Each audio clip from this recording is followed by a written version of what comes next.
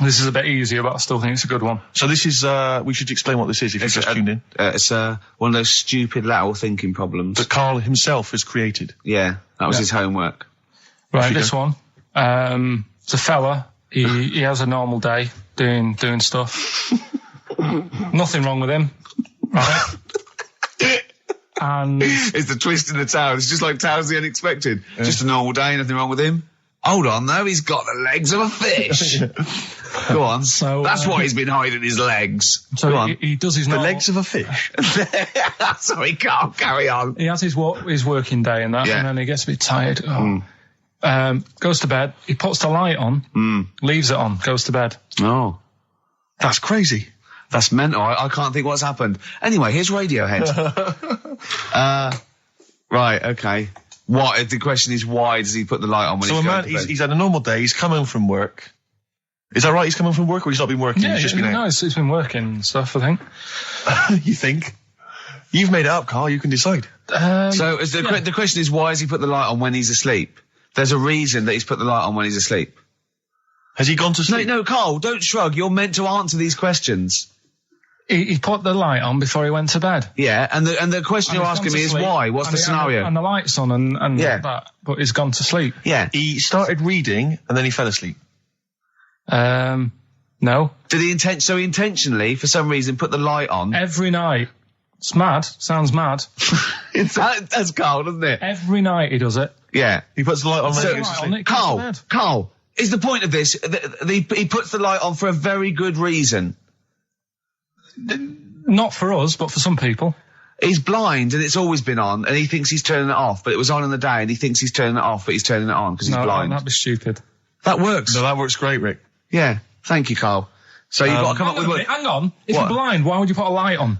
No, he thinks it's off. Yeah. But why would he turn it on anyway? Just think so he doesn't get burgled, so people know he's in because he can't see him. So he just he puts the light on when he's there, then he turns the light off when he goes to bed, so people think it's fine. But he's got it out of kilter, and actually he's walking around in the dark all day. I don't believe that if you're blind, you turn your light on. I don't think you'd be living on your own, would you? I'm not having that for a second. Do blind people live on their own? I'm not having that for a second.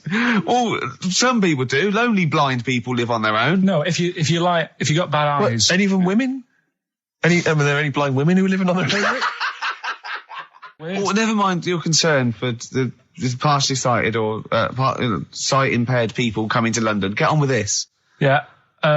So there he is. Yeah. It's like, a bit tired. Yeah. Just put the light on. Get to bed. Yeah. So he turns the light on and he goes to bed. Yeah. Oh. Should we play a track? He's not sleeping on the job. He's a lighthouse keeper. Well done. Is he a lighthouse That's keeper? not it, Karl. He's a lighthouse keeper. Right. Why wasn't the light on all the time? Because it's light in the day. You idiot. Play a record. What? Play a record. You're a buffoon. No, actually, the light isn't on in the day, is it? No, it's not. I think you're the buffoon. Yeah. Karl has won!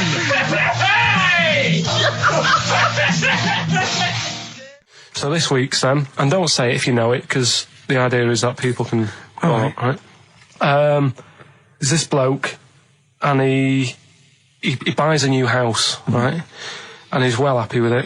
His girlfriend moves in with him and stuff, and she says, right, let's clean it up a bit. Yeah. And, straight away it'll be worth more money. Good idea. So he says, right, you do the kitchen and I'll do upstairs and that. She's stripping the kitchen down and he goes upstairs and he's in the bedroom and notices little hole to the attic. Oh, right, brilliant. Right. So he goes, I wonder how much room's up there. I've never weighed it up. So he goes up there and it's all like dusty and a mess. And he goes, this could make a good bedroom, this. Yeah. So he starts cleaning it all out, puts all the rubbish, bins the rubbish straight away, and there's little boxes with bits in that don't belong to him. I wonder what's in here, right? So he opens one of the boxes. It's like a little lamp.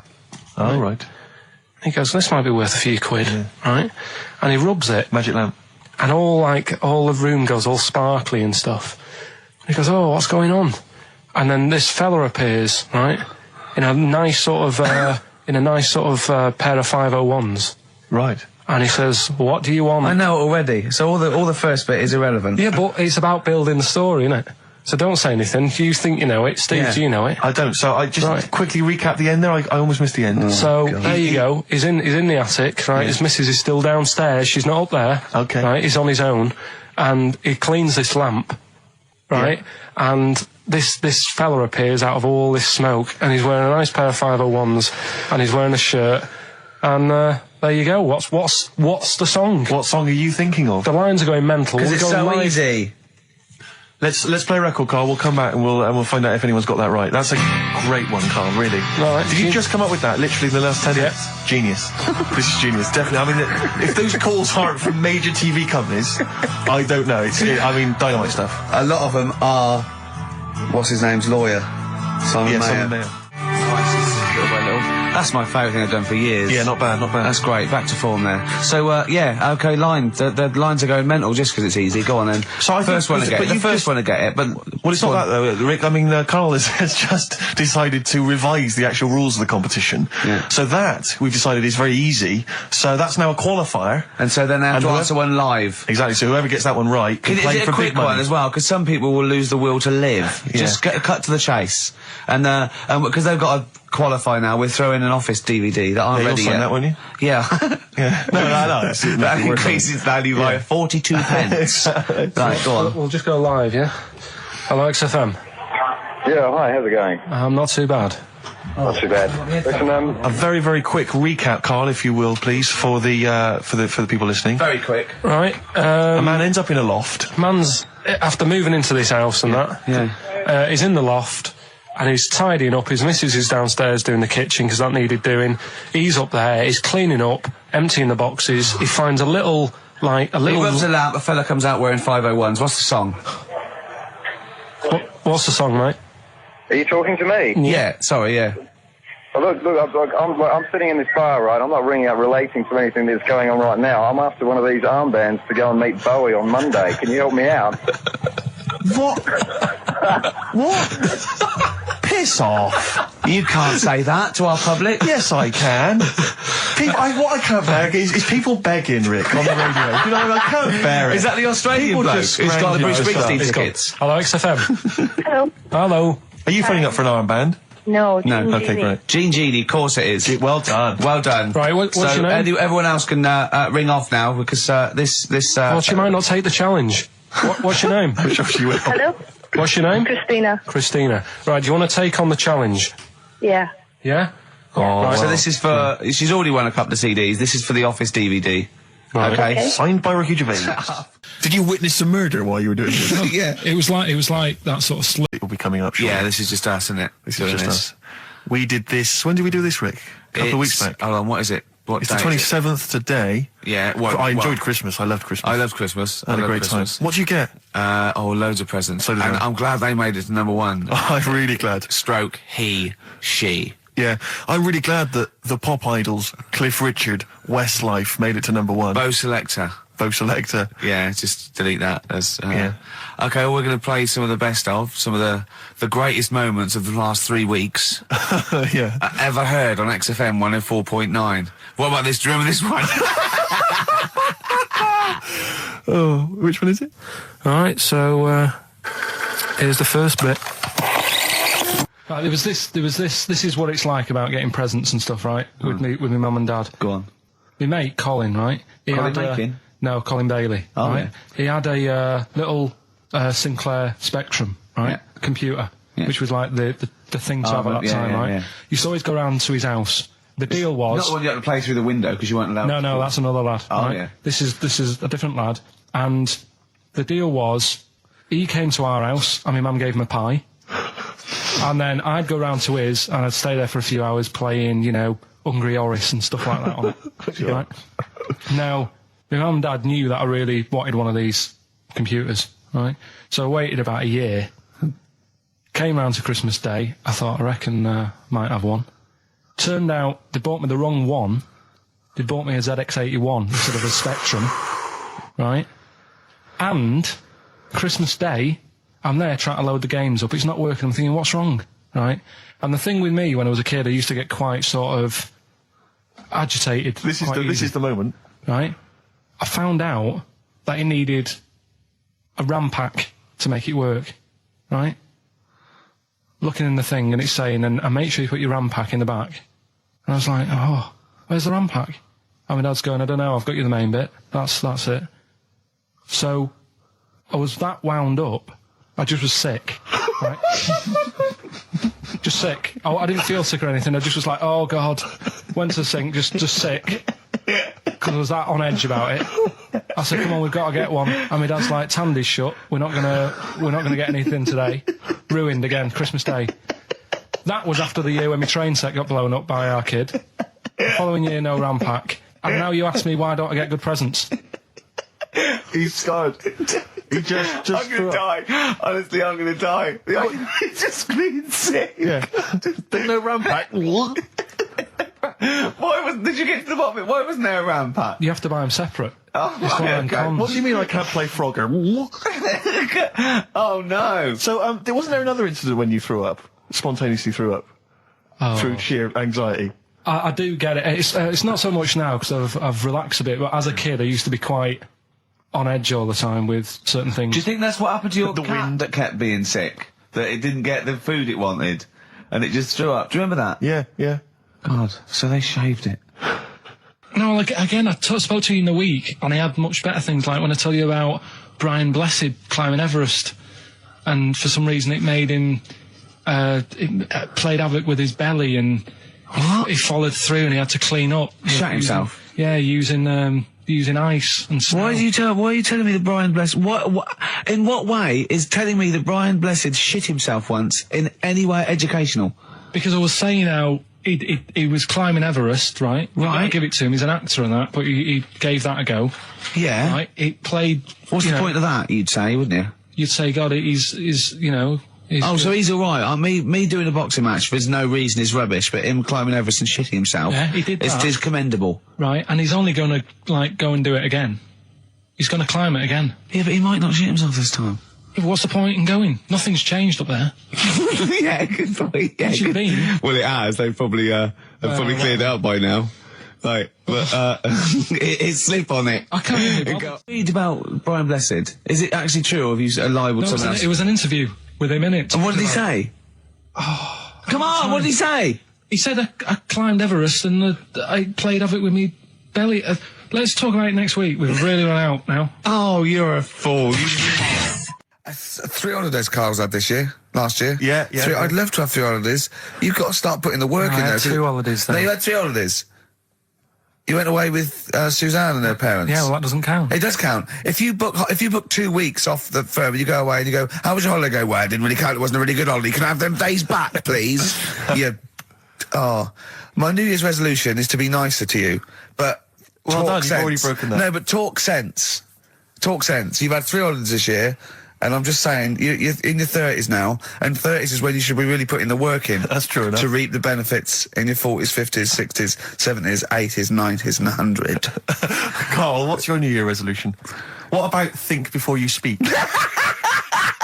It's worth... I mean, See, I'm consider- allowed to laugh. I'm allowed to laugh at things other people say, Carl. That one, that is a good suggestion. How was your holiday, Carl? It was all right.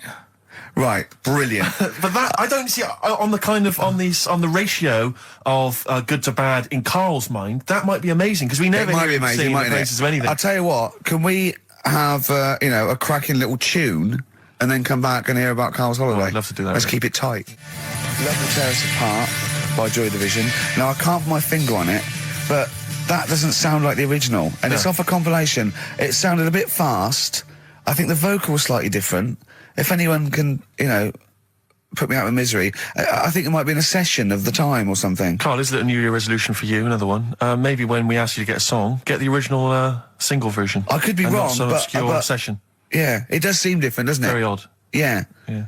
Maybe we just remember it wrongly. But anyway, that's XFM for you. 104.9, I'm Ricky Gervais with me, Steve Merchant. Karl Pilkington. Carl, you went to Lanzarote. Yeah. People said don't go to Lanzarote.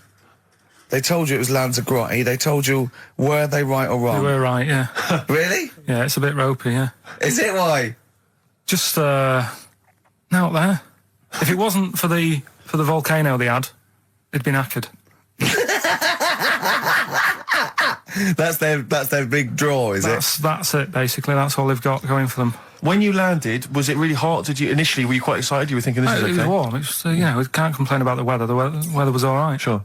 You know what I mean? That's what I went for, but it'd be nice if there just was something else. Yeah. What did you do all day then? Did you read your ritual book? No, I didn't read that. I read that book. Do you know the book that I bought and all the chapters were messed up? Oh, yeah. I bought a better version of that. All right. And I read that. Excellent. And then... Did it make more sense in order? Yeah, a lot easier to follow. Yeah. And then we went and had a look at the volcanoes and that. They've got 36 of them to look at. How many did you look at before you realised that pretty much, you've seen one volcano, you've seen them all? Probably about 6 or 7. Really? Yeah. And then when you got to the 8th, you thought, now I know what this is going to be, Suzanne. This is going to be like a mountain with a hole in the top. Yeah. Really? But it happened years ago as well. It's like, just keep a couple, fill the rest in, tidy it up. Fill the rest in! Yeah, no, Well, getting some builders. No, seriously though. Okay, 4 million tons of concrete, please. They're an absolute death trap. Yeah, what do you mean fill them in? Do you know what a volcano is? Just a hole, isn't it? That's happened. Well, it's more than the hole. It's more a portal to the magma in the centre of the earth. Back in 1730 it happened, and they still haven't sorted it out. Well, when you say it happened, volcanoes were made a lot longer ago than 1730. No, but the one that did Lanzarote in. Right. Sort it out. What would you suggest? Well, How can tidy they up. fill it in? It's joined. It's all joined. No, but what I'm And saying is, the big plates of the earth are all joined. It All was the a disaster, magma's wasn't it? joined. With the trade centre thing, that happened. They cleaned it up, sorted it out, they've moved on. That's what I'm saying. Whereas Lanzarote have just gone, leave it. It happened back in 1730. You misunderstand me. How, in the name of God, can you fill in a volcano? You ignorant twit. No, but it's not just the holes. They've actually left the lava everywhere. That's what I mean. It's not just the big holes. There's lava everywhere. But it's molten rock. They can't just pick it up like they're like a carpet. Put it in the holes. The holes are there ready. Just push it all in. That's what I'm saying. Do you know what a fable is? Got a rough idea. Okay, it's a thing that uses sort of metaphor, analogy, just to explain sort of morals. I mean, they're very old for a start, and it's all. I'll give you an example of one. A quick one. Oh, the one about the dog with 2 bones. He goes to a dog's got a bone. He sees a reflection in the lake, and he thinks, "Oh, that dog's got a nice bone. I'll have that." And as he goes to get that one in the reflection, he drops the one he's got, and that's one about I think I was told one when I was younger. Go on. I think it was one. This young lad, he's got a dog, right, and he sort of is about 8 years old. And this dog, he's had it since he was about 4, and it's a bit tired now, and he chucks sticks for it, and it doesn't go for it. And he's saying to his mum, "Oh, I want a new dog because this one's useless. It doesn't do what it doesn't have any fun with me." So they say, "Oh no, but Rover's a good little dog. You should look after it." And he's like, "Oh, I don't like it. I want a new one." So they buy him a new puppy, and it's running around, yapping about, and he's loving it, and he's playing around with it in the grass. And then one day he goes to the park and he's messing about and rolling about with it, and he falls into the lake, right? And the little puppy's like yapping at him, and he's going, help me, little dog's yapping. And then the old dog comes and gets his collar, and it pulls him out of the lake, and he goes, "Oh God, why did I forget about you? You're the better dog." And he loved that one again rather than the puppy. I got a feeling that was Lassie. But listen, seriously, I went home, I found this book, I found a couple of facts which I think are more up your street. Evolution, a little bit complicated, a little bit big. But this one, I think we may have mentioned it before. I think you'll like this. This is from a book of facts and trivia. The Egyptians trained baboons to wait on tables. That's interesting to you, isn't it? Yeah, that's pretty good. Yeah. Have you got any more there? I'll see if I can find Oh, he's interested. Yeah. Can get the staff. That did happen, You yeah? pay peanuts. That definitely happened, You get yeah. monkeys. And then what did they go off and do after that? Well, it doesn't say. So I this is love it. the fact that he thinks, right, okay, so in his mind, it's now the monkey going, it's 5:30, I'm off, you knew I was going early today, and they go off maybe dancing or something, or they come in late. No, I assumed what you meant there is that was their first career move. And Yeah, then they well, went on. It's like actors waiting to be discovered. Play a record. Just one more before you play a record. Oh, man. You'll like this. Peter the Great. You ever heard of Peter the Great? No. Okay, well, anyway, Peter the Great had his wife's lover executed. You'll love this, Carl. Right, so his wife had a lover, he had him executed, and he put his head into a jar of alcohol, and his wife had to keep it in her bedroom. Do you understand? That's every time she saw, every morning she'd wake up, and there was her lover's head in a jar. Who took his head off? He took his own head off. Play a record. Play a record. She had a lover, and never mind. Never mind. It couldn't be any more concise. Mad World on XFM. We just had a text, Rick, from Andrew Barnes. He says he watched the same documentary, it would appear, as Carl did in the week. And he says here, just to clarify, the leech nose man got it up there when drinking from a muddy stream. And he goes on, one can only imagine the frightenedness he experienced. Carl. Explain to him once more what happened with Peter the Great. All right, so we've got Peter the Great. Yeah. Okay. And his wife had a lover. That's another man. Another man. Not Peter the Great. She was having an affair with someone else. Right. And Peter the Great, he found out about that. Okay. Yeah. So he sliced off this bloke's head. He killed him. He executed him. Right. You with me so far? The fella who Jesus. she was seeing for a bit. Yeah, there's only two fellas involved. There's two here, people though. involved. One's Peter the Great, the other one's not. Right. The guy that's not Peter the Great... Derek the Terrible. Derek the Rubbish. Yeah. Right? He's having an affair with Peter the Great's missus. So Peter the Great slices off his head, puts it inside a jar of alcohol to preserve it, and puts it in his wife's bedroom. So every morning she wakes up, she sees her dead lover's head. You'd have thought he wouldn't have wanted to remember, wouldn't you? Oh. Best bury the head so she don't remember. Well, it was a reminder so as not to put it about. And did it work? Oh, I don't know. I love that. Again, that to me is an amazing thing to do. And you go, did it work? I mean, you've got quite an interesting mind, actually. I mean, you are, in some ways, really, really bright and intelligent. I love the way you think. You're one of the cleverest blokes in some ways that I know. I know it says I've got common sense. Well, yeah. And that's more important than knowing about, But it's what it's like you follow the subplot, which is quite an interesting thing. Do you know what I mean? It's like you tell you a story, you'll always pick up on something that I didn't even think was an important bit. It's like you're looking out of the window all the time. So what's important about that head thing? What do you mean? The head in a jar. It's a grotesque thing to do. It shows ego, power, cruelty, and revenge. although I think it probably did work because he is called Peter the Great. Yeah. So you'd assume he got it right. Yeah. I don't see how you can query that. That's the sort of facts you give us. You see now, you're on the other side of the fence, and you've got questions just like we've always got questions. No, but in Carl's thing, it would have been, turns out, some weird happened, right? And he was still alive. Yeah. And so she was still having sex with Body. And his head was watching. Yeah. And Peter the Great didn't even know. On XFM 104.9. Right, Carl. This is where he shines. This is what Carl gets Mondays off for. Yeah. Okay, Carl, what is it? You want to explain this? It's the bit when I'm in a film and sort of edit me into it, so I'm like an actor in a major film. Yeah. We've done Kes, we've done One Flew Over the Cuckoo's Nest, Shining, stuff like that. Mm-hmm. This week, it's A Few Good Men. Brilliant film. Brilliant film. With Jack Nicholson and that. Yeah. So you listen to this, and we'll give the question later on, probably. Let's give it after this. All right. Yeah, we'll give it after we've heard the clip. I haven't really got one sorted, but I'll think of one whilst it's on. So have a listen to this, take everything in, and then the question at the end. So it's a scene where it's the court case. Yeah. All right? All right. All rise. Call your witness. Yeah, he's just coming now. All right, Jack. Colonel, What? I'd appreciate if he would address me as Colonel or Sir. I believe I've earned it. Defense counsel will address the witness as Colonel or Sir. All right. All right, Colonel. Bit smart today with all the army stuff on. You ever served in an infantry unit, son? Nah. Brother did. He was in the army. He got kicked out though because he went for a packet of fags in a tank. Weird that, isn't it? No, it's not. It's tragic. I wouldn't say it's tragic. I'll show you something tragic. I always carry this book around with me.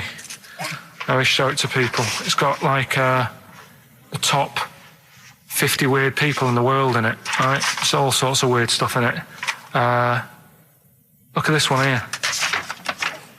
It's a fella, right? He's got 2 heads. And the weird thing is, right, is the top 50 weird people in the world.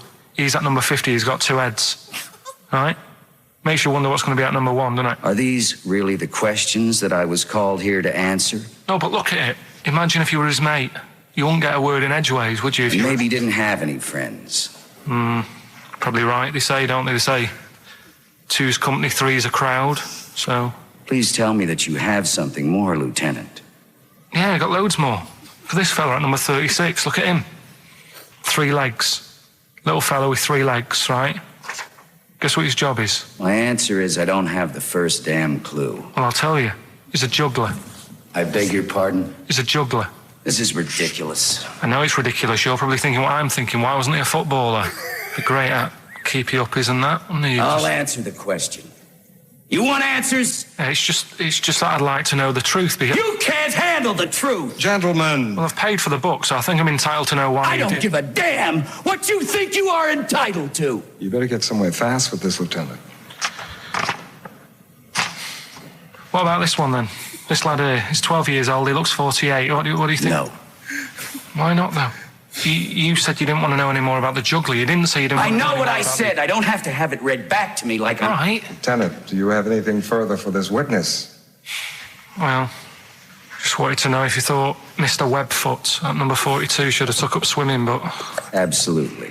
Yeah, you'd say that now, wouldn't you? Forget it. Well, I don't know what to say, really. That's Karl Pilkington in the film A Few Good Men with Jack Nicholson, acting alongside Jack, and I have to say, giving him a run for his money. I think Karl is a really good actor. I genuinely think that. Should we put him in something? Yeah, definitely. Okay. Right, what's the question? What's his forte, do you think? Just sort of playing that sort of stuff. Okay. Deep stuff. Yeah, okay. Yeah, so we can sort that out. Think of a question there out of that little lot. You've not got one? Well, I've got it was at number 36, whatever it was. What was it? Don't know. Let's. It was number 50. It was at number 50. Yeah, all right then. Okay. Yeah, what? Yeah. Well, yeah, what was odd about the guy who was at number 50 in the 50 weirdest people on the list? And just text in 83 XFM and put your address on there as well and that. What prizes are there, Carl? Loads of stuff. Yeah, let me just have a quick look. Oh, that's actually not bad. There's Lord of the Rings on there. Michael Palin's Around the World in 80 Days. If you've not had a chance to see that yet, it's been repeated about 80 times. Look Around You, which is an excellent show. That's really funny if you've seen that. There's some other good stuff. That's not too bad. And also the relatively poor stand-up DVD, Ricky Gervais's live Animals show, which is mediocre. Can't give him away. Yeah. All right. And you can win all those prizes if you can answer which question again? Who was the fella who was at number 50 in my book? What was up with him? Excellent. Right, so let's got to play Thorns. some Thorns. Yeah? It's the most beautiful track. I can't get enough of this. You'll love it. You'll love this. Carl, come on, what's the matter with you? What? Thorns. That's No Blue Sky. Beautiful, isn't it? And that great track. it's all right, yeah. Just had an email, yeah. That woman who opened the Office script could have her head cut off, apparently. When a letter is posted, it becomes the property of the Queen until it reaches the person it was meant for. By opening it, she's committed treason and could be killed. I don't know if you're familiar with this story, Carl, are you? Go on. Apparently, some copies of the Office Christmas specials, scripts, got sent to the wrong address, some woman, and I don't know what you do in that situation. Normally, if I get mail that's not addressed to me, I just give it to the postman or put it back in the postbox. Radio 1 tried to speak to her, but apparently she's got a gagging order, which makes us think that she sold it to the Sunday. So we'll read it. We'll read the plot of The Office tomorrow in the Sunday papers, which ruin it for some people. Ruin it for a lot of people, yeah. But the other thing is, I mean, if it was sent to her, obviously her name wasn't on it. Oh. If that's true, in which case, I think that's quite a serious offence, isn't it? I would hope so. I mean, I would hope that, if I sent something in an envelope, it was... But the BBC, the BBC thinks that because the person they said it was meant to be sent to got his, he thinks maybe that's an excuse. Maybe someone gave her the script and said, don't say it came from me. Yeah. So, I don't know, maybe she's protected someone, I don't know. Yeah, well, I mean, if that is well, the case. either way, don't sell it to a newspaper. Well, yeah. It's just the kind of mercenary nature of it that I loathe, you know? It's the fact that it's only just now makes me wonder if she had it there lying around in her house and someone said to her, well, why don't you go to the papers? Yeah. Try and flog it. But I just don't think I don't think she's going to get a lot for it, because people are going to see it soon. It's not like it's the Hitler Diaries. Well, they're not very well written. But, I mean, I don't know. I tell you what I'm frustrated by, is just the fact that it's like we've worked hard to give people some kind of pleasure for this Christmas, you know, because a lot of people are very depressed, Rick, very low at this time of year. They've not got what they wanted. But we're trying to cheer them up, give them a bit of happiness. Yeah, but I think she'll be happy if she gets a lot of money. True. I don't know. I think it's just tacky, really. It's like, well, I just say, if you're a fan of the show and you don't want to know what happens, then don't read the Sundays Tomorrow, or at least avoid it when it says we tell you what happened. But the papers might not ruin it. The papers might go, we've got them, but we're not going to ruin it for people. That'd be a nice gesture. Ideal. But I don't know. All I can say is it's a good job that I send out the prizes. Because that Michael Palin around the world in 80 days will be going to the person who won it. Yeah. And if someone else receives it, they better not try and, do you know what I mean, keep it. It should go to the winner. Yeah, exactly. Right? That is a very good point. So, be warned. Don't open things that weren't addressed to you. Yeah. I did Pandora's that time, box. There's some sort of lesson there. Yeah. What happened? All the evils of the world, wasn't it? Pretty much. What? Yeah. Oh, don't try and explain brilliant. it to Carl. No, Pandora's box. Go on. Well, told not to open it, opened it, released all the evils that are in the world now. But did the person say if you open it, loads of evil will come out? It's not true. It's not true. It didn't really happen. It's not like evolution. It's not the truth. But you remember that? Yeah. Speaking of headlines. Oh, here we what's going go. on in the Okay, world? look. Yeah, imagine if Pilkington was on News at 10, okay? We should just explain, you cannot be bothered to read an entire news story. You get everything you need from a headline, don't you? Well, I think it's enough. I think if they did... Well, let's see if this is enough. Let's see if Trevor McDonald just read this on the News at 10, it'd be short, and you get back to the football, whatever. Yeah, there we go. And here is the News at 2:15 with Karl Pilkington. Bong. Man who walks backwards around lake falls in. Bong. Chinese woman eats dirt. Bong. Man lives in rubbish dump for 10 years. Brilliant. Bong. Czech family says they've got a rabbit with 3 knobs. Right. Done. Sorry, can you just read a little bit more of the Czech family with 3 knobs? Just about a family. Not read it to yourself. Read that on there. Just about. Well, he can't read it to himself. I tell him to read it to himself. We still hear it. No, he was, because I could see his lips moving. Go on. Just this fella who had 3 rabbits. Right, just think of this is Trevor McDonald. Yeah. Okay, carry on, Carl. Okay, well, here's the news. Right, good, brilliant. Go on. There's a fella. He's got 3 rabbits and that, and then he checks them out. Right. Yeah. 2 of the rabbits have got 2 knobs each. Right. And he goes, that's a bit weird, isn't it? Sure. And they're throwing them around, sort of chucking, showing them around the family and stuff, saying, look at that, that's weird. Picks up the 3rd one, it's got 3. Yeah. So they ate the 2 with 2, because they thought they best keep the 3rd one, because a little bit lucky in that. Yeah. It is lucky, 3 knobs there, yeah. Now here's the sports news, and that's how it would work. Yeah, okay, brilliant. Well, we do about the Chinese woman who eats dirt. I'm interested in that. That's it. That is the story, isn't it? What more do you need to know? It's Well, just I want to saying, know a little bit more. Can you just embellish it? 78-year-old Chinese woman. She says she's 78. Makes you wonder. Yeah. With my theory.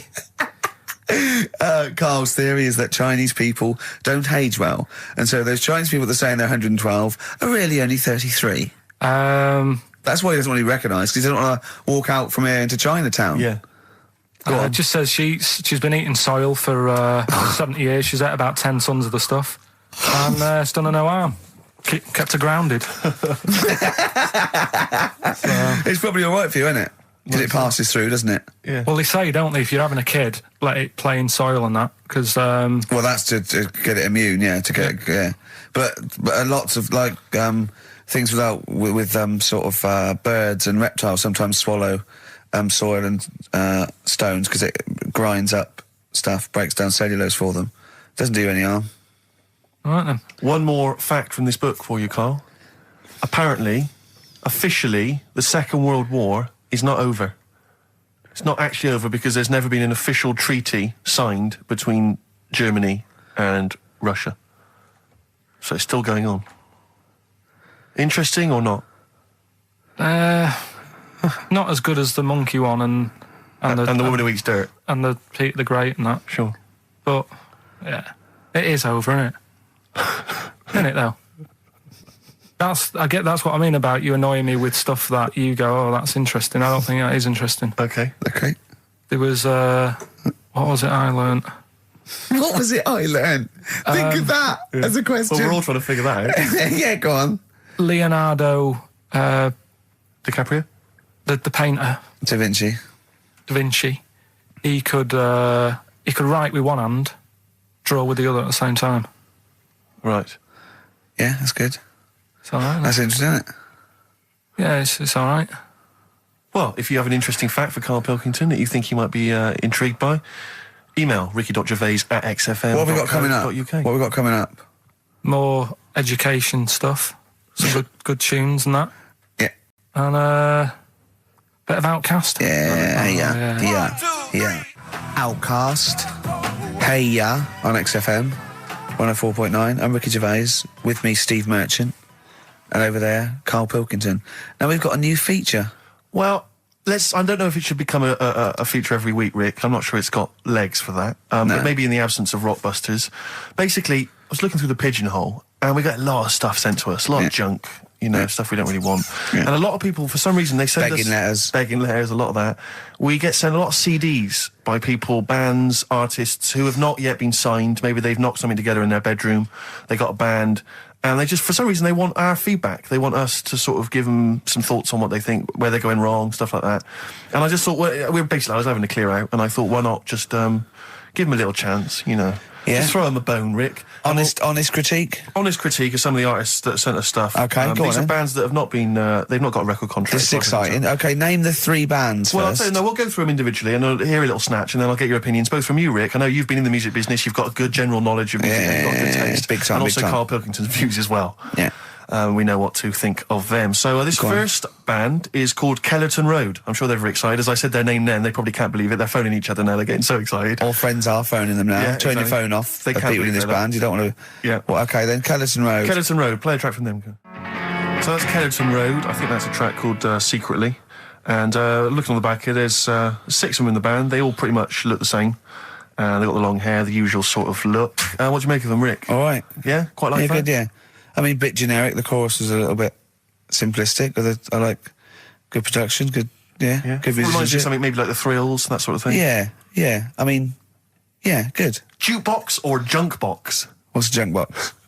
It's just, I'm just trying to make it sound snappy. Jukebox or junk box? Don't, because you haven't got it. Don't ever stick to what you're good at. Okay.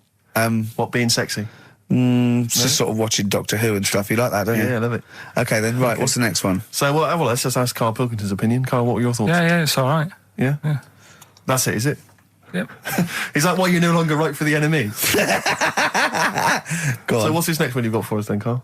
Toffee. Toffee. It's called Born Depressed. Oh, dear. Brilliant. Is it about you? There we go, I Toffee. quite like that. Yeah? I sort of a bit glammy, bit underground.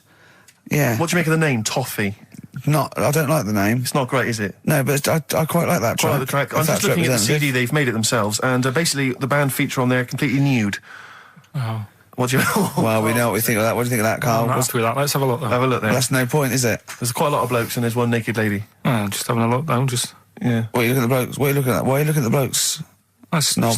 Just having a look. But you look at their knob. I can see by the way your eyes are I'm looking. looking at the woman's knob, though. Well, she won't be happy with that. No, that's a bloke, Karl. Yeah, that's where you've been going wrong. Yeah, that's the woman. Yeah, Yeah. that's what I was looking at, that one. The woman's knob, so that's all right. Yeah. Good. So Rick, hit parade or shit parade? I don't know if it's going to be. I don't think it's going to be a hit yet because I haven't got backup. But I think we're looking more about whether they get A record deal. Do you think they deserve one? Yeah, thumbs up for both of them. Okay, well excellent. done. All right, well done. And Karl, play the last one then. What did you make of it? Sorry, we didn't ask your opinion. We weren't interested. Like to see him on CD UK. Just like that on the CD cover. Okay, okay. And this last act, I think, is this right? Picture Centre? Yeah. Picture Centre. Picture Centre. My favourite. You like that? Yeah, that's my favourite out of all of them. Good, there's a bit of Amy Mann in there. A little bit Cocteau Twins. Yeah. No, really good. Really good, really intriguing, that. Karl Pilkington? Yeah, it's all right. If you didn't like it, what would you say? It's weird though, isn't it, music? No, do you know what I mean? It's like, it depends what you're doing. Do you know what I mean? That's all right. If you're just having a game of crib or whatever, it's just on in the background. That's the thing with music. I don't think you can sort of slag any of it off. It's times, and it depends what mood you're in and stuff. Yeah. So this is a pointless feature. It's a pointless feature. We'll do it well, I again, didn't come up with it. No, I don't. All right, don't slag it off. Okay, we'll do that again then. I was quite enjoying that, but okay. No, do you understand what I'm saying? Well, That it's not worth having an opinion about music. Well, I'm not that bothered. I'm just saying.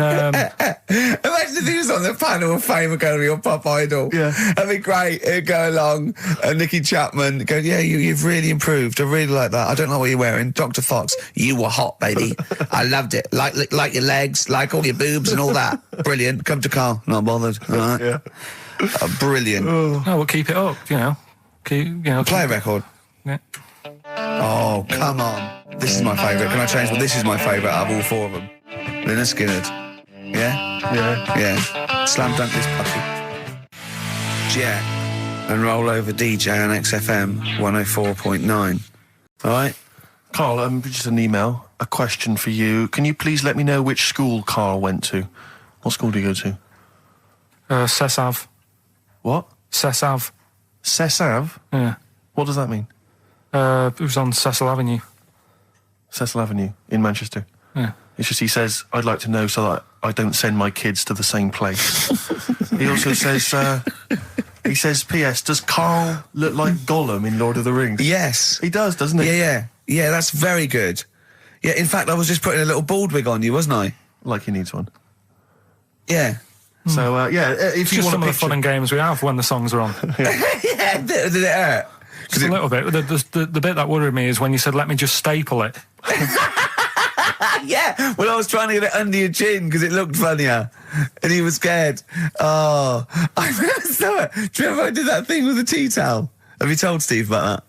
I don't think I have. It's not something I'd shout about, to be honest. Go on. Went round his place, and he said, before you go, I must try something. Because I couldn't get squeezing hard enough. I can't, because I'm not strong enough to hurt him anymore now, or am I?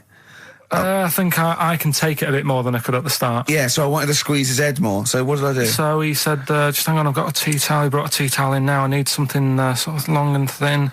What can I get? He's asking his girlfriend, where's that there? Comes in with a spatula, right? He puts the tea towel on my head and manages to sort of put the spatula in and turn it round so that the tea towel is tightening on my head. Yeah. Using little pressure, would you say, from you? Yeah, just little. It's brilliant. It was like a tourniquet, and I just turned it a little bit, and he screamed almost straight away, didn't you? It hurts. But why did you think that was good? When would you need to use that tool? I knew. I did it on my other bald mate, Rob, who was over, and he screamed as well. Because he just put a tea towel around, like a little bandana, just stick the wooden spoon down the back, just turn it, and it's even half a turn, isn't it? And it really... Hopefully children listening will be trying that on their friends. No, they won't. Don't try that at home. I've got another fact for you, Carl. Might be of interest to you. Just the final one. The ancient Babylonians had few... What? Can I just stop you there? What's a Babylonian? My head's gonna burst. What do you mean, what's a Babylonian? I've never heard of one. No, but we'll work out. What's an Evertonian? Someone who supports Everton. Well, or from? From Liverpool. Yeah, so what's a Babylonian? He's from Baba. Yeah, well, anyway, some people from Baba, ancient Baba, they didn't have very many doctors in those days, all right? Because they felt that illnesses should be left to the wisdom of the public, right? So if you were sick, okay, you were placed in the city centre, right? And then a passerby... Outside Baba. outside Baba, and a passerby who had suffered from the same ailment or who had seen it treated in the past, they would pass by, they would give them advice on how to be cured. Do you understand? So there'd be no doctors, just people passing by would see, they'd say, what's wrong with you? And they'd say, well, blah, blah, blah, I've had the same thing, here's some advice. And pedestrians were forbidden to pass such an individual without inquiring about the complaint and prescribing for it if they knew how to. So hang on, so there's someone ill. Yeah. It's outside the town hall. Yeah. People walk past, go, what's up with you? They go, oh, my foot hurts. And they go, you've got to do this to get rid of that. Yeah. And were they ever right? Well, what do you mean? Were they ever right? Well, how do we know? What are you telling me? What? What have you just told me? What am I meant to take from that? You just said strangers sort of say, you've got that wrong with you. I think he's sulking. I don't think he's ever going to take anything we tell him again because we don't. No, but I don't like the fact that he goes, monkeys can do armed robberies, and we go, no, they can't. I don't understand what the problem is. But how is that different from telling me that a Chinese woman ate dirt? How is that not the same sort of thing? Because that's weird. Someone sat in Trafalgar Square going, I've got a headache, and I go take some Nurofen, isn't shocking. I'm not a doctor. I've given him a bit of advice. But neither is the dirt lady. She's not particularly interesting. Neither of them are particularly interesting. I'm just trying to give you an example of the same sort of drivel you feed us every week. Would you sort of have tea round at her house? It's weird. The Chinese woman. Right, so it's weird. Okay, now we're getting somewhere. It's weirdness that you're interested in. See, I thought that you were actually interested in sort of interesting sort of stuff. But if it's weird, it helps. If it's weird, it helps. Yeah, I mean, it doesn't have to be major news. The other day there was something about this fella who I think he wanted to be an actor, right? And he was trying all his life to be an actor. Couldn't get a gig anywhere, right? So when he died, he said, right, I'm going to leave all my money to the theatre as long as that theatre uses my skull in that play they do with the head. Hamlet. In Hamlet. So that's that sort of news, and it's weird. Right. What money did he have if he'd been struggling actor? He had some money in that. What did he do? I don't know. Oh, that's what I'm interested in, what he did. Yeah, that's what me and Steve. Yeah, that's what me and Steve are interested in, what he did, how he earned his money. So, because you were going to educate us this week with some interesting facts. Oh, yeah, come on then. Is that it, or have you got more? Well, that's weird. But that's not educational. You didn't give me his name, you didn't give me when, you didn't give me what theatre. No, but also to take from it. Do you know what I mean? If people listening and go, well, I'm a bit like that. It's like if you've got to be dead and have your skull on stage, that isn't the job for you. That's what I'm saying. If it takes that much, give it up, do something else. Right? What else have I taught you? I don't know. You haven't taught us, you've never taught me anything. See, we'll just have to sort of... What, agree to disagree? Right. I don't know what you can sort of learn from this. Go on 7 Up, the drink. Yeah. Right. This is... We're actually on air now, aren't we? Yeah, this is right, it. Okay. This is it, baby. This is a radio show that we're paid Forget for. That, then. Forget no, come on, 7 Up. It's not really... Not it's important. It's not interesting. More important. Go on, come on then. The little red dot, that's above the 7 on the can. Do you know, it says 7 Up and there's a little red dot. Yeah. That red dot's there because the creator of it was an albino and he had red eyes. And he had that little thing there as his little trademark. Is that true? It's true. That's quite interesting. Right then. So that's what I'm saying. It's not that important, but it's interesting. If it's true, that's interesting. It isn't. It's true and it's interesting. Okay, that's good. You know, Coke used to contain real cocaine. So well, they used to be medicines, didn't they? Tonics, yeah. No, they were medicines. I read that tomato ketchup and Coca-Cola started off as medicines. Probably not a medicine, probably more of a tonic, because it probably a pick-me-up, wasn't it? If I had Coke in it and caffeine and sugar, and same as ketchup, probably lots of vitamin C and lots of sugar, it was probably more of a tonic. It wasn't really a medicine. They didn't say, cancer, have this on your chips. It's some HP. Wasn't a medicine, it was... Well, it was, kind of. All right, okay, let's agree to disagree on that particular one. Okay, all right, yeah. Is that it, Carl? What else? You've given us the 7 Up thing, okay. I've told you about the goldfish. Not really, but yeah. He didn't say anything about goldfish. This is your fact, right? You know what? A goldfish might have longer memories than some people think. That's not a fact. That under no circumstances would imagine Magnus Magnuson saying, what animals might have longer memories than most people think? This is goldfish, correct? Imagine that as a question. How is that a fact? If you ever have children, are you going to educate them with this kind of drivel? Is this how you're going to raise your kids? So their minds just pumped full of this That'd be my rubbish? job. I'd keep them interested with stuff like that. Right. Yeah. Suzanne does the proper stuff. Yeah. So you agree there is some proper stuff? Yeah, but I wouldn't make him do it. I'd just sort of leave the book there, and then if he read it, I'd go, that's good. That is. What book would you think? What, the 50th freakiest people ever to be born? Give him that to start with. What would you tell me your favourite was? The little fella who's playing the keyboard? That or the three-legged fella. Yeah, okay. So he's learnt that. That's the first day at school. What would you teach him the second day at school? I don't know, because Why do owls have to turn 180 degrees to look the other way? Because they've got big eyes. Yeah, and what's that mean? What do you mean? What's it mean? Can I just... I don't think you should have children. Well, Suzanne's always saying, she'd like to hear tiny feet running around the flat. Stuff. Yeah. I just said, let's get a little midget cleaner. Right, haven't got long. We better give the winner. We got monkey news coming up. We haven't really got any monkey news. What do you mean? What do you mean? There's nothing going on, seriously. What do you mean? The last few weeks I've kept telling you. No, right. This really annoys me when you say there's nothing going on, because you call it monkey news, but it's not monkey news. You have stories, dubious stories. But shut up a minute. About it's always chimps, which annoys me. You call it monkey because they're apes, right? And it's often from the 18th century, so it's not news anyway. So don't tell me there's no monkey news what I'm this saying week. Is, if there's monkey news worth doing, I'll know about it. And there isn't anything, so let's leave it. Right, okay, you are going to give me some monkey news, right, I'm telling you, you are going to give me some monkey news, or we're not leaving. Right, well, my mum sent me some. Right. I got a little letter from her doing the usual sort of stuff, telling me what she'd been up to and that. It was a little thing about somewhere in Lincolnshire or something. Right, good. Do a bit of monkey throwing. God, what do you mean? Because some fella got attacked by one once. And sort of to remember him, on this certain day, they go, oh, it was today, wasn't it? And that fella got attacked by a little monkey and that. And the something about chucking monkeys about. That's horrible. I don't know if they're real. I think it's just like to remember. All right. But that's the only sort of stuff that's knocking about out there. But it's not. That's not. I've got my mum and dad on it, looking all the time for stuff.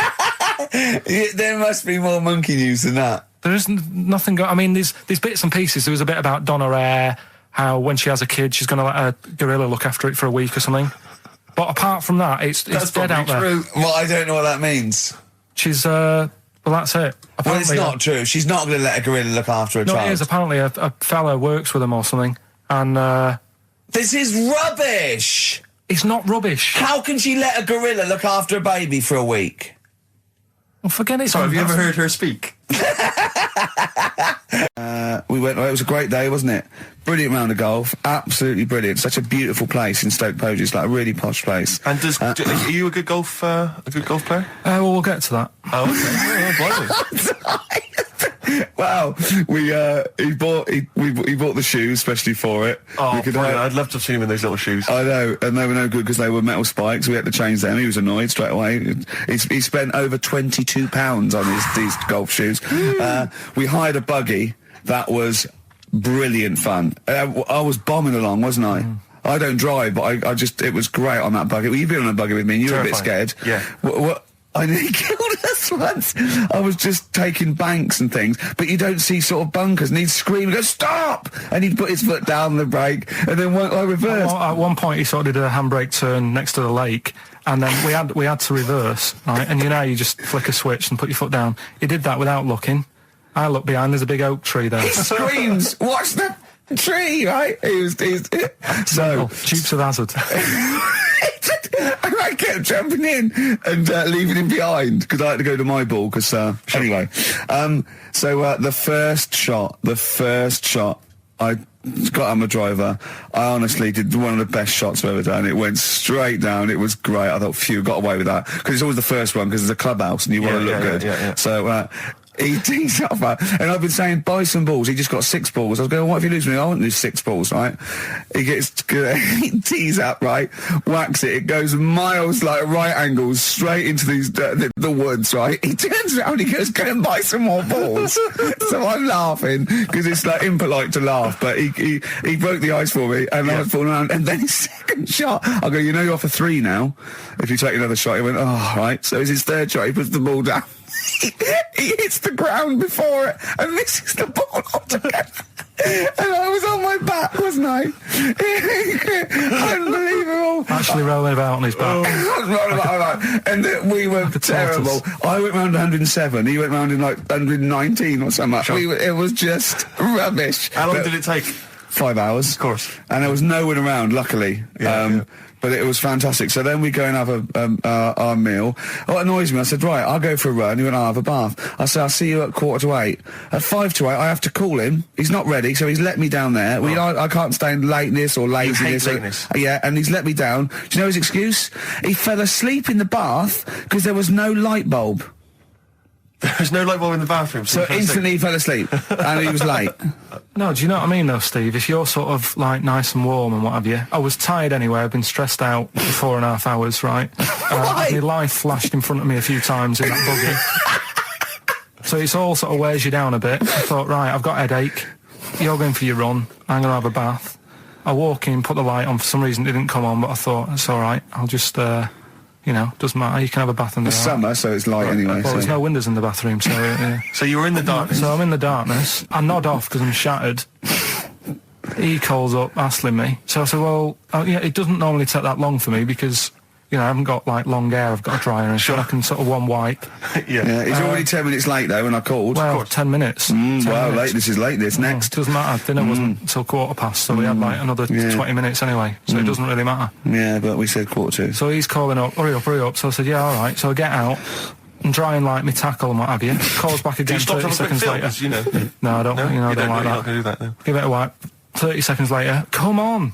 So I end up going downstairs to the meal area, naked, with a wet shirt on and wet socks. I've got headache as it is.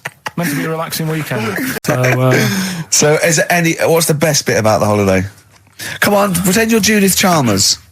I have been doing. I would have done all. I would have said that. Don't bother. Right. I mean, the hotel was good. Yeah. That was all right. What was that like? It's all right. Just, clean. That's all you want, isn't it?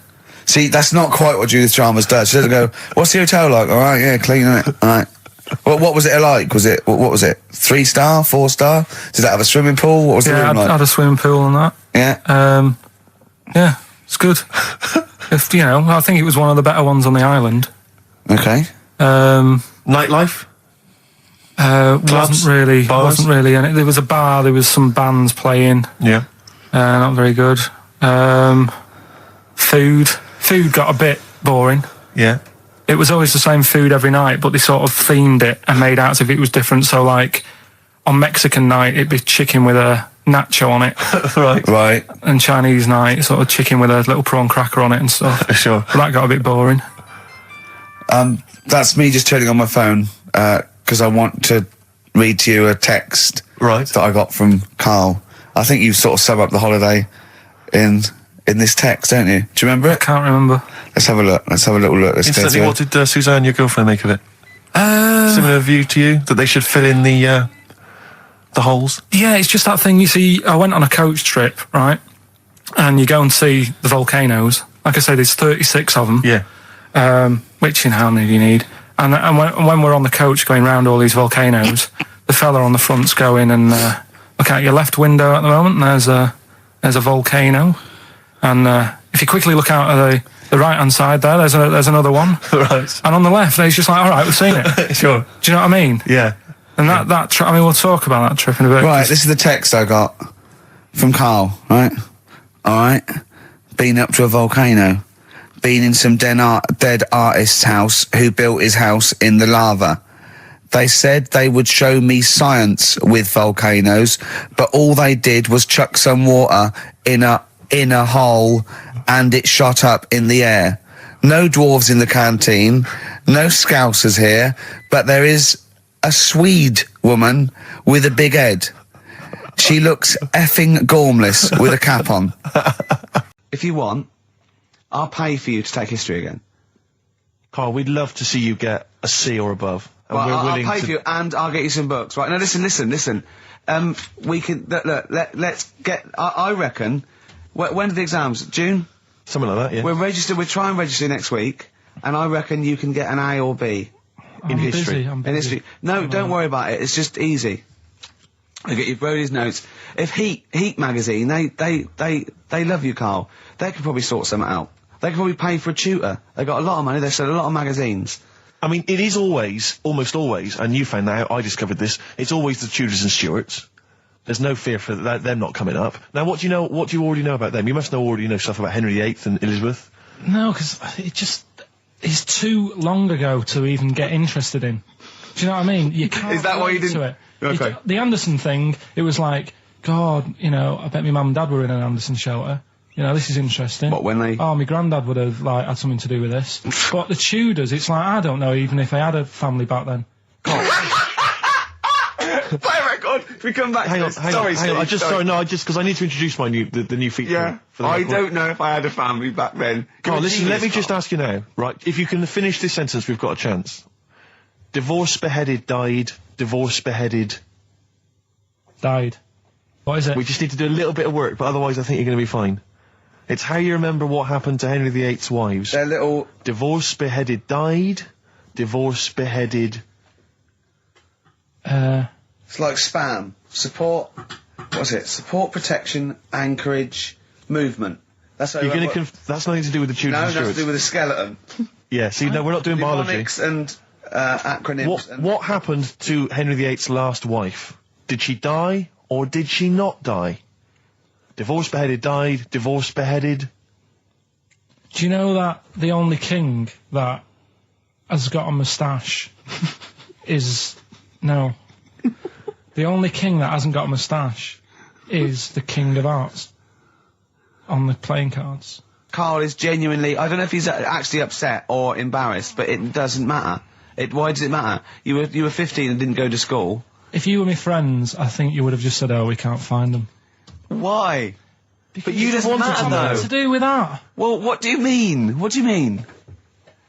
It's ridiculous. Do it again because you want to learn, because there's great things in the world to learn about. Don't worry. Look, GCSE is vocational, is vocationally for a 15, 16-year-old to go on to do A-levels or whatever, or to get results. But you don't need that because you've done very well. You don't care about the Tudors and the Stuarts. I mean, you know. I mean, I've had a couple of jobs, not this one, because you don't need qualifications to get a job. Obviously. Yeah. In the radio. Yeah, obviously. You're absolutely right. But Yeah. the ones that I have got in the past, I did, because I didn't collect them, I had to lie. And I didn't like go mad. I didn't say I had A's and stuff. But I didn't put history down because I didn't even know I did it. So it's a bonus. I kind of treated myself to like a D and a couple of C's and that, so it's like, well, he's not... I love the fact that Carl even then was honourable. It's like, I'll at least put down the ones I think I took and lie, but the ones I didn't take, I won't lie about. Yeah, and don't give yourself a B. If they're going to find out you lied, give yourself a B Well, next it time, could Carl. backfire, couldn't it? I mean, my brother's a bit mental, and he used to do things like go for jobs and say, oh yeah, I've done this before, like being a mechanic, and he's never even picked up a spanner. And yet, he'd have the confidence to go and try and fix cars. Well, I'm not that daft, but, God, and he... Who do you blame for this? That's just an easy way out. I have to blame myself. No? Yeah. What was the Well- teacher like? Well, there's loads of different ones. I didn't like... I mean, the history teacher, it is my own fault, because with her, she's a bit mental. And I used to kind of stop the lesson by saying, oh, miss, tell us about your fireplace you've got that is made from a gravestone. Because that's what That she would had. stop any English teacher in their No, 'cause- tracks. and she loved telling you about it. So Yeah. it was like, oh, I learned brilliant. that from a So teacher, that's why I yeah. didn't know about divorce, head loss, and all that. Yeah. Dandruff legs. Because- Horse, head loss, dandruff legs. But remember now, divorced, beheaded, died. Divorced, beheaded, survived. That's all you got to remember. Right, Carl, it's a questionnaire about happiness. Oh, yeah. If there's one person... Well, that should answer it right where. The first question, Carl, on a happy scale of 1 to 10, where are you on the happy scale? Is it at this moment or in general? Well, I would say generally. Okay. Yeah, but you don't always have to, like... I mean, I think I'm happy in that, but I don't always show it. You never show it. No, but it doesn't mean I'm not happy in that. Like, I'm all right at the moment. I'd say I'm probably on about an 8. I was probably on about a 9 when I woke up, right? And then, sort of fell out with Suzanne over a haircut. Yeah. Right? She went for a haircut and came back with something that I didn't like. Sorry, what did you say? So when your girlfriend walked to the door, she had her hair done, you said, I don't like it, alright? Well, she could tell by the look on my face. But don't you say, no, I'm happy with it, I just can't tell. I'm loving it. Because then she won't have it done again. Oh, Carl, I just cannot get over you. I really can't. No, but you haven't seen it. Right? So then I was fed up, but then I thought... Sorry, what authority have you got to talk about haircuts? Yeah, you had the officially from a barber in Manchester above a railway station in a shack, it was £2 a cut, told you to have the hair of a Chinaman. Well, you wish you had the hair of a Chinaman now, you got no hair. You're a little bald man with your mouth open, so don't... Is she listening to this, Suzanne? Sitting at home with a woolly hat on? I don't know. But she knows now, doesn't she? What did you say? What words did did you do say? about it, I just said you look like someone out of Slade. Interestingly, that's what I look for in a girlfriend. Oh, God. Which one of Slade? That one with the funny... Not Dave Hill. Yeah. The one with the crooked fringe and the goofy... She had her teeth done as well, did she? She had 2 front teeth put in. Dumper. So anyway, So prior to that, you're on a 9. Then you saw the haircut, you're on an 8. Yeah. Yeah. And now then, what you on? I'm probably on about a 6 at the moment. Why? What's happened? Well, while Star Sailor was on, bit more head squeezing going on. So, yeah, about a 5 or 6. So generally speaking, what would you say you're on? About normal? 4. You're on a 4 normal. Alright. What would you give someone who wasn't very happy? What would you give them? What are you thinking, Carl? Depends why they're not happy. They're low, okay, so what would you give them? I mean, yeah, depends, doesn't it? If it's someone who's just lost their arms and legs in an accident, you don't give them a lollipop. Sure, or some mittens. Yeah. You give them a hat. Yeah. Yeah. And dare I say it, a smile. A skateboard. Yeah. Yeah. I don't know. You don't know. You got to answer the question. Alright, so hang on, let's assume that you've upset your girlfriend because you slagged off her haircut. What are you right? going to do now feel to go guilty. and make her happy? How are you going to cheer her up? And not buy her a baseball cap. I don't know yet. I haven't thought about it because I've got this to sort out, haven't I? So when I get home, get her some gel or something. Oh, God! Oh, Christ.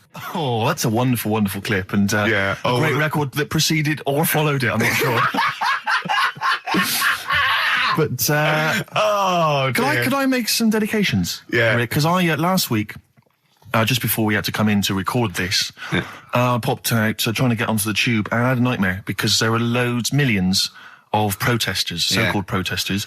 Now, a lot of them obviously doing good work. There was one fella, I think you'd have appreciated it, because I know you are very politically active, and I think this guy has really studied hard, and he's realised the best way to make his voice heard on the international political stage is to ride around on a tricycle wearing a jester's hat. He was really shaking up the bloody government. I wouldn't want to be George W. Bush about now. Not indeed. Once he sees that. Once he sees that guy. Imagine his aides rushing in and going, George W., look at this guy.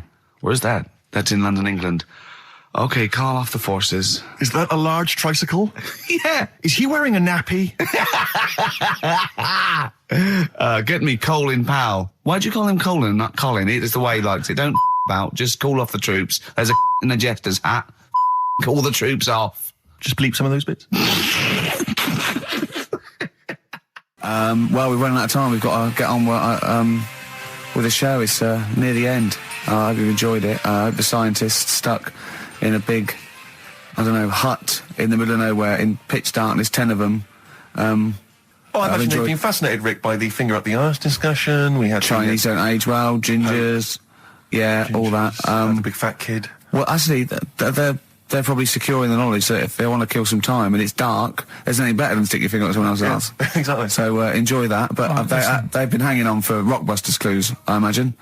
Here's the answer. So give us the clue again quickly. All right, so the first one was the fella let his wife know how he got the bruise on his legs. Go on. Right, that was Courtney Love. Yeah, Courtney Love. So that's Courtney Love. So that's the first one. So that one's fine. The second one, That pottle lad. What am I doing? Letting that one go? Just let it go, just let it go. Am I just letting that go? Annoyingly, we haven't got time to take issue with it. Okay. That Potter lad, he's got a lot of bottle, hasn't he, doing all that stuff with the wizards and that. Go on. That's Brave Harry, the Bravery, current sort of XFM band, the Brave Harry, that works as well. No, it doesn't. And the last one. No, it doesn't. No, it doesn't work. The Buddhists. It doesn't work. Won't be able to get in their temple without Doesn't these. work. Brave Harry. Doesn't work. Brave Harry. The Brave Buddhists, Harry. Buddhists won't be able to get in their temple without these. TM. That's Yeah. the monk keys, right?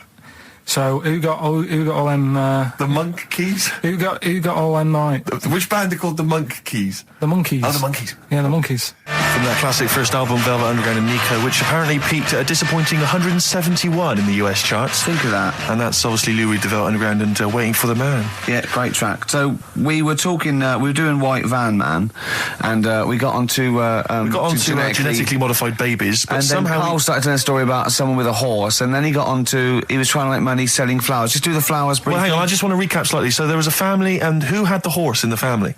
It was. Because you lived on an estate in Manchester. So the mother was a right pig, apparently. Well, I don't know if that's you relevant. don't need to go that far. But what I'm trying to do is like make a picture for you so you understand. What did she look like? Who did she look like?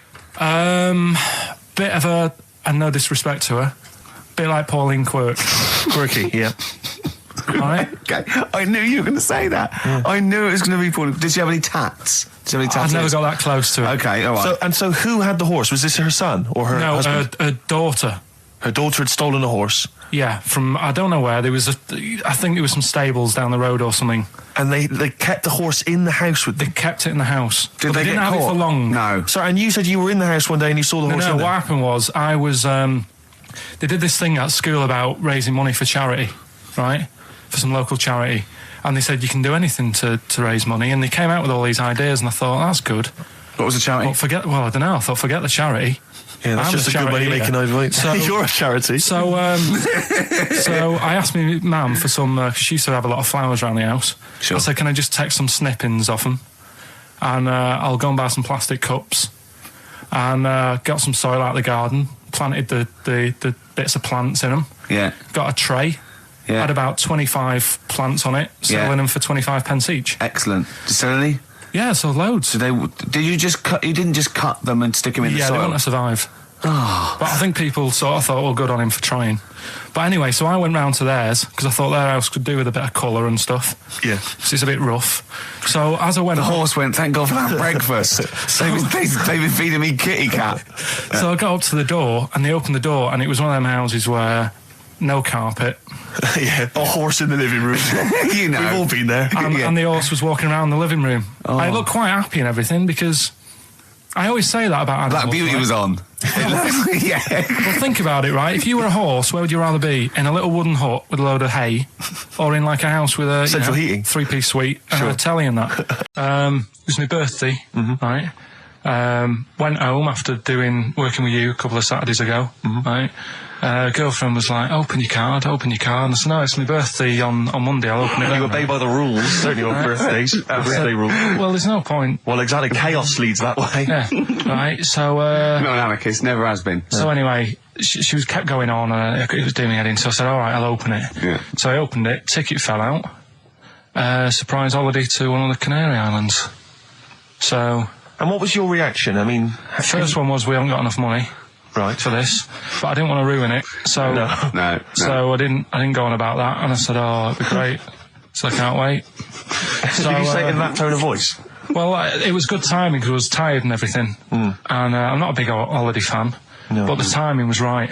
Yeah. Do you know what I mean? It's the same as last night. I don't always like a curry, but last night you're in the mood. You get that sort of curry. You had a feeling. Yeah. You thought, and then lo and behold, like you were eating the curry. Yeah. It's weird, isn't it? Isn't it weird? The paranormal. Isn't it weird? They work in mysterious ways. Yeah. Yeah. So anyway, right? The island. If I was on with you here, I'd probably say it's a bit barren. Okay. Not much there, but if you get a hotel, you guarantee good weather. Right. Are you? No, what I mean is, it'll be a good holiday. If you get a hotel, right, the weather's always good, so you'll have a nice time. Yeah, that was a comma. Yeah, it was a Go on. And all that, and the food was all right, and everything was going all right. I was just having a nice, relaxing time. And how do you sort of spend your time on a holiday? You just lie around? Is that Sort of holiday, just lying around. I bought a book.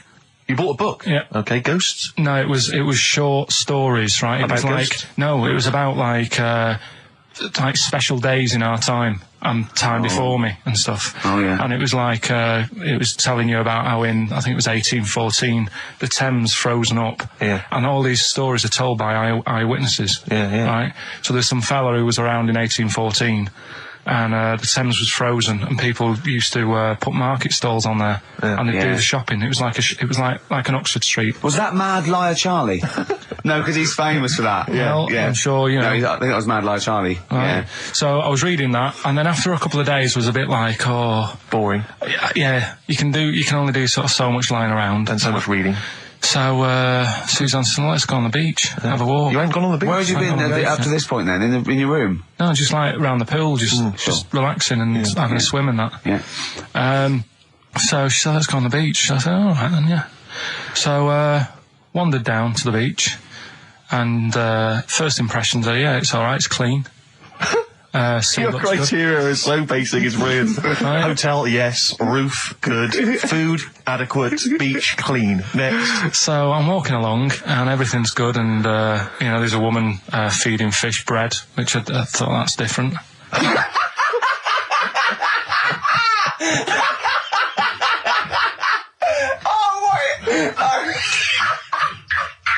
I love that. He likes originality. He loves a bit of originality. Feeding fish bread? This woman was there, like, up to her knees in water. Yeah. And she was stood Was there. that a sea? Chucking, Oh, right, good. chucking this bread, and I thought, what's she doing? And I stood there and watched for a minute, and there was little fish coming up, having the bread. I thought, So we carried on walking, and everything's going well, and then this fella comes towards me. Everything's going well. That's I haven't fallen over. Clean feeding bread. 2 points for originality. Fella comes walking towards me. Oi, oi. He's only got no pants on. Oh. So I said, Suzanne, what's going on? Why did he turn to her? Like she knows more than him. So she said, oh, yeah, it's, she said, yeah, it's a nudity. Is this going to be a long story? Could you pour that coffee? Can you give me that coffee over?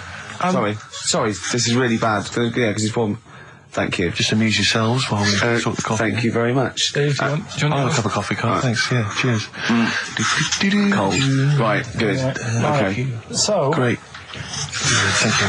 So she said, yeah, it's a nudist beach. So I said, well, why, what? I said, we're all it's all mixed up. Normally on a nudist beach, it's a nudist beach and you don't go wandering on there when you get your clothes on and that. So it annoyed me a bit, because there wasn't any signs. So this fella's getting closer. Well, the knob out was a sign. Yeah. Right, so he's getting closer. And he walked past me. It was an old fella. And he walked past and he had a hat on and a little pipe. And a big rucksack on his back. Right, so he got me thinking... Not strictly naked. I'm walking along and I'm thinking... Right, why do people want to do this? So straight away, I wasn't on holiday anymore, because most of the time when I'm on holiday, I don't think about anything. Right? Your mind's a blank. I just switch off. Right? But all of a sudden, this has got in my head now, and I turn around to look at him, and... Check out his arse. And this bag, right, I swear, it was massive, right? What? You had a massive bag? The bag. His rucksack? His rucksack. Oh, right, okay. When he said there was an old couple coming towards me, I said, what was lower, the bloke's bollocks or the woman's tits? And he said, well, that was another point. She might as well have worn knickers. Because you can see it. That's what he said to me. So you saw the bag? So it annoyed me, yeah, because the whole idea in it, this is what I think, I mean, I might be wrong, right? Might be wrong. Chances you never have been. You never have been before. Being nudist, right? What's it all about? I'll tell you, on that point, Carl, let's play a tune, let's come back and we'll discuss... What are you going to play? We'll discuss that very issue. We've got some ideas, we did chat about this last week, Carl, in your absence. Alright, well, we'll play the choral. Okay. It's a good one, this. Yeah. Coral, Dreaming of You, on XFM 104.9. I'm Ricky Gervais, with me Steve Merchant and Karl Pilkington. If you just joined us, Carl is walking down the beach, and a man has just passed him with his knob out. Yeah, his testicles out and his huge bag, apparently. Right. Now, we'll sum this up, quick, because we did talk about it last week. You did call me and tell me some of these things, and we sort of mentioned it last week, but you just want to say just give us your thoughts on nudity. Well, what I don't understand is, right, nudity, I thought it was all about, you know, sort of being free. Yeah. Natural, letting the breeze, you know, blow around you and that. That's all I can think is of like the bonus of doing it. But you can get that by just having a pair of shorts on, right? Because I'm not one for getting my kit off. It's just something a bit weird about it, isn't it? Normally, if I go for a walk on the beach, I'll put a shirt on. Sure. But leave it unbuttoned. Yeah. Oh, right, yeah, tease the ladies, sure. Do you know what I mean? Yeah. But it just feels a bit weird. So it's best to cover your back anyway, because the sun and all that. Advice, yeah. But when I saw him, and I thought, well, right, is he doing it to sort of be free and be comfy and all that? And then I thought, but he's carrying a big bag, right? I've got a pair of shorts on, and I'm not looking at him thinking, I bet he's really comfy. Do you know what I mean? I wasn't going, I can't wait to get home and get my shorts off. They're really annoying me, these. So, and that's just it. I don't get what it's all about. Yeah. Sure. Yeah. Sure. Well, okay. Well, my advice to you is don't go to nudist beaches again. Well, I didn't go again. That was, like I said to you, though, the reason I did this was to get that kitchen, right? Now, brilliant. As we speak now, right, Builder's in the flat. He's been annoying me. Of course he has. Of course he has. What's he been doing? When he turned up on Monday, right? Yeah. Wanders in, and the first thing he says to me is, said, the pub across the road, is it any good? I said, well, it doesn't matter, does it? You're working on the kitchen. Think of saying that to a builder. Probably making conversation. Probably meant, do they do a toasted sandwich? Because I've got a half-hour lunch break. Not an hour, like Karl Pilkington. So I'll probably there and get a nice, you know, cheese and tomato sandwich. So is that genuinely what you said to him? Yeah. The first thing you said so to him? Suzanne had a go at me saying, why have you said that? He hasn't even started on it yet. I cannot believe that. You're unbelievable, Karl. And you say it's us that are rude, crass, I wasn't being thoughtless. rude. I just was letting him know. Do you know what I mean? I know what He we're up knows to. what he was there for. He had it down on his little docket. Do the kitchen this week. He didn't come there and go, what did I come out for? Was it to go to the pub for a week? Why am I wearing these overalls? Yeah. Who's the little bald mank twat insulting me? Let me just check. Let me call the head office. I wasn't having a go, though. I mean, they should have finished it yesterday, and they're there now, right, on their own. And what annoyed me is they turned up late today. Hold on, Karl, I've just realised something. They're probably listening to the radio. This, I assume, tuned to XFM, isn't it, in your kitchen? Yeah, but they don't know it's me, do they? Do you know what I mean? No. They'd go, he's got a whiny mank voice as well. So's the bloke who owns this place. And the bloke who owns this place, when I said, what's that pub like across the road, said, well, you won't be bothering that. He's working on this. No, he won't be able to put two and two together, will he? You've suddenly, the penny's dropped, doesn't it? You've suddenly realised. Look at his face! Yeah. He's suddenly realised they might know it's him. And they could be listening, and they're going to clean you out, mate. Oh, if you are the builder working in, where is it? I won't say the address, but it's Central London, isn't it? Go Yeah. mental. Have whatever you want. Opposite that pub that you like, that you're... He'll probably be in there now, so he won't be listening. Or insulting You know what I mean? a That's a British further workman. He should have been in just go today. mental. He should have been at 8 this morning, Just which annoyed go me anyway. mental. Why? I really don't understand why they've got to start so early, right? Yeah. But he said he'll be there for 8, turned up at 9:30, right?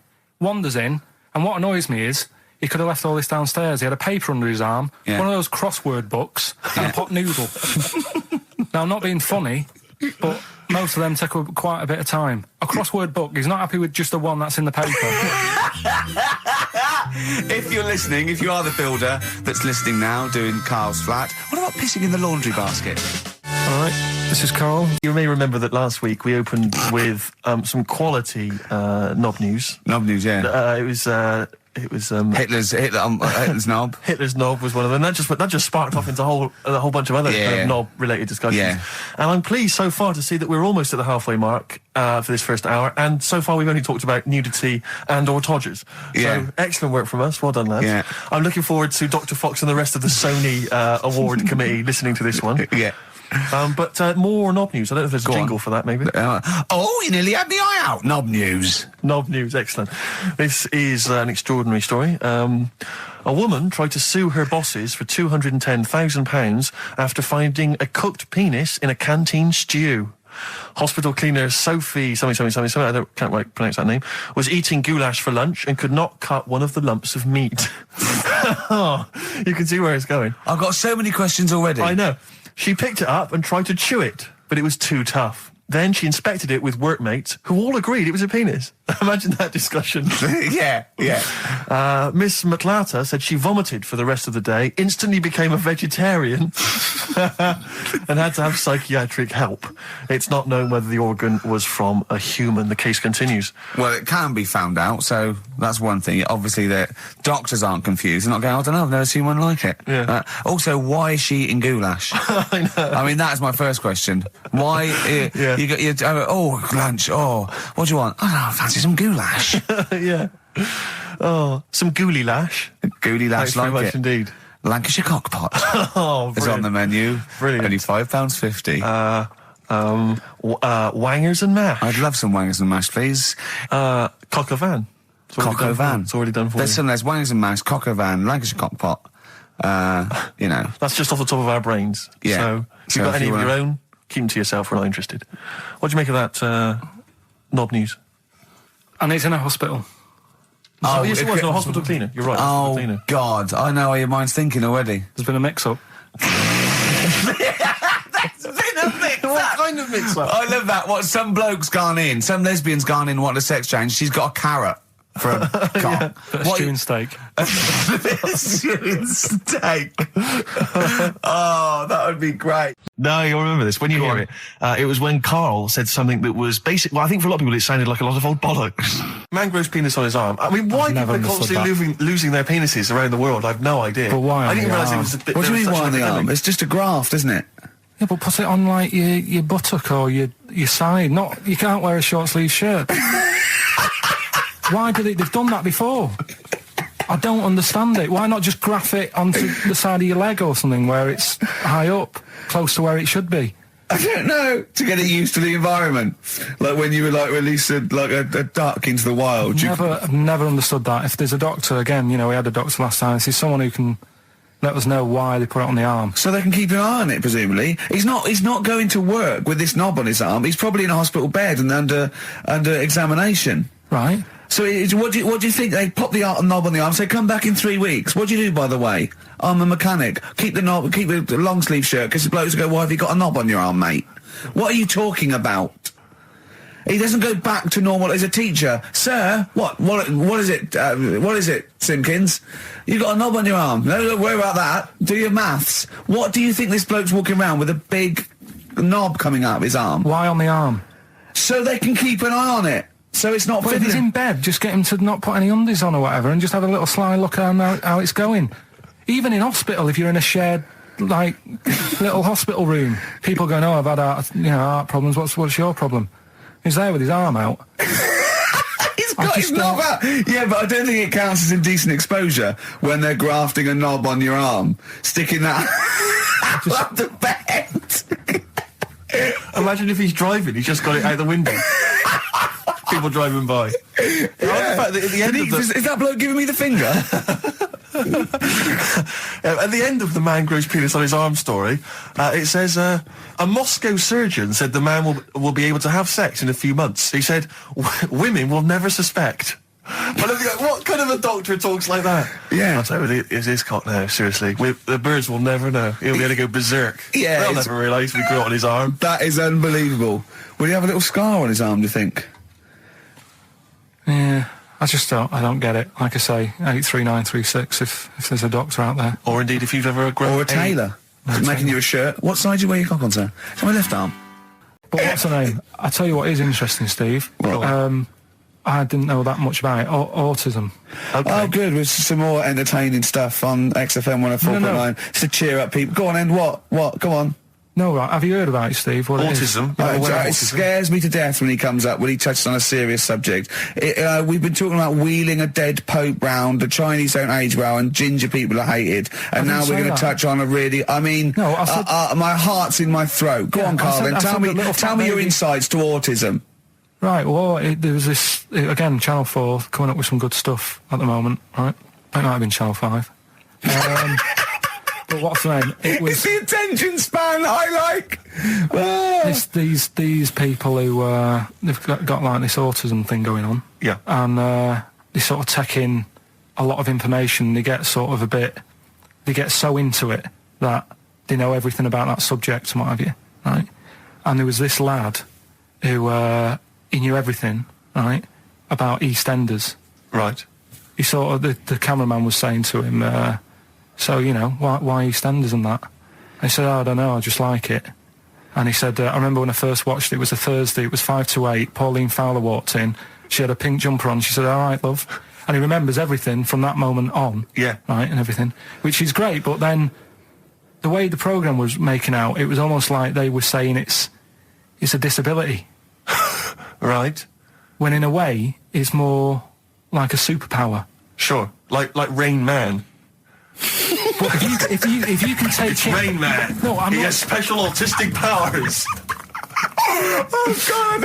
We were sent for Rain Man. I don't know what to do. So I don't know what to do. So he would be a great contestant on Mastermind. So of autistic Mastermind, he'd be Well, what I'm dynamite. saying is, don't be watching EastEnders though. Sort of, why didn't they give him an encyclopedia and say, get into that? Sure. That'll be useful. Yeah. Keep him away from EastEnders.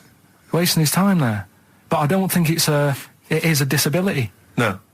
Yeah, there are other things, and they're not. It's also autism is a matter of degrees. From what I know, and I'm sorry to have to do this, but I feel that I have to at least be the voice of reason, as ill-educated as I am on the subject. But I think there's degrees of autism. I think some are higher performance than others. There's other issues with it. It's not they're just got good memories. They don't go around doing tricks for people because they can remember stuff. There are other issues with it. Do you know what I mean? Right, well, I mean, they seemed a bit... But you watched the programme. What did you learn? That he knows when Pauline Fowler came in. Yeah, I mean, there was other bits where they couldn't control their emotions and stuff. Oh, that other little bit, yeah. But the main bit of it was he can soak up information and stuff, and I'm just saying it didn't seem really bad. Do you know what I mean? There's disabilities where people say that's a bad disability. It's like how people say about...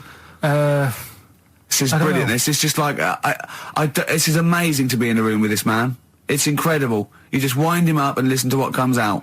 And I'm going to sit back now. I'm not going to defend you or explain anything. Just tell me about the other disabilities that are worse. No, what I mean is how people can sometimes easily get mixed up. How people are scared of like a cyclop. When at the end of the day, he's got a disability. A bloke with Who's scared of a cyclop? No, it's apart just from like Jason and his Argonauts. Where's this cyclop that you're scared of? No, I'm just saying in history and in books and that. No, not in history. History happened. Yeah. What are you thinking of? You're mixing history with Greek mythology and Roman mythology and every other type of mythology. What do you mean there wasn't really a giant cyclop that went round picking up ships and throwing them around? That's not history, Carl. Do you think Batman's history? No, but it was ages ago, wasn't it, when we were sort of forming... No, I'm not saying it didn't happen ages ago. I'm saying it didn't happen. Well, it might have done. I mean, what's so ridiculous about a fellow with one eye? In the middle of his head, and he's big and scary and lives in a cave. Why is he scary? Because what if he had 8 eyes, I'd be scared of him. At the end of the day, he's got a disability... we'll talk about it in a bit. So could we bring back just for one night only, Educating Ricky? Oh, I'm excited. Yeah? Do you think it warrants that? I don't know enough about it. Do you know what I mean? About what? It sounds perfect. Play the jingle. Educating Ricky. He's getting smarter. A couple of things happened in the week that I read about. Okay. Keeping up on what's going on and that. Sure. Yeah. One was about that Galileo fella. Okay. Was it about 1636? Was it? I think it might have been earlier. Bad. Go on. Did some stuff with light and that. Yeah, he did lots of physical experiments, yeah. Is that it then, Carl, is it? He did some stuff with light and that. What did he do with light? What was that? Well, I think he invented the first... Telescope? Telescope. So I think it's a particular lens, though, and he did experiments where he dropped famously two different weighted balls from Pisa, and they hit the ground at the same time, showing that it doesn't matter, the weight doesn't matter, but air resistance does and stuff like that. I think he probably explained it a bit better than that. Yeah, but I'm talking to Carl. Sure. Did they need to know He's stuff? just thinking about pizza. Yeah. Did they need to know stuff like that back then? What do you mean, did they need to know stuff like that? It's just... There weren't people going around going, I've got to drop these 2 things off the bleeding tower of pizza. I just don't know which one's going to land first. Yeah, I need to know. Why do you need to know that? Bring me Galileo. Yeah. It's for a bet. Yeah. No, but if I was knocking about then, I'd be like, stop messing with that. We need a telly. Or, do you know what I mean? I bet he thinks the Flintstones is real. I know. That'd be brilliant. That's what I'd do if I was a caveman. I'd make a telly out of rock. Yeah. And a pelican And a as car a that I cement just mixer. ran along the road with. Yeah, exactly. Yeah, we need a car. Yeah. Well, we haven't really got the internal combustion engine. Can you stick your feet through the bottom? Yeah, just get me a car, for Christ's sake. Anyway, so I learnt that. And then, What? He learned his name. Yeah. Other people I learned the name of this week. Oh, if a chimp could watch telly. Go on, Carl, go on. Right. He said one today, he saw my salamander. It's not a euphemism. He saw my salamander and it's just sitting there in the tank. Your exotic pet. Yeah, and he's worried about there not being a lid on. And he said, I went, what are we worried about? He said, wow. He said it sits there for 24 hours a day, obviously planning to get out. Well, he's got nothing else on its mind, and it's the daft thing is he has actually got the lid ripped up a little bit. And he'll be looking up there. Yeah. And it's going to get out. But what's the worst that could happen? What's it thinking? What do you think it's thinking, this salamander? It's got his eye on the DVD player. Here's an email from Scott Coomer. He says, Carl is actually right. I've got an A-level in statistics and probability. It doesn't matter how long they have and how many monkeys you have. You cannot guarantee they would type the complete works of Shakespeare. Infinity makes it probably they would get it right, but not definite. Yeah. Well, yeah. Yeah. That's what I was saying. No, you weren't saying, Carl. You don't understand it. Infinity sort of sorts it out. That if they do anything, they nearly do everything, won't they? No, I mean, they'll give it a good shot. No, that's not the point. But the I'd point be is surprised if they did one page right. Right, listen, it's not to do with consciousness. It's not to do with them aiming. They are just bashing away at the keyboard. It's like they're used to show that there isn't consciousness. They chose the chimpanzee because it can type, presumably, hit the keyboard. It's because they hadn't come across you at the time. Yeah. It's to take out thought out of it. It's to take out reason and trying, right? It's just random. They're saying that if you typed enough things, if a computer was left typing everything, if you left it for an infinite amount of time, and they chose Shakespeare because there is meaning behind it, and it's difficult to get it exactly right, to show you that Infinity would come up with it's not just Shakespeare, it's every novel. It's everything. Fairly eloquent there from Gervais. A quick riposte, please, from Karl Pilkington. No, I'm just saying, what I don't understand, if it hasn't read it, then how does it know where it's going? Listen, right, listen, right, Can I just explain to people, right? Some people have said, why are you cruel to Carl? He drives me mental with things like that. What do you mean, let me just take a breather for a How do moment. I do your editing? He keeps coming in the week. You know that I work here properly, in the week, don't I? Yeah, I've got a proper job, Yeah. Should be 9 to 5, but I normally get in at about 8 o'clock and work. A lot of people getting 8 o'clock. Working hard, trying to do my job. 3 times this week, I've been rushing around. I walked past my little studio. He's sat in there, all right? Now, because I've got this sort of job, I can get away with it. I said to him, if I was a doctor, would he keep coming to me practice? If you were a doctor, there'd be severe problems with the NHS. Imagine that.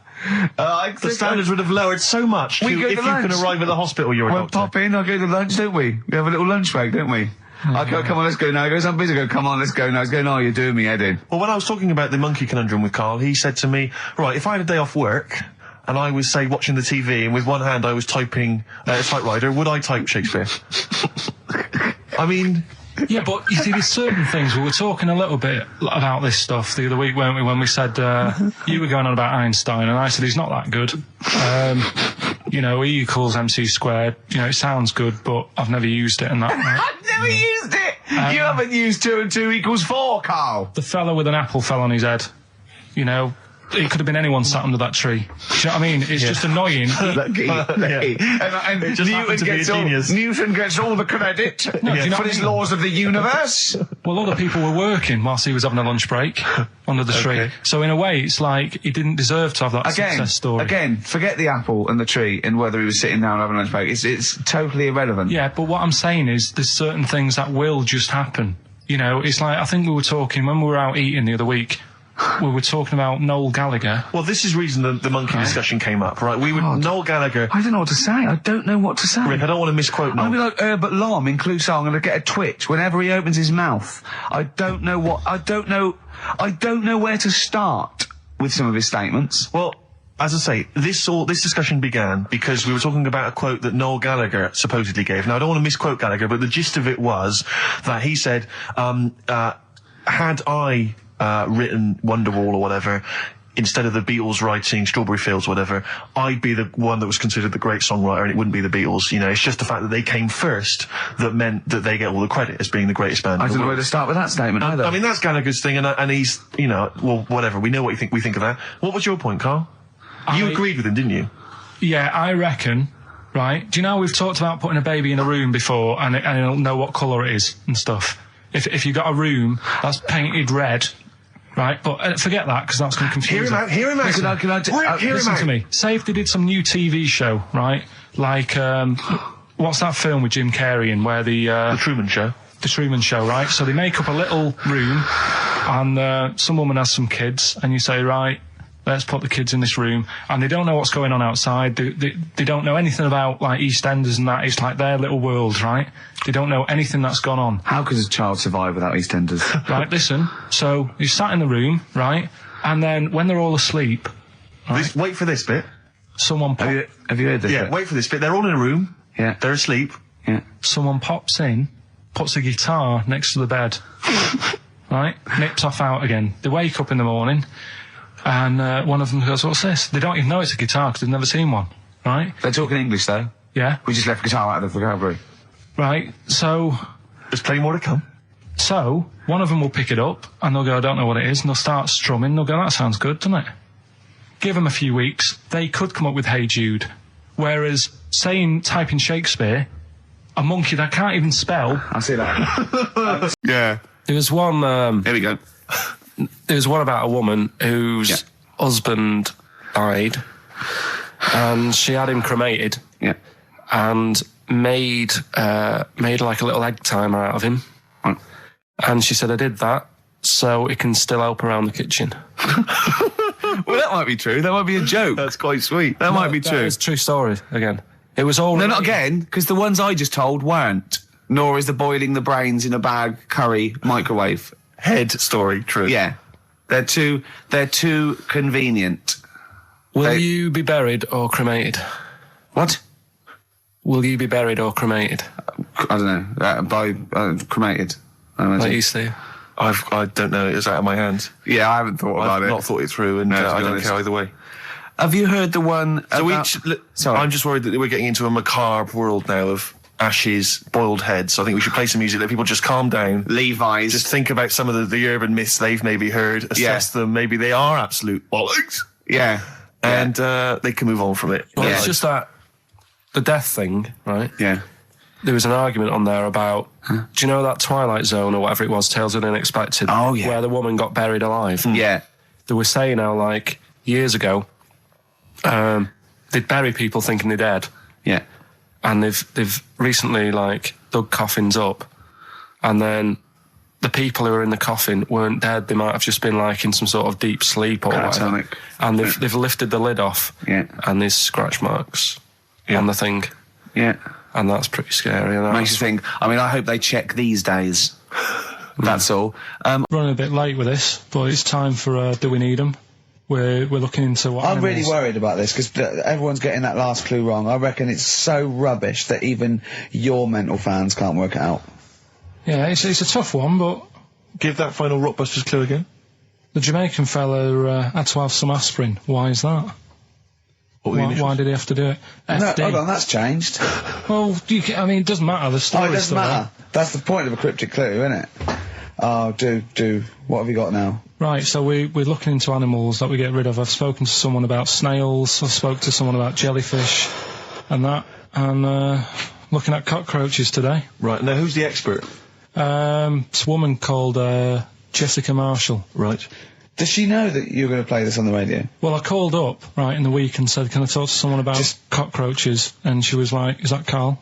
She knows who you are. Yeah. Right, so she already knows maybe your angle, your approach. Yeah, she was And up for it. she's an expert, she's just not just some random person. No, she works in a museum, a good museum. I said I'd give it a plug. It's the one near Knightsbridge. It's got dinosaurs and that in it. It's worth seeing.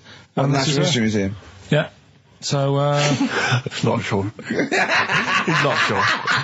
this is what happened.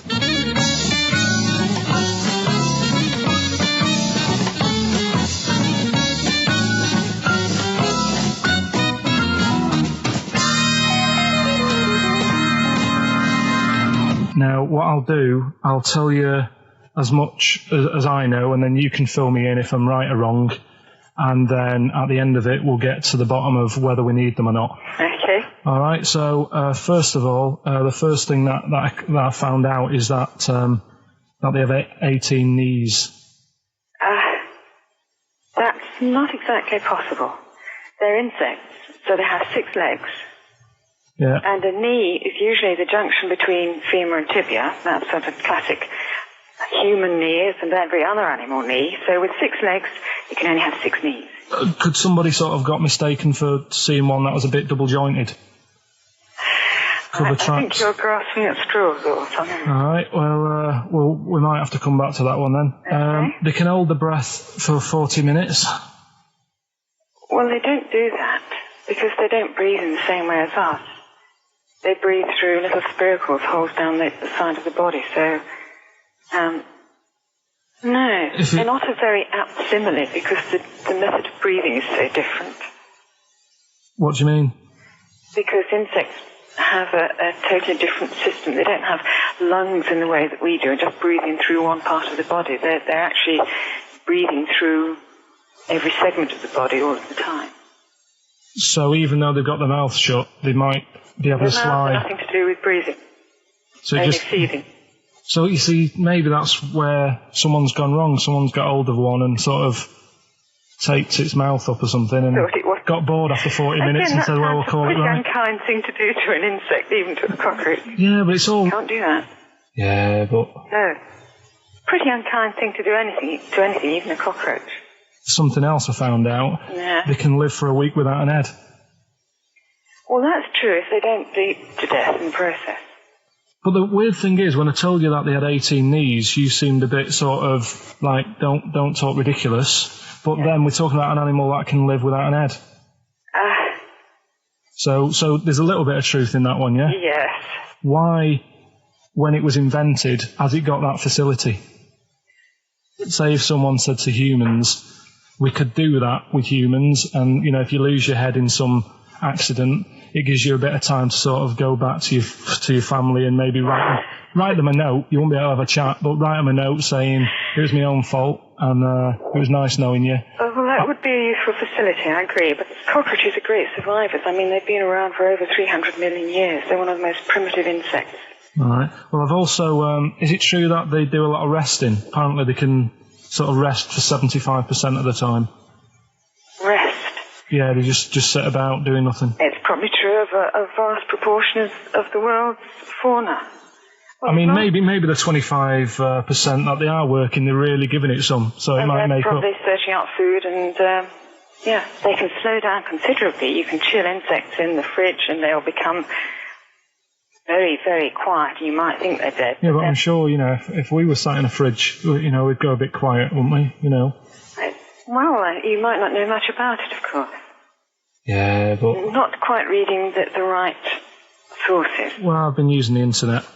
I'm sure there are many useful sources that you could find there, but some of those seem to have been a little misleading to you. So you don't agree with a lot of what I've told you there? No. So, cockroaches, can we get rid of them? No.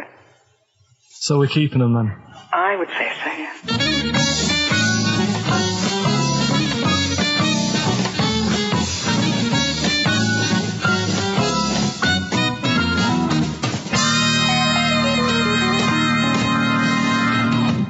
I think we should get her on more often because she sounds like she'd be a bit of an ally, really. Because she knew immediately that you were talking nonsense. She even said, I think you should be more concerned about your sources, which I've been trying to tell you for a year, right? The fact, I mean 18 knees, where did you get that from? It's on the internet. They can hold their breath for 40 minutes. I mean, I don't know what you read and take on. I mean, some of them are weird. Years ago, husbands weren't allowed to sort of clout the wife with anything. What was it like in the past? I know, yeah. You couldn't clout your missus. With anything wider than your thumb. The stick had to be the same, no bigger than your thumb. I know, So so a big Robin bloke could do no damage if he went out with anyone. Although his is wide, he's got a little thumb like a little knob, isn't it? It's like it's truncated because it starts off normal. It looks like he's had his big toes put on his hands. Does he have to drink a pint with 2 hands? Yeah. And he's dropping stuff all the time. Can I just go back to the rule of thumb thing, though? The idea, what date was this? I'm not asking Carl, I'm looking at Ricky, because you're not going to have any idea, Carl. It's just going to be the past. Yeah. But I like the idea that... I think it's the same sort of day where, I don't know, you got hung for being homosexual and you could shoot a Welshman. I just love the idea that there's blokes beating their wives with shovels, logs of wood, and someone's gone, hang on a minute, everyone, this is wait crazy. a minute, let's have a look at your thumbs. What can we do? Wait a minute. We've got to have some kind of rule here. I'm all for beating your wife, but let's have some kind of rule. Let's give him a sporting chance, surely. He goes, well, I'll tell you what about you can hit her with the width of your thumb? And the wife goes, make it the width of his knob. I go, no. He slaps her again. Yeah, width of your thumb. All right. Better? Yeah. That is so naughty. This show's been a bit naughty, I think. I don't know what's happened to us. I think it's like, sort of end of term sort of madness, but I think we've got to calm down here. We've been a bit naughty there. We said, bloke with 2 dicks. We said Chinese people don't talk properly, which is a little bit... offensive. Yeah. Know what I mean, Carl? Well, they don't know. Right, okay, let's leave it now. Okay, stop there, Carl. Carl does not necessarily reflect the opinions of XFM or any other human being. If you think that me and Steve have been being offensive, we are strongly behind the guise of irony, satire, and ignorance. Carl only has ignorance and hate. Yes. No, but as long as you say something good about someone, you can also say something bad about them. How does that work? Go on, give us an example. Well, Chinese. Yeah. Yeah. Great people. Right? Good. The women really good looking as younger people. No! What are you doing? I'm just saying, as long as you know what I mean, there's good and bad and everything. For every what are the old ones like? They don't age well. What do you mean? The fella in Karate Kid, the teacher, was only about 36. We started this. Oh yeah, right. It's years ago. Oh yeah. Some in olden days. Oh sure. When ghosts roamed the earth. Once upon a time, you mean? Yeah. Some doctor or something who was into like the way bodies work. They got their head cut off. Who did? The doctor? Yeah, he was doing a bit of an experiment. And he cut his own head off? Yeah. Okay. And it was about, he said, when my head's in the basket, I'm going to blink my eyes. Right. Okay, sorry, hang on, let him finish. And, so the doctor has chopped his own head off, and he's told everyone, I'm going to blink my eyes to prove that he's in the basket, and he goes like, right, I'm going to blink my eyes about, as many times as I can. So quick, count them. And they count, and he got to like 15 before he Right, died. now this is how Carl told me that. Till Nick Frost explained that, Carl told me, he said, right, well, a bloke, right, he had his head cut off, and when his head was in the basket, he went, count how many times I can blink. And I went, well, that's rubbish. He went, no. And Nick went, well, no, he actually said, when my head's in the basket. He went, and Carl went, all right. I said, Carl, do you know the subtle difference? Do you see the subtle difference? I have to say, though, guys, I still don't really understand what went on there. You've both lost me. The story is that a bloke who'd been found doing, You mean that Carl just explained it and that was a clear version? Because I still don't know what you're talking about, Carl. Well, this bloke had his head cut off at experiments against God. He was a doctor in the, in olden times. Yeah. And when they cut his head off... Why did they cut his head off? Because it was... he was executed. Crimes against... Exactly, he was executed, yeah. And, he said to his assistant, when my head's in the basket, I'm going to blink, count how many times I blink and write it down as an experiment, right? Carl told it to me, like his head was cut off and he went in the basket, and when his head was in the basket, he looked up and said, count how many times I blink. Yeah. I love that. I love the difference in that story. Yeah. Both rubbish, but, one's possible and one isn't. You believe anything that you're told except when we tell you the truth. Right, here's one. Christ. Ghosts and that we got talking about. Sure. And Nick said, right, he said, you'll like this one. He said, my auntie was having loads of problems. Why are you whispering? It's not illegal to talk about ghosts on the radio. No, but he's hearing this. So the auntie's in the house and that, and furniture's moving about all the time. Oh God. And they were like, no, Steve, he told me this one. This is such rubbish, mate. No, come on, let's listen. I'm going to leave it to you. I'm going to sit back and enjoy it. I'm just going to watch your face, Steve. Right. Sorry, so I missed the beginning there, Carl. There's an auntie in basically, Nick's auntie. Right. in the house, things moving around all the time. And it was just annoying every time she tidied up. It was like... It was just annoying. Making a mess. It was one part annoying to two parts scary. Yeah. So stuff was moving around all the time, and they said, right, we need an housekeeper. Rather than having the house a mess, until we sort this out. Stop it! I've got the vicar coming round. Stop moving stuff around. Oh, yeah, go on. They said that shouldn't be in the pants drawer. Let's put all the furniture in one room, right? So just have one room that's a mess, and have all the others empty. Because I love the poltergeist can't really... He can move wardrobes around, but he can't open a door to put it in another room. Yeah. Poltergeist going, I'm just making this room messy. I wish someone would open the door so I could... Go on. Yeah, but... So all this stuff's in this room. So they moved all their furniture into one room? They put, like, the drawers in there and everything, and it was really uncomfortable, because they were all, like, on top of each other. They sat in the room with all the stuff? Yeah, they had to, because that's where the three-piece suite was. Okay. Oh, God. Right? All right. Oh, God. So they sat there, like, all crumpled up and that, but nothing can move because it's so tight. I think things were trying to move, but everything was so tight. It's they just foxed that poltergeist. So anyway, one night they sat there, like, sort of a bit awkward watching the telly and that, and they hear some banging in the next room. So she goes, oh, God, what's that? Oh, he hadn't moved in, had he, the ghost? So to some of the empty rooms. So there's this He's moved some friends and family in. There's this banging about going on. She gets up, right? Yeah. And what it is, they had the baby in the next room because there wasn't much room for the cot. Right, so they left the baby with the ghost. So they go into the room where the baby is, and the banging... Yeah. Is like, do you know those plastic balls you get that you can chuck around the room and, like, they go mental? Right. The ones that you chuck once and they keep bouncing for ages. Yeah. That was bouncing around the room. Wow, what, the baby had thrown it? Hitting all the walls, and the baby was there, stood in the cot, sort of laughing. Right. And looking at the ball, and wherever it looked, the ball went. Yeah. And then she said, stop doing that. Yeah. And the ball just stopped. Did it? And it rolled a bit and stopped. Right. So the baby had thrown the ball and it was watching it as it bounced around the room? It wasn't throwing it was in control of it. No, the point is, Steve... The baby had been doing it. It would have been the baby all along. The baby had been messing with the furniture. It was the baby that had the power. Yeah, it's the baby that had the power. Special baby. It's a baby that had the power.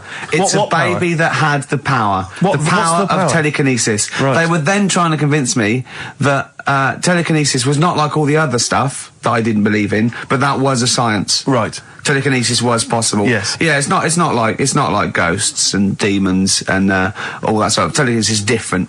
Yeah. That's science. But Nick's auntie saw it, and I love the fact that you're telling me that someone else's auntie saw it. So I should be satisfied with that. Yeah. I should be satisfied with that. I mean... No. So does she still live in one room with all her possessions?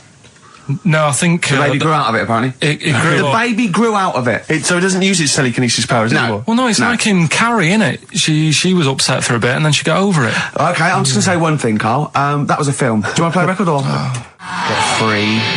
Right, on XFM 104.9. Can I just tell you a story that Carl told me a couple of weeks ago? Is this another ghost story? Another spooky story? Yeah.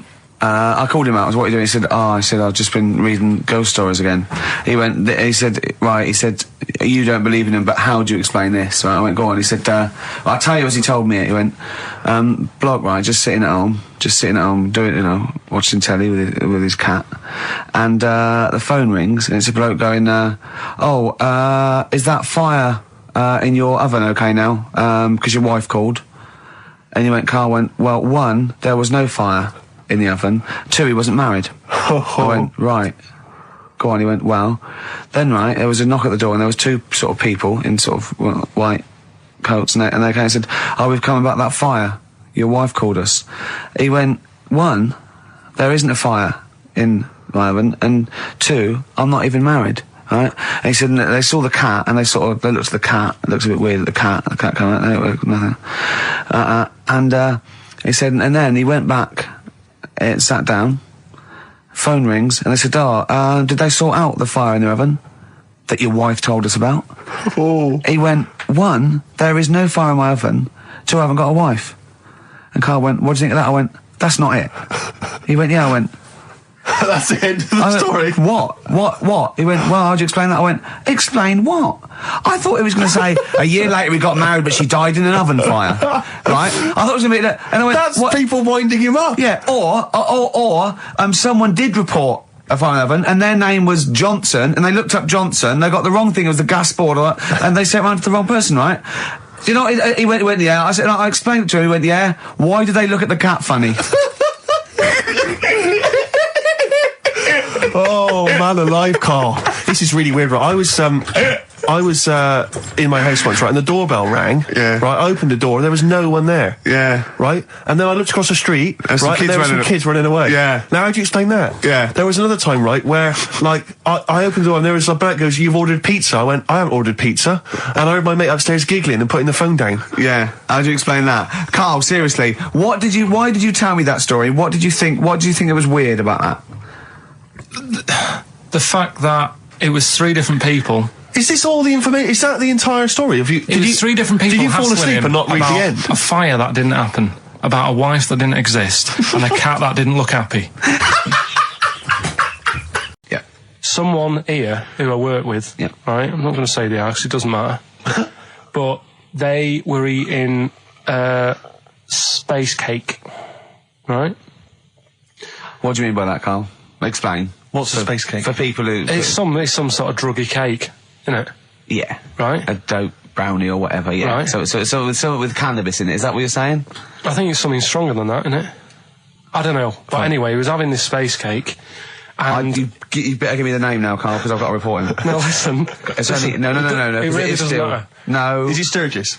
Was it Claire Sturgis? Yeah, She let's say wouldn't it bother. is. She's gone on the hardest. She doesn't bother with yeah, those. she's just Doesn't do anything to her now. Straight to the vein, yeah. So listen, right? So he's at a party, right, Yeah. with his mates, and they're listening to the Star Sailor album, right? Right. And he's sat there, and he's had some of this cake, Right. and he's listening to the album, and his mate sat across the way talking to someone else, right? That's weird. The album's on, and he thinks to himself, this track's going on a bit. Yeah. And his mate across the way, who's talking to someone else, Heard him say it. and he goes, Yeah. yeah, isn't it?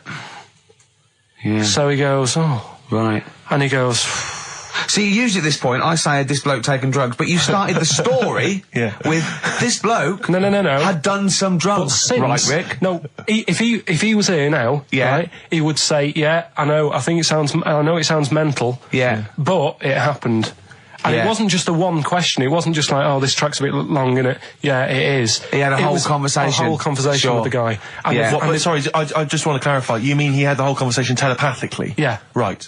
He didn't just shout across the And room. they've recently met up and like they've sat there and tried to like work out what happened. And it's never happened Presumably they again. don't have to talk at all anymore. Yeah. Why did they meet up? Couldn't they just like in their own homes? Just stay at home. Do they have to have that cake before they Yeah, before they start have having to a chat. conversation? Hold on, wait a minute, lads. Why are we using our lips? Yeah. This is using way too many... Oh, take them. There you go. My only question with that is, being skeptics like Ricky and I, whenever we hear a story like that about the paranormal, the first thing we always look for is maybe some other explanation. Yeah. Maybe one vague idea. Lying. Could be lying. Chinese whisper. As I think you pointed out, there are drugs. It's often, Drugs. an issue as well. Madness. Yeah. Fear. Delusion. Sleep. Yeah. You know, there are so many things you go through. I'm going to go with the drugs before your dead grandmother exactly. pops into the equation. I'm for going to me. go with the acid. Right. So could we bring back just for one night only, educating Ricky? Oh, I'm excited. Yeah. Do you think it warrants that? I don't know enough about it. Do you know what I mean? About what? It sounds perfect. Play the jingle. Oh, educating Ricky. He's getting smarter. A couple of things happened in the week that I read about. Okay. Keeping up on what's going on in that. Sure. Yeah. One was about that Galileo fella. Okay. Was it about 1636? Was it? I think it might have been not earlier. bad. Go on. Did some stuff with light and that? Yeah, he did lots of physical experiments, yeah. Is that it then, Carl? Is it? He did some stuff with light and that. What did he do with light? What was that? Well, I think he invented the first Telescope. Telescope. So I think it's a particular lens, though. He did experiments where he dropped famously two different weighted balls from Pisa, and they hit the ground at the same time, showing that it doesn't matter, the weight doesn't matter, but air resistance does, and stuff like that. I think he probably explained it a bit better than that. Yeah, but I'm talking to Karl. Sure. Did they need to know He's stuff? just thinking about pizza. Yeah. Did they need to know stuff like that back then? What do you mean, did they need to know stuff like that? It's just... There weren't people going around going, I've got to drop these two things off the Leaning Tower of Pizza. I just don't know which one's going to land first. Yeah, I need to know. Why do you need to know that? Bring me Galileo. Yeah. It's for a bet. Yeah. No, but if I was knocking about then, I'd be like, stop messing with that. We need a telly. Or, do you know what I mean? I bet he thinks the Flintstones is real. I know. That'd be brilliant. That's what I'd do if I was a caveman. I'd make a telly out of rock. Yeah. And a pelican and a as car a that I cement just mixer. ran along the road with. Yeah, exactly. Yeah, we need a car. Yeah. Well, we haven't really got the internal combustion engine. Can you stick your feet through the bottom? Yeah, just get me a car, for Christ's sake. Anyway, here's another dilemma for you, a quick one from Kate. She says that she's a single woman, she's 6 foot tall. Recently she's found herself being approached by men of, let's say, restricted height. And she's not desperate, but is it ever acceptable in her, she wants to know now, is it ever acceptable for a taller lady to go out with a person of restricted growth? What do you think about that? If you see that on the street, do you think it looks bizarre? Do you think it looks odd? Or So should a she just go 6 with foot it? woman with, Someone of a dwarfish persuasion. we can't say sort of that or the midget word, but I mean, as a little fella. Yeah. Is that, so there's a noticeable difference in their height. Is that ever a problem to you? She's 6 foot, he's 3'4". Yeah. If I saw it, I'd just think she's doing it. Okay, let's not do this now. No, come on, she's doing it what? Oh. No, for attention in a way. Because there's loads of other people. I told you, Steve. Yeah, Okay. I know, but I'm just, I mean, is that serious? I think so. Well, I mean, if it, whatever makes you happy. Please don't ask Karl No, these but sort do you know of what I questions. mean? If it makes her happy, then do it. But in a way, you're not going to have a normal life. Oh, God. No, but you're not, because they're going to get I'm sticks. There's no so point bringing sorry. trouble onto yourself. Karl does not necessarily reflect the opinions Of the anybody management. else in the world. Hold on.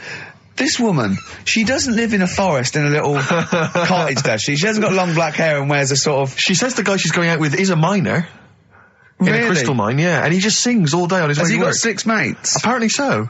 Okay. I've said in the past to you, Rick, that my grandparents, so I love them dearly, but it's like for the last 30 years they've been waiting to die. I know, It's yeah. like they just sort of, it's like, the novelty wore off of life. Life in the 50s. Yeah, they got kind of bored of it. Life, in the 40s, it was brilliant. All sat around the old Joannas, the bombs Yeah. fell, singing. They loved that. The 50s, that was great as well, because that was the post-war years. It was, it was a bit tight in the pocket, but it was all right. Everyone pulled together. And then the 60s came along, all the crazy music, the funny hair. Let's stay in bed. Exactly. They basically stayed in bed. And it was one Christmas when my grandmother said to my dad, what do you like for Christmas? What do you fancy for Christmas? And this must have been, I don't know, 20 years ago. She said, what do you fancy for Christmas, Ron? And he went, well, I could do with a nice big kind of warm winter overcoat. She said, don't worry about that. Don't worry about that, because your father will be dead soon. It's what you can have his. Meaning my granddad. Well, to be honest with you, my father's still waiting. Which is good news. Good news for my grandfather. Less good news for my dad. He's freezing. He's freezing. He finds out, how is he today? He's fine. Oh, okay. Oh, I'm freezing. It is it's such a weird mindset, that. I think it's that, to me, is what sums up people from that older generation, the 40s and 50s. And it seems to me that you've got that kind of mindset. It's like you were born in the 30s. And whenever you talk of your childhood, it's like you had like a baked potato to take to school. And a hoop and a stick is a Christmas The other gift. thing is, I think that that sort of generation, it seems that the man is dependent on the woman. There's a total dependence. Oh, absolutely, yeah. If she dies, he's done. Yes. He's yes. done for. Just pine away. If he dies, she's got 30 years of pottering. Absolutely, yeah. Do you know what I mean? And going to the youth club and the Yeah, I know church. what you mean, yeah. It's sort of like that. It's sad. Of course, it's sad for them, but it's sort of not the end of their life. No, sure. And it sort of is the other way around. I don't know why that is. Yeah. It's terrible. That's a little melancholy thought for I know, Christmas I've really you brought it down, you've brought it down, I've brought it. This isn't a nice show at all, this is terrible. Well, We're going to have really people wanna make just it- killing themselves. What? Back on his campaign to get rid of jellyfish. Why is that, Karl? Oh, did you see the paper yesterday? Go on. There's a jellyfish, right? It's about 15 foot long, about 5 foot wide, and there's a fella swimming next to it, and the paper's going, oh, look at this we've found. There's loads of them in Japan. Yeah. And it's because the water's getting hot, so it's making jellyfish really big. Oh dear. How's the campaign going to get jellyfish get rid of them? What was your point about jellyfish? They don't do anything. There's no point. They get in the way. Jellyfish, yeah. It ruined my holiday because I got stung by one. Yeah.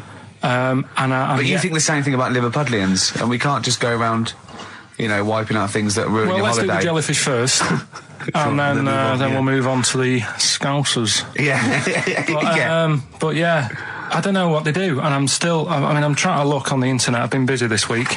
You're jellyfish now, not Scousers. Yeah. I don't know what they do either. To sort of try and work out what would happen with the sea if it didn't work, because they say if there's no... See, this is what we're talking about. Let's do it. People who've listened for the first time, they've got to listen to every word you say. You want to find out what would happen with the sea if it didn't work? If jellyfish weren't in there, do you know what I mean? Because stuff like coral, apparently the sea would be in a right state if you didn't have any coral in it. Fish, do you know what I mean? I always worry about how many fish we're sort of eating. Because you go past... Sorry? No, do you know, you go in Marks and Spencer's or Selfridges... There's loads of fish in there. And there's really fancy stuff that you think they've killed that, and it looks good on the counter, pretty impressive. Yeah. But is anyone going to buy it? Yeah. Do you know what I mean? It's a big, a shark sat in ice. Yeah. And you go, yeah, they've got a lot of fish... So you won't go around the Tate Gallery? Do you know what I mean? I've never seen a big shark sat in ice in Selfridges. They do it. And it's you go in the morning and you can go back at night and the same shark sat there. Yeah. And it's...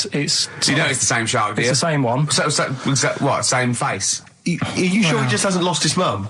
And he's just he went shopping with her Christmas shopping and he's just he's drowned, he doesn't know where, he's just waiting. You know I'm right. I've never seen a shark in Selfridges.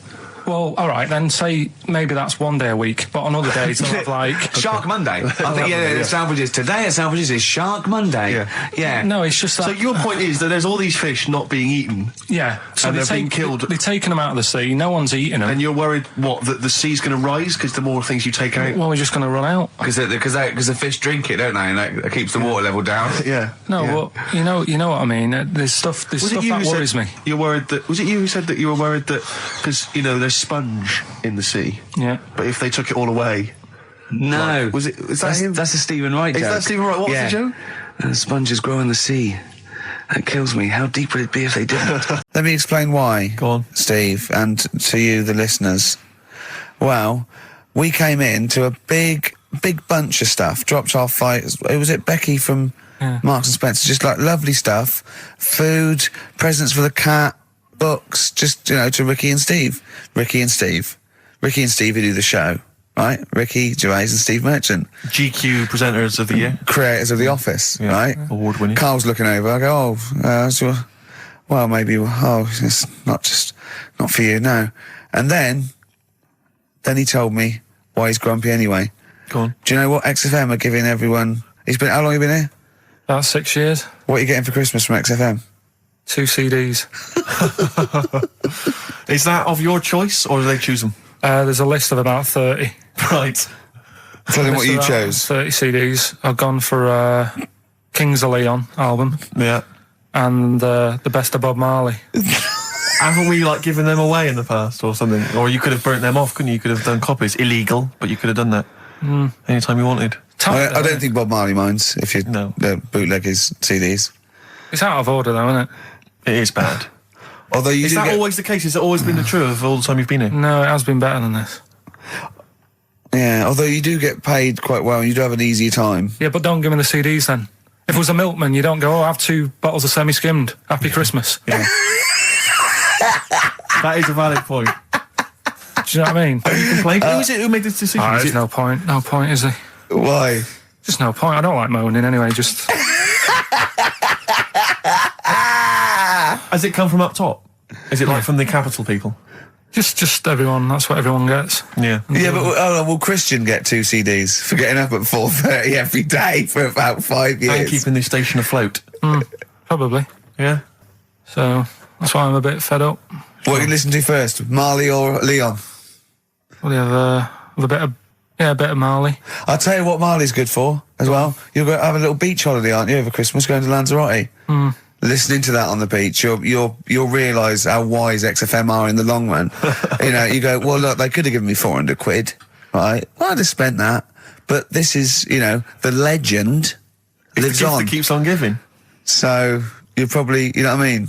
Think how much what you got to think of is how much all his great songs took, not only from the depth of his soul and, you know, all his sort of angst and knowledge and love, and then all the studio time, the marketing, and they're just giving you one like that. They go, don't worry about that, Carl, just have it. And you go, what? But all the time we spent with Bob Marley and everything. You know, have it, Carl, have it, Carl.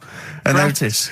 Yeah, have that. Thanks, well done. Carry on. We're still going to pay you for the work. Yeah. That's just something on top. Here's a little piece of Bob, free. Yeah, so don't moan, it's extra. So, they didn't have to give you it at all. Play a record, you ungrateful little swine. Some people, like the homeless, aren't getting anything this Christmas. They put aside for the monkey sanctuary. Mm-hmm. How did it go, Monkey World?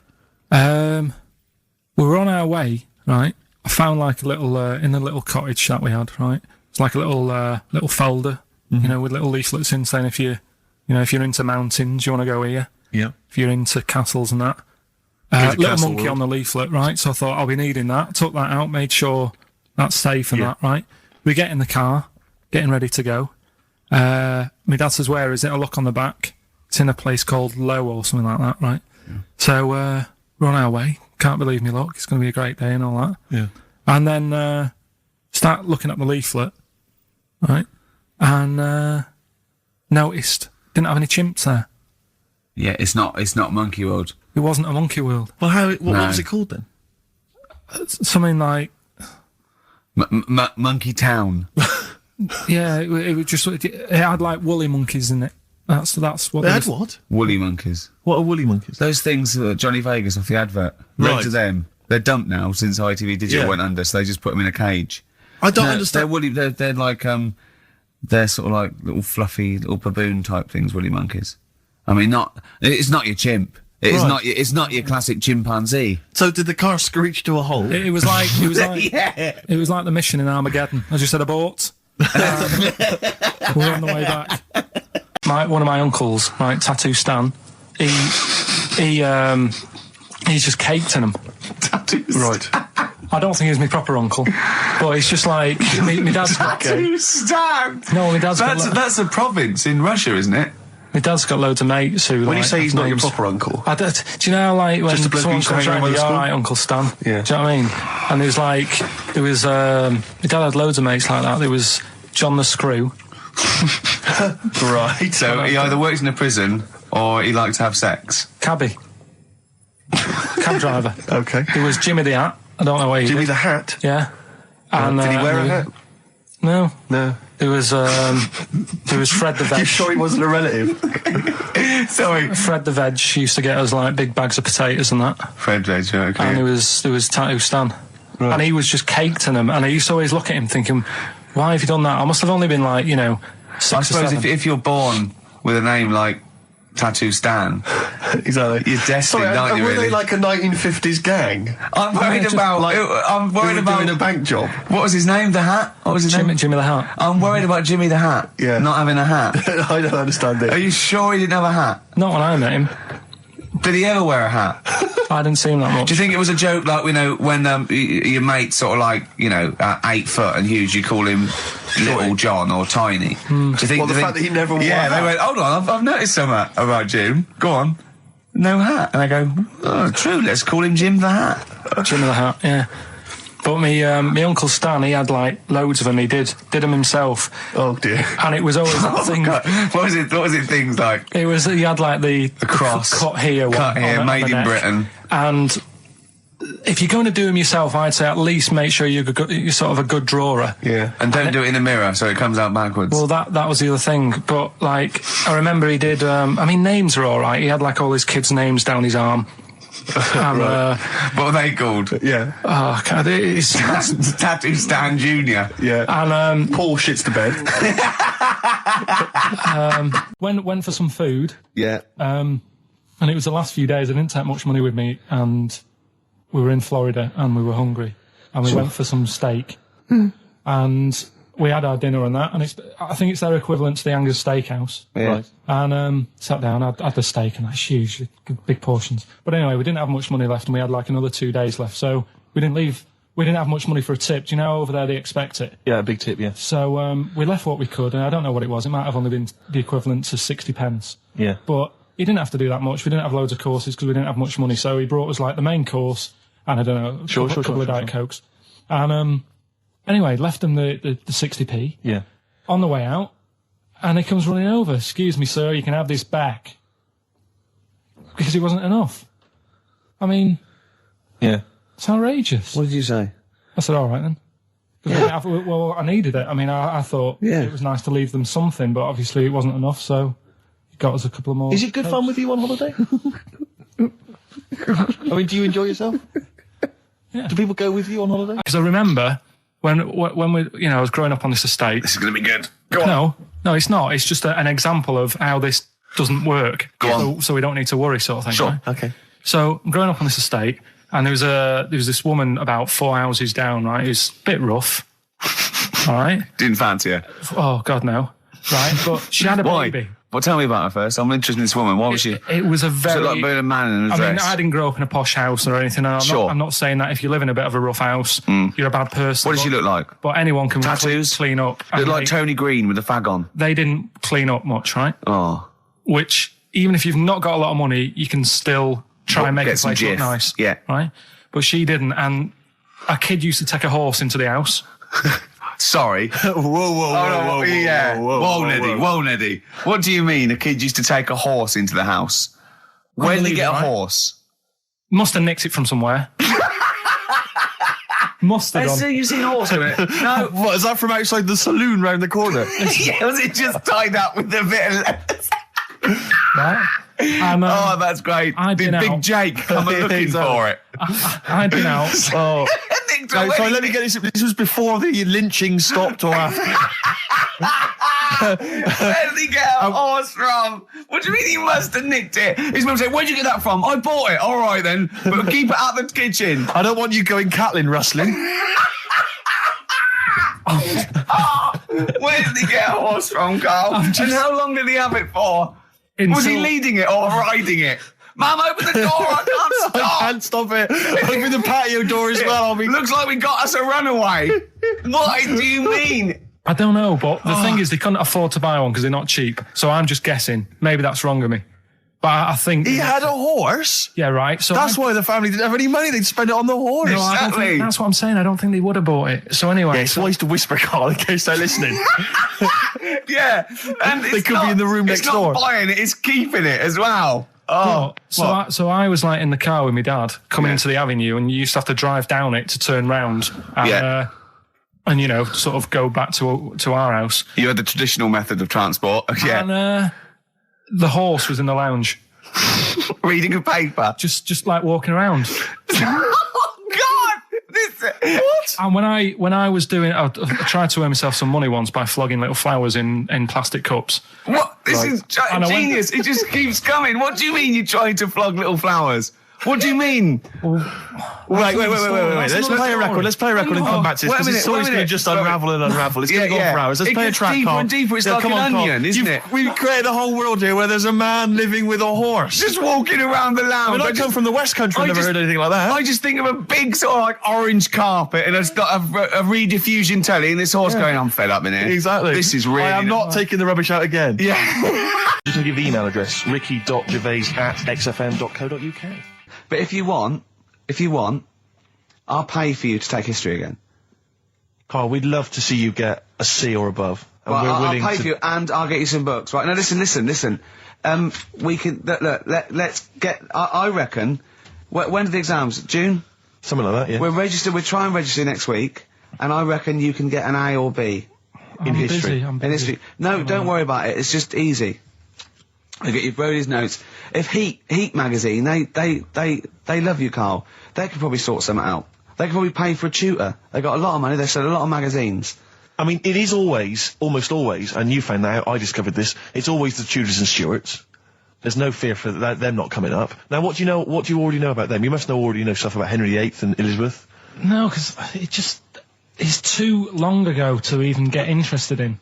Do you know what I mean? You can't. Is that why you relate didn't? to it. Okay. The Anderson thing, it was like, God, you know, I bet my mum and dad were in an Anderson shelter. You know, this is interesting. What, when they... Oh, my granddad would have, like, had something to do with this. But the Tudors, it's like, I don't know even if they had a family back then. Play a record. We come back. Hang on, to hang sorry, on, hang on. Steve, just because I need to introduce my the new feature. Yeah. For the I record. don't know if I had a family back then. Carl, listen, let me just ask you now, right? If you can finish this sentence, we've got a chance. Divorced, beheaded, died. Divorced, beheaded. Died. What is it? We just need to do a little bit of work, but otherwise I think you're going to be fine. It's how you remember what happened to Henry VIII's wives. They're little... Divorced, beheaded, died. Divorced, beheaded... It's like spam. Support... What's it? Support, protection, anchorage, movement. That's how You're going to... That's nothing to do with the Tudors No, and that's to Stuarts. do with the skeleton. Yeah, see, no, we're not doing biology. Mnemonics and acronyms. What happened to Henry VIII's last wife? Did she die, or did she not die? Divorced, beheaded, died. Divorced, beheaded... Do you know that the only king that has got a moustache is... No. The only king that hasn't got a moustache is the King of Hearts on the playing cards. Carl is genuinely... I don't know if he's actually upset or embarrassed, but it doesn't matter. Why does it matter? You were 15 and didn't go to school. If you were my friends, I think you would have just said, oh, we can't find them. Why? Because But you didn't matter, though. What's to do with that? Well, what do you mean? What do you mean? It's ridiculous. Do it again because you want to learn, because there's great things in the world to learn about. Don't worry. Look, GCSE is vocational. Is vocationally for a 15, 16-year-old to go on to do A-levels or whatever, or to get results. But you don't need that because you've done very well. You don't care about the Tudors and the Stuarts. I mean, you know. I mean, I've had a couple of jobs, not this one, because you don't need qualifications to get a job. Obviously. In the radio. It's obviously a job. Absolutely right. But the ones that I have got in the past, I did, because I didn't collect them, I had to lie. And I didn't like go mad. I didn't say I had A's and stuff. But I didn't put history down because I didn't even know I did it. So it's a bonus. I kind of treated myself to like a D and a couple of C's and that, so it's like, well, he's not... I love the fact that Carl even then was honourable. It's like, I'll at least put down the ones I think I took and lie, but the ones I didn't take, I won't lie about. Yeah, and don't give yourself a B. Exactly. If they're going to find out you lied, give yourself a B next time, It could Carl. backfire, couldn't it? I mean, my brother's a bit mental, and he used to do things like go for jobs and say, oh yeah, I've done this before, like being a mechanic, and he's never even picked up a spanner, and yet he'd have the confidence to go and try and fix cars. Well, I'm not that daft, but God, and he... Who do you blame for this? That's just an easy way out. I have to blame myself. No? Yeah. What was the teacher like? Well, there's loads of different ones. I didn't like... I mean, the history teacher, it is my own fault, because with her, she's a bit mental.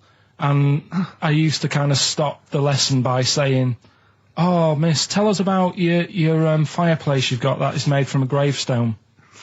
Because that's what That would stop any English teacher in their tracks. And she loved telling you about it. Yeah. So it was like, oh, I learned brilliant. that from a teacher. So that's why I didn't know about divorce, head loss, and all that. Yeah. Dandruff legs. Horse, head loss, dandruff legs. But remember now, divorced, beheaded, died. Divorced, beheaded, survived. That's all you got to remember. And what's that? That's what happened to Henry VIII's various wives. In order.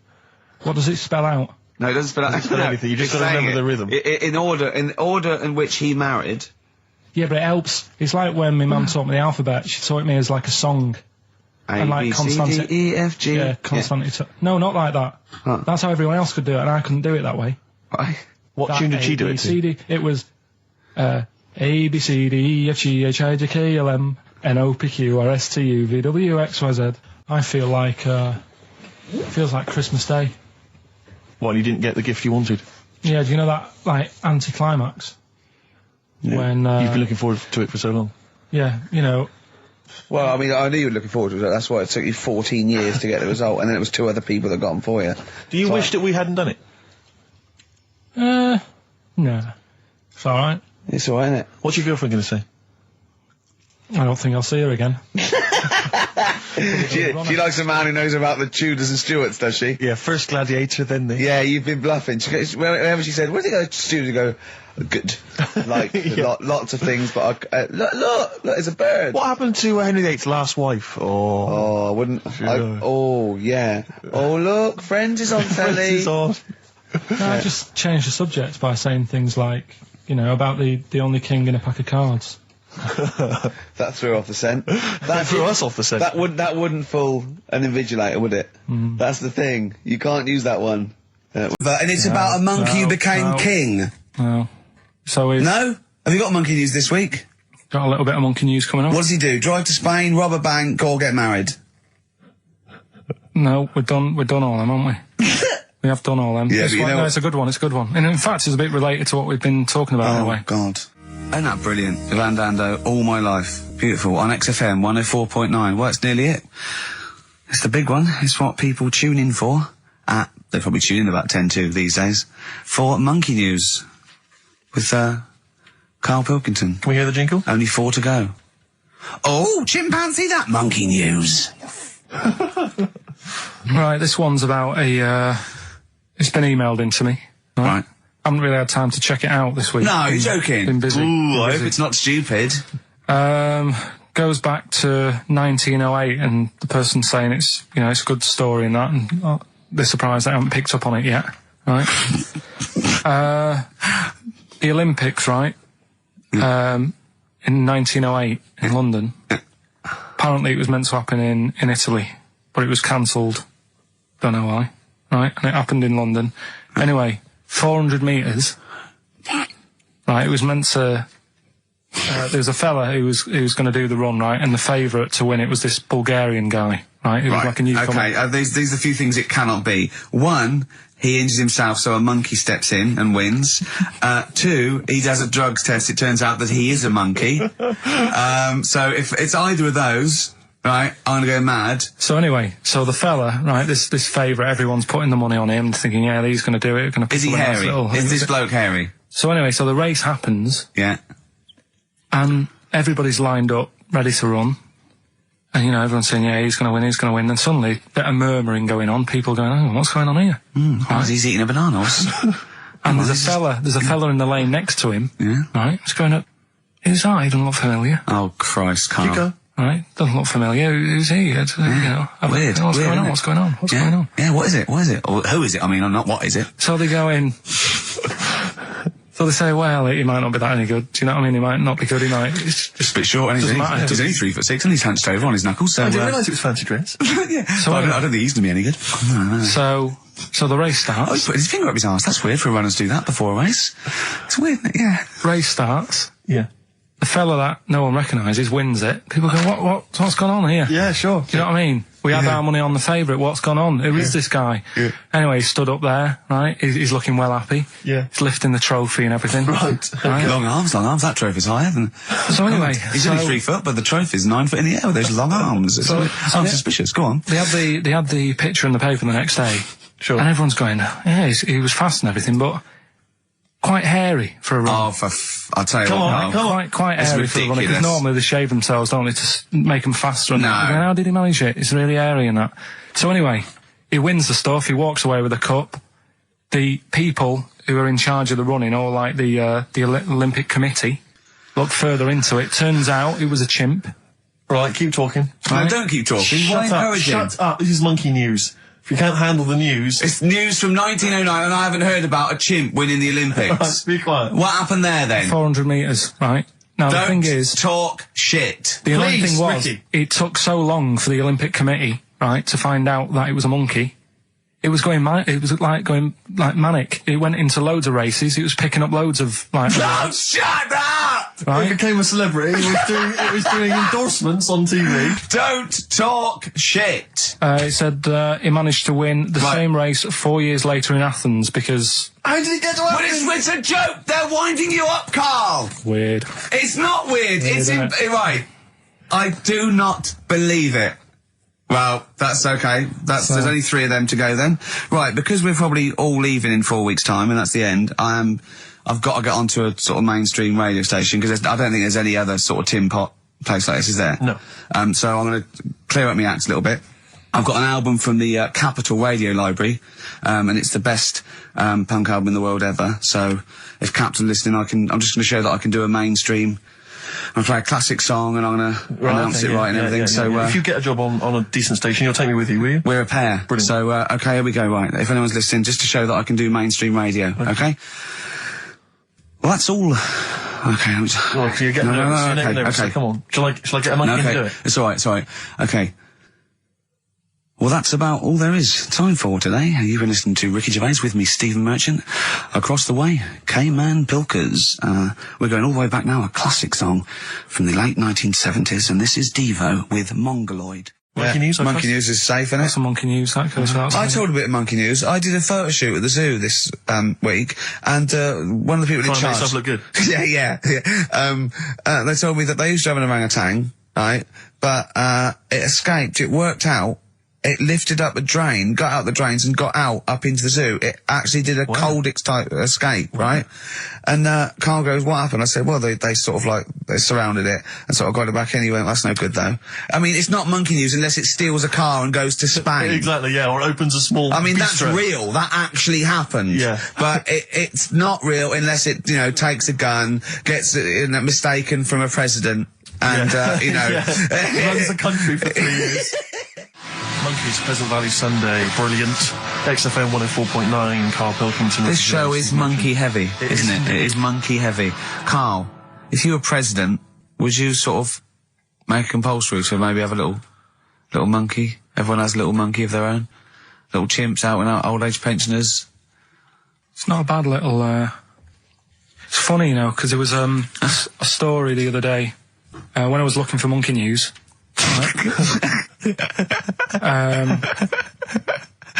There's a story about a couple who couldn't have any kids, right? There's something wrong with them, but they really wanted a kid. And they got some dodgy email address where they could buy a baby online, right? It was someone who would have a kid, and you could buy it for $3,000 or something, right? Yeah. So anyway, they got one, they got picked, and they're like, brilliant, there's the money. Got the baby and everything, they were loving it.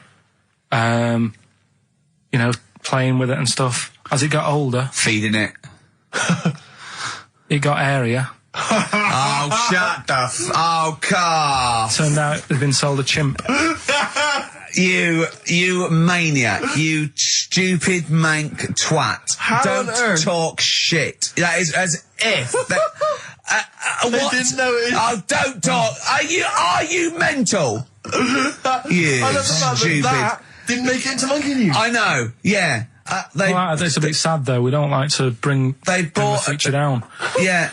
But and how long was this? It got hairier. They're born hairy. They're not born like humans, then develop hair because they go, hold on, we better get the chimp stuff kicking in now because we're in the jungle. School photograph. They were like, hang on a minute.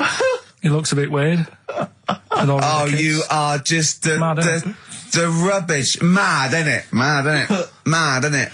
Imagine, oh, God. But Just anyway. imagine if he was in charge. We did put him in charge of the country. Terrifying. Wouldn't that be amazing? Let him run the country. Just for a week. Or the mayor. What would you do if you were the president or the Lord Mayor of London or the Prime Minister Karl. I wouldn't do it like he's going to be offered it. David Bowie, Sorrow, on XFM 104.9. Nearly there, but, we're working our way up to the grand finale. The bit where Karl spouts absolute nonsense from a dodgy source on the internet about a monkey who did something impossible. Let's cue up the jingle. Hang on. All right. Perfect. Oh, chimpanzee that Monkey News. Right. Let's have a look. This one's from some woman, right? Yeah. And she was taking part in the London to Brighton bike ride, right? Lovely day, weather's good and everything. What year? She's just a couple of months ago. She's done all the training, right? Done all the training and stuff. Got a brand new bike for it. Got a little puncher outfit and stuff, all set for the day, right? It's a nice day. She sets off. They all start pedalling and that on the way to Brighton, right? So she knows the route and that. Got a little headphones on, cycling along. Suddenly... Right, okay. I'm stopping now. If a cyclist overtakes her and it's going really fast and it's sort of hunched over, but it's got like lots of cycling gear on and a helmet and goggles, and they can't tell what it is, but they just know it's like a little hairy fella who hasn't bothered shaving his legs, which is weird, isn't it? Because cyclists usually shave their legs, and this bloke had really hairy legs. But and it won. They gave it the medal. It won 3 years running. They gave it the key to the city. It had its own game show, and then someone said, "Hold on, though, this fella's all hunched over and he's only 3'5", and his arms are longer than his body. It's a chimp. If it goes anywhere near that, we're never doing it again." More monkey news next week. She's cycling So along. anyway, she's cycling along, right? And this tricycle. I couldn't predict that. There's always one element you can never anticipate. Yeah. Got a kiddie's tricycle with a little kid on it, little hairy kid with a helmet. Okay, just go on then. The tricycle comes Whizzing past, yeah. him. Strong legs, you know, chimps. So she's thinking but didn't get a chance to see the thing. Oh, yeah, couldn't quite see the cyclist.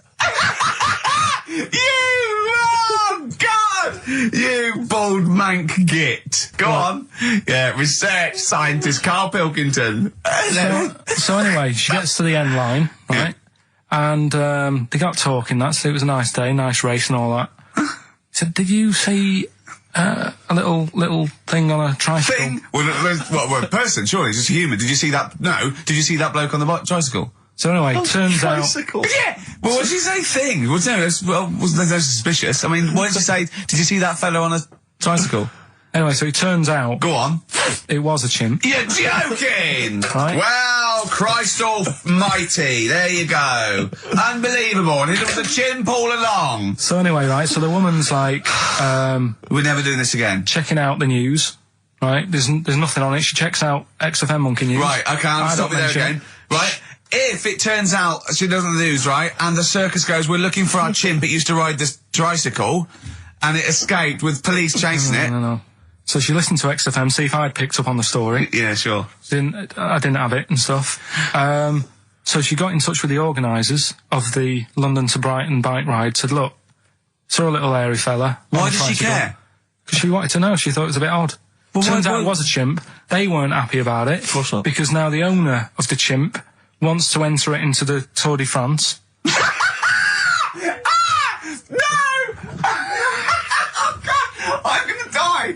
Oh, God! In 2005. Now, a couple of questions. I trust you'll be able to answer these. Oh, God! Steve, help me out. How did it get hold of the tricycle? I don't know. Okay. Okay, no, that's fine. That's not an important point. Look, that's important. What's the matter with you, Steve? He doesn't know that. How did it know to... well, firstly, how did it know which way to cycle? But more importantly, how did it know there was a major bike ride? Following the crowd, No, Steve. no. What's the matter with you? The owner of it had trained it and stuff. No, he hadn't. It had already done the run beforehand, before the big day. No, it hadn't. Like I say, it wants to do the Tour de France in 2005. No, it doesn't. But there's something about animal rights. If they don't let it enter, they can kick up a bit of a fuss. The animal rights is that it's cruel to make a chimp ride a bicycle. Not if it that wants it's to. prejudice that it'll go, "Is it because I is hairy?" You idiot. Right? So... Wow, that is the worst. That is the worst one yet. Absolute twaddle. Absolute rubbish, Karl. Have you got a tricycle? Unbelievable. If we didn't allow a chimp to enter, the Tour de France, what do you think we'd do? Who's going to stop it? Do you know what I mean? Who's going to stop that? I mean, you're asking me if I'd be president, what would I do? Yeah. That wouldn't be high up on the list to sort out. I'd say let the kid have a go. Do you know what I mean? Let him have a go in the race. What harm is it doing? Not a kid, though. This is a chimp. Well, do you know what I mean? Can I also just remind you of something else we've learned today? What? This is from the listeners. Fool's Gold. Classic. All he saw was the name of the band that this email was promoting. So all Karl saw, and you can imagine how excited he was all he saw was half man, half biscuit.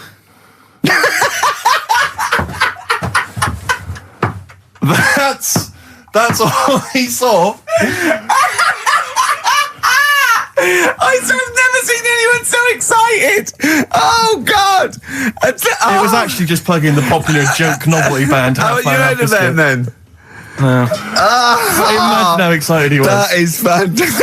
Man, half biscuit! Brilliant. Mr. Garibaldi. Oh, half man, half biscuit. That is genius. Oh, amazing. I just saw it, and when you closed it again... Yeah, but the thing is, if he hadn't have told you that, and he'd have erased it, next week you'd be saying about what they've done, the scientists, they've cloned a man with a biscuit. He's got currants for eyes. But it was amazing. I mean, what I think you can't refer to them as Siamese twins. I think they're known as conjoined twins. Why? I think Siamese is maybe considered derogatory or as an old antiquated phrase. Yeah, I think it's because the first famous ones were actually from Siam. Right. And that doesn't exist anymore. No, it's conjoined, Carl. Yeah. Get the phrase right. But you'd think that if that's happened to you, that wouldn't be that sort of offensive. The names that you must get called. Right. You think that's the least of your Siamese worries? twins, I'd say, well, that's, yeah. Now, were you stunned by where they were connected? Just live with it, we'd say. Because they were connected, of course, at the forehead. Oh. Sort of, which was quite extraordinary. Well, there was one set of Siamese twins. One had a job and the other one didn't. That's ludicrous. Yeah. The other one was unemployed. The other one had a job. She had to go to work. She had to get up at 6 o'clock on her day I'm off. supporting you, literally. Yeah. Then they get done off the social for sort of... Yeah, because the other one was signing on. That wasn't a question that Trisha asked.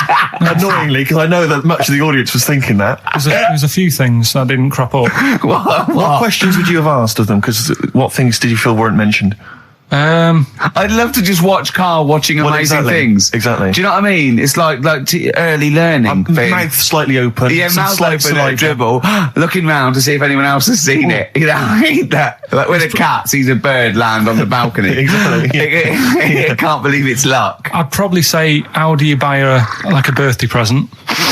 A surprise gift, yeah. Because everything's ruined. Sure. Right? I'd probably ask... Yeah. Well, did you not think it was interesting that one of them had a boyfriend? Well, that was a bit weird, wasn't it? Uh-huh. But what was the other thing I was thinking when I was watching it? I was thinking if one got into crime and that was sent to prison, right, what would happen? How would you handle that? It's brilliant. It is brilliant. If a chimp could talk. And what was the other one? The other thing was, what did he talk about? Because it's not as if you can say, oh, guess what I did today? Do you know what I mean? Yeah.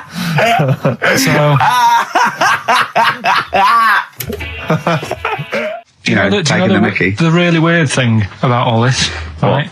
And it's annoying because you were saying about, what should have Trisha have asked and all that. Yeah. But one of them mentioned that one of them was adopted and the other one wasn't. Don't talk rubbish. No, seriously. I didn't understand it, right? Of course you didn't. And then Trisha sort of said, well, let's have a chat. And they were like, no, don't want to go into that. What do you mean one was adopted? That's what he said. One of them... don't quiz me on it, but that's what was said. Tell you what I did here last night. Go on. 5 Live. They do like a review of what's gone on in the week. When we've been busy in the week, I haven't always got time to follow what's going on. In the world, sure. Someone's made a chicken with teeth. For what reason? Don't know, because they can. Just because they can. And like so it chooses food. Yeah. They had a few guests saying, well, where will it all end? So you're sure you weren't watching a Wallace and Gromit video? No, seriously, right? They're doing it. They're chicken with teeth. Why would they spend millions researching? What do you mean they've got a chicken with teeth? What do you mean there's a chicken with teeth? Sounds mad, doesn't it? What are you talking about, Carl? That's what they've done. Do you know, like... Why? I don't know. They're just messing with science and that, and that's what the people were saying. Why are you doing that? Do you know what I mean? Where will it start? What's the next thing? They did the sheep. They did the cloning. Right? The rat with an ear on its back. Did that. Can hear a cat coming, can't it? What else were they talking about? They were talking about that sheep again, that cloning one. Yeah, Dolly the sheep. Do you think it's that clever? They do all look the same anyway. What's it got to do with its cleverness? Being cloned. Being cloned, is it? Do you think that's a good thing? He doesn't think it's that impressive because they look the same anyway. Right. They could have just put any sheep in there and go, look, they're the same. Yeah. Brilliant. So there was a programme, people were talking about... What are you talking about, a chicken with teeth? It was the latest news. It was like all about the war and that, and I was like, yeah. And then it's a chicken with teeth and saying, hang on. Your ears perked up. Yeah, you didn't hear anything about the war, did you? That was like, they might have been speaking French, or just like whistles. And now, story about a chicken with teeth. Yeah. You stop washing up, maybe someone can let us know, you know. Oh, God, don't open the floodgates. No, but I'm just saying I don't know the full thing. They just, of course you don't. Surprise. They just touched on it. Yeah. Anyway, other stuff I did do proper research on in the week. Go on. Having testicles done. having your testicles done? Yeah. What does that mean? Same magazine that was doing the hanky coverage, letting you know what all that's about. It was like a great magazine. How can we get him as a pundit on these news shows like Newsnight? Do you know what I mean? Sky News. On there, wouldn't he? Just on there, just ask him what they think. Wouldn't that be amazing? Is there a producer out there that would take a chance on Pilkington? It's Pilkington, Raggy Omar, Ian Hislop, and a panel of people, and they just ask people. Yeah. So you can have your testicles made bigger. Why would you want to do that? Well, that's what I was asking. What's the point? Well, the actual testicles, or do they just inflate your ball bag? Because you could do that, couldn't you? You could have some air injected, so it was like a big... So they'd look bigger, but they'd rattle around inside, wouldn't they? Make a little noise, wouldn't it, when you're at... like manacas. Like some kind of instrument. Yeah. That was sort of like one of those African instruments, just like a big sheep's bladder with little... There's Pedro on the manacas. Yeah. He just, yeah. Yeah, just stripped to the waist. Yeah. Just, yeah, with us hanging out. And then when you're sort of like, the neighbours would think, what's he doing? He's been playing those manacas all night. And really, you were... Yeah. You know... Why the mouse with the ear on its back, go and keep it down. Yeah, this is really loud to me. Hey, why would someone have that done then? You brought it up. Yeah, well, presumably so that they could draw a little funny face on them.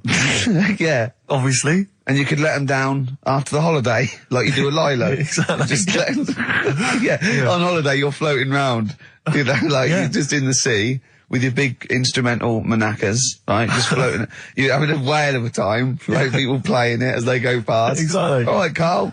All right, become a bit of a sort of local celebrity. Yeah, there's Carl with his floating manacas, like a big jellyfish, right? Yeah. And then the end of the holiday, or Saturday. If you've got a little pair of tight Speedos, you'll be like Jordan walking around. And then you just like... Just let him down when he comes back. Let the knackers down for the plane. Mm. Yeah. Because apparently they do get bigger, don't they, as you get older? When you're an old fella. No, I think they get lower. I think that's it, that testicles and breasts get lower. Is that purely gravity? I think so, yeah. Probably stretching a bit, innit? So is it wear and tear? Is the old fellas who are walking about saying, "Oh, sick of these"? No, they don't tread on them. Well, that's why old people have always got to have a little sit down. You know, 100 metres. Just yeah. Put them in the socks. Exactly. Yeah. Or they can have I suppose you can have like a little ball lift. You can have a facelift, can't you? Have a little nip and tuck. Or probably a facelift would help, wouldn't it? Because if you pull your face up. That's going to bring the skin up. Bring up a little bit, yeah. Don't go too far. You'll have a little knob as a tie. But you can, you can tighten stuff up. Speak for yourself. Steve with his kipper tie. That's a lovely tie you've got there, Steve. And you look so young. Yeah. What's that little sack underneath it? That little brooch. Well, wait. Playing with your little manacas all night, Carl. It's the film review, Carl. You just tell it from the heart. Tell us what you thought about the film, what you thought Can I just ask, is this the first time you'd seen Gladiator? You'd never seen it before? No. Okay. And what were your thoughts? Okay. The film review. Gladiator. It's alright. Nothing great. It's like an old, sort of an old version of Rocky done in the olden days, really. Right. A bloke fighting other people. Sure. How sort of well known is the story? Do you reckon people know the basics? Well, just very quickly, just do the plot. Quickly. There's a guy called Max. Maximus, yeah. Yeah. There's Caesar, and there's Caesar's kid, and Max goes to war, sort of wins it, comes back. Caesar says, "You're good at what you do. I wish my son was as good as you. So I want you to be in charge when I die." His kid finds out, a bit annoyed about it, kills his dad. because he don't want anyone to hear that he said that he wants him to be in charge. Yeah. So his kid gets in charge and thinks, I'll show you. You're not going to be king, I am. You're going to be a slave or something. And then, next thing you see is... Sorry, can I just stop there? My only thought is the film's 3 hours long, so maybe we should go through the whole plot. We've done the first 10 minutes, but go on. So, yeah, he's a slave and then... Yeah, but then, that was an interesting bit that I thought, right? I mean, I was watching this with a girlfriend, she was already annoyed because she wanted to watch Friends on E4. Okay. Yeah. It was a good episode as well this week. Was it? Yeah. Don't tell her that. Okay. Right, so she was annoyed and she said, come on then, put it on. And I got it wrong straight away because it says on the back 149, so I thought that was an hour and 49 minutes. It turned out it was 149. No, I thought it was 1 hour 49. Yeah. But it was 149 minutes. Sure. So it overran anyway. By 40 minutes. Yeah. So anyway, the interesting bit was where he was going across the desert on a horse. And I think to show you how long he'd been going across the desert on his horse, he's showing you a shot of the horse's knees and they were bleeding. And I just wondered whether that's what horses do if they run for a long time. Do you know? I don't. Good. Right, so anyway, so he goes on, he keeps going on like this. He's a slave, and then he has a fight at the end with the Caesar's kid, and he kills him. And that's how it ended. Okay, good. What did you think of it? Just generally, what bits... What do you think was wrong with it? Right, well, I've read up on it, and there's already a fact that is wrong. Right. Caesar's kid, he didn't actually kill his dad. His dad died of a natural death. Right, in real life, you mean? Yeah. Okay. And, what's Caesar's kid's name? Comedian or something? I think it's comedian, yeah. Yeah. That's where the name comes from. When a funny person is called a comedian. He didn't actually get killed in real life by Max. No. He died by his sister poisoning him, and he didn't die. No. Are you saying that this is not a historical document? It's wrong. All over the place. Yeah. Well, next week I'm giving you Braveheart, and that is actually true. That is factually accurate. I can't handle it. It is. It was a little Australian fella that helped him out. Just for people who watched it, you know that the guy, Caesar's kid. Yeah. He died. His sister tried to poison him. That didn't work. Apparently, he was a gay fella, and his boyfriend, who was a wrestler, strangled him. Where did you get this information? On the internet. I thought I'd look it up to see how much of it I actually got right. Yes. And that's what I read. Okay, so out of 10? 5. Really? Yeah. Okay. It's no good. I wouldn't get it out. And it's annoying the way it says, like, this film's got to be seen at the cinema, because I saw it at home, and I don't think I missed out on anything. Very good point. I think that's probably the point they're making, but yours is valid too. We'll play a record, and after that I'm going to ask you about Rasputin, the mad monk. Go on then. When things like that happen, right? Yeah. But I've got some planning here. Go on then. Quizzes. What I did was, when I was on holiday... Yeah. Right, you said, come up with a new idea, right? So the best way of coming up with ideas is sort of... thinking. Sort of nicking a TV show name and then twisting it a bit. Yeah. So... Or just rip off Simon Mayo's idea completely. That's good advice for anyone out there. I didn't know. Yeah. If you're interested in ideas. Carl is presently running a course writing for TV. Yeah. And that's the lesson 1, isn't it? Just rip something else off. Just do it and change the title slightly. Yeah. Well, go on. This one I haven't really got... I don't know what to do on the game, but I'm thinking... Strike It Ricky. That's all you've got? That's what you've come up with. How long did that take? What is that? I just thought it sounded a bit like Lucky. Forget that one then. Yeah, forget that one. Okay, yeah, well, no, good. No, we all have hits and misses. Even Spielberg's, not all his films, can hit the. Go on. Right. No, okay, no, it's a good. Go on. Yeah. Do you remember Big Brother? Yeah. Do I remember Big Brother? No, go on. Big Mother, right? You call in. If your mum's ever, you win a CD. What do you mean? How can you prove that? Alright, forget that. Right, ER. Here's one. Right, ER. Good one. No. Yeah, no. The Price is Right, remember that? Yeah. Right. The Price is Ricky? No. The Rice is Right. And what I do, I read from an Indian menu and a Chinese menu. You tell me whether you have pilau or egg fried. He's a genius, isn't he? He really is a modern. That one. Go on, then. Let's go into this one. Let's not cross this off right away. Go on, then. What you read from what?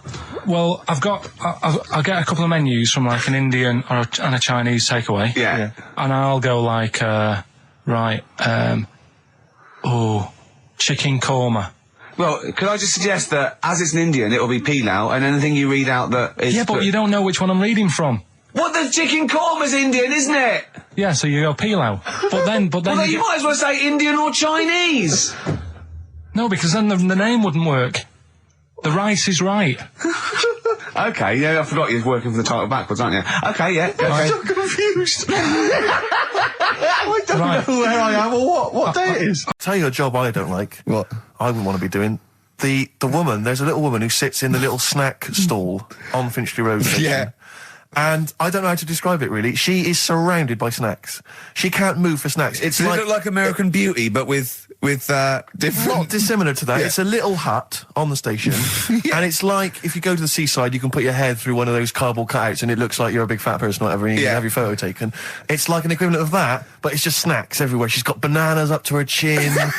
She's got chocolate coming down to her eyes, crisps either side of her. She can't move. She can't do 360 degrees. She's like packed in there. I don't know how she gets in there. I think they put her in there first, and pour in the bananas. Yeah. Then they go pour in the nuts. She has 2 hours of makeup before they open. Exactly, yeah. Dressing her in there. Because I'll ask for something from the fridge, and she cannot turn her head to see. She has to go by feel alone, just to feel the fridge and get stuff out and pass it. And often I'll say, that's not what I wanted, but she can. You've got to let her off. It's extraordinary. Dear. But there's no music playing. Does she have to nothing. sell her way out of it? Exactly. If it's a slow day, she's stuck there till the next day. Yeah, it's like a world-breaking attempt. Talking about jobs and that, though, I was reading the other day about, rubbish jobs that people have had and stuff. I haven't got time when I'm at work, man. I just get on with it. I'm not squiddly diddly. Fingers in pies, different jobs. Go on. Do you know Ivor the Terrible? Ivan. He, his Russian. Yeah, that was the Welsh fella. Who was bloody awful, but not as bad as his Russian cousin, Ivan. Yeah. Go on. He had a fella doing some work for him. Right, this fella built his house. Yeah. After it was done, right, the terrible fella was like, fella Ivan. He was going, "Oh, it's brilliant. You've done a good job there. Yeah. I don't want you to build another one like that." Took his eyes out. Just stopped him making an house like that. One? Blimey. That's bad, isn't it? Why didn't he take away his trowel? Then he could have seen that he couldn't have built a house without a trowel. You can't build a house without a trowel. Yeah. I suppose he probably later thought that once he'd been nicknamed Ivan the Terrible. Yeah. He thought, why? Because you gouge people's eyes out. Yeah, but I didn't want to build another house. I know, but take his trowel away. What would I have been then? Ivan the Crafty at most. Exactly, yeah.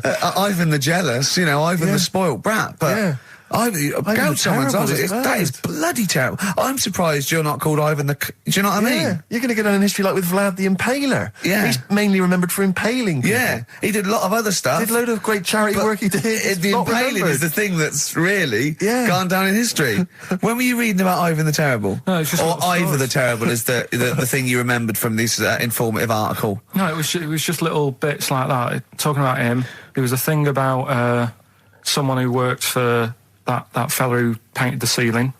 Sistine Chapel? Yeah. There was a thing, a woman who worked for him in his house. And I love how you assimilate information when it's just bordering on the academic or just the interesting and true. It's wonderful. Ivor the Terrible gouged someone's eyes out because built him an house. That fella who painted that ceiling had a woman work for him. Imagine if you wrote that down in an essay. Imagine if you wrote that in a school essay. Well, you'd probably end up with not getting a grade or... Yeah, or thinking you turned up to more than you had. Exactly. Anyway, the woman who lived with... Yeah, the woman who lived in a shoe. Go on. Yeah, there was this woman who lived with him, and she used to, go out and do all this shopping and that. Yeah. But because she couldn't read or write, he used to have to draw everything that he wanted. Why couldn't he just tell her? I don't know. No, wait. That's an excellent point. Could she talk? Yeah, but if it's a big list and that, loads of different coloured paints. But why couldn't she draw on a piece of paper? Why did he have to do it? Because he's a better drawer, isn't he? I'm not sure. I just am. Crazy beat there on XFM 104.9. Right, we're going to do Educating Ricky instead of Rockbusters. Incidentally, on the subject of Rockbusters, we've just had an email from Phil. He says, I could do with this week's rather shoddy array of prizes, as I'm doing a car boot sale tomorrow and need a bit more tact to fill the table. Probably send it we might as well do it anyway. Yeah. But Educating Ricky, it was a feature. Well, actually, about a year ago, I started a feature called Educating Karl, because we found out he had 1 E at O level at history. And I'd educate him on things like Rasputin, things that I thought he'd be interested in, you know, Winston Churchill, some of the greats, some scientific facts, and then I said, it's your turn, and he started telling me about people born without legs.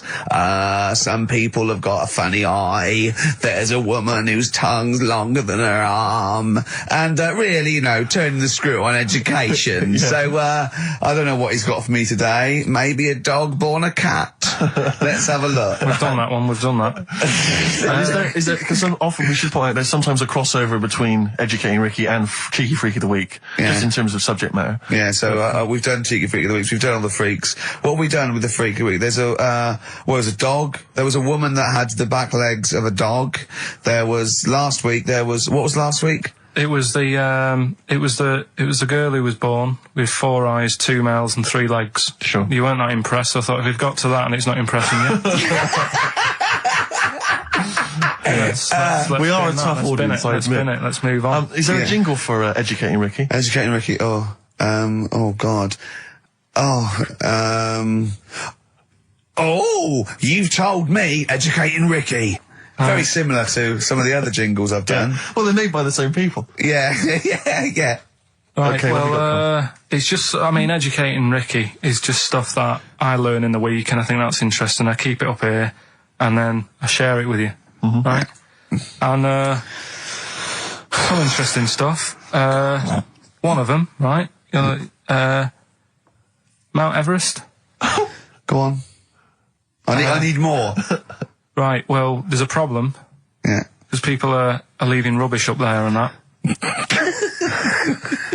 And, like, people, whoever owns it is saying,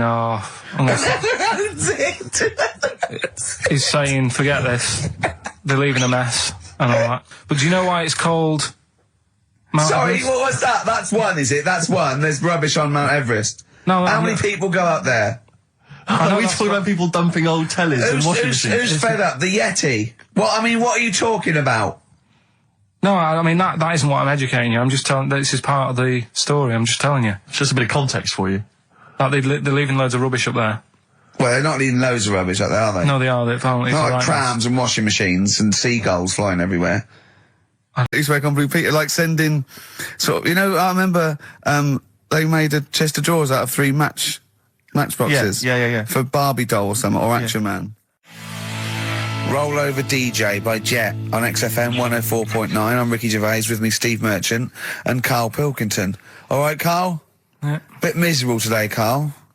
Let me explain why. Go on. Steve, and to you, the listeners. Well, we came in to a big bunch of stuff. Dropped off fights. Was it Becky from Marks and Spencer? Just like lovely stuff. Food, presents for the cat, books, just, you know, to Ricky and Steve who do the show, right? Ricky Gervais and Steve Merchant. GQ presenters of the year. Creators of The Office, right? Award winning. Carl's looking over, I go, well, maybe, it's not for you, no. And then he told me why he's grumpy anyway. Go on. Do you know what XFM are giving everyone? How long have you been here? About 6 years. What are you getting for Christmas from XFM? 2 CDs. Is that of your choice, or do they choose them? There's a list of about 30. Right. Tell them what you chose. 30 CDs. I've gone for Kings of Leon album. Yeah. And the best of Bob Marley. Haven't we, like, given them away in the past or something? Or you could have burnt them off, couldn't you? You could have done copies. Illegal, but you could have done that anytime you wanted. I don't think Bob Marley minds if you bootleg his CDs. It's out of order, though, isn't it? It is bad. Although is that always the case? Has it always been the truth all the time you've been here? No, it has been better than this.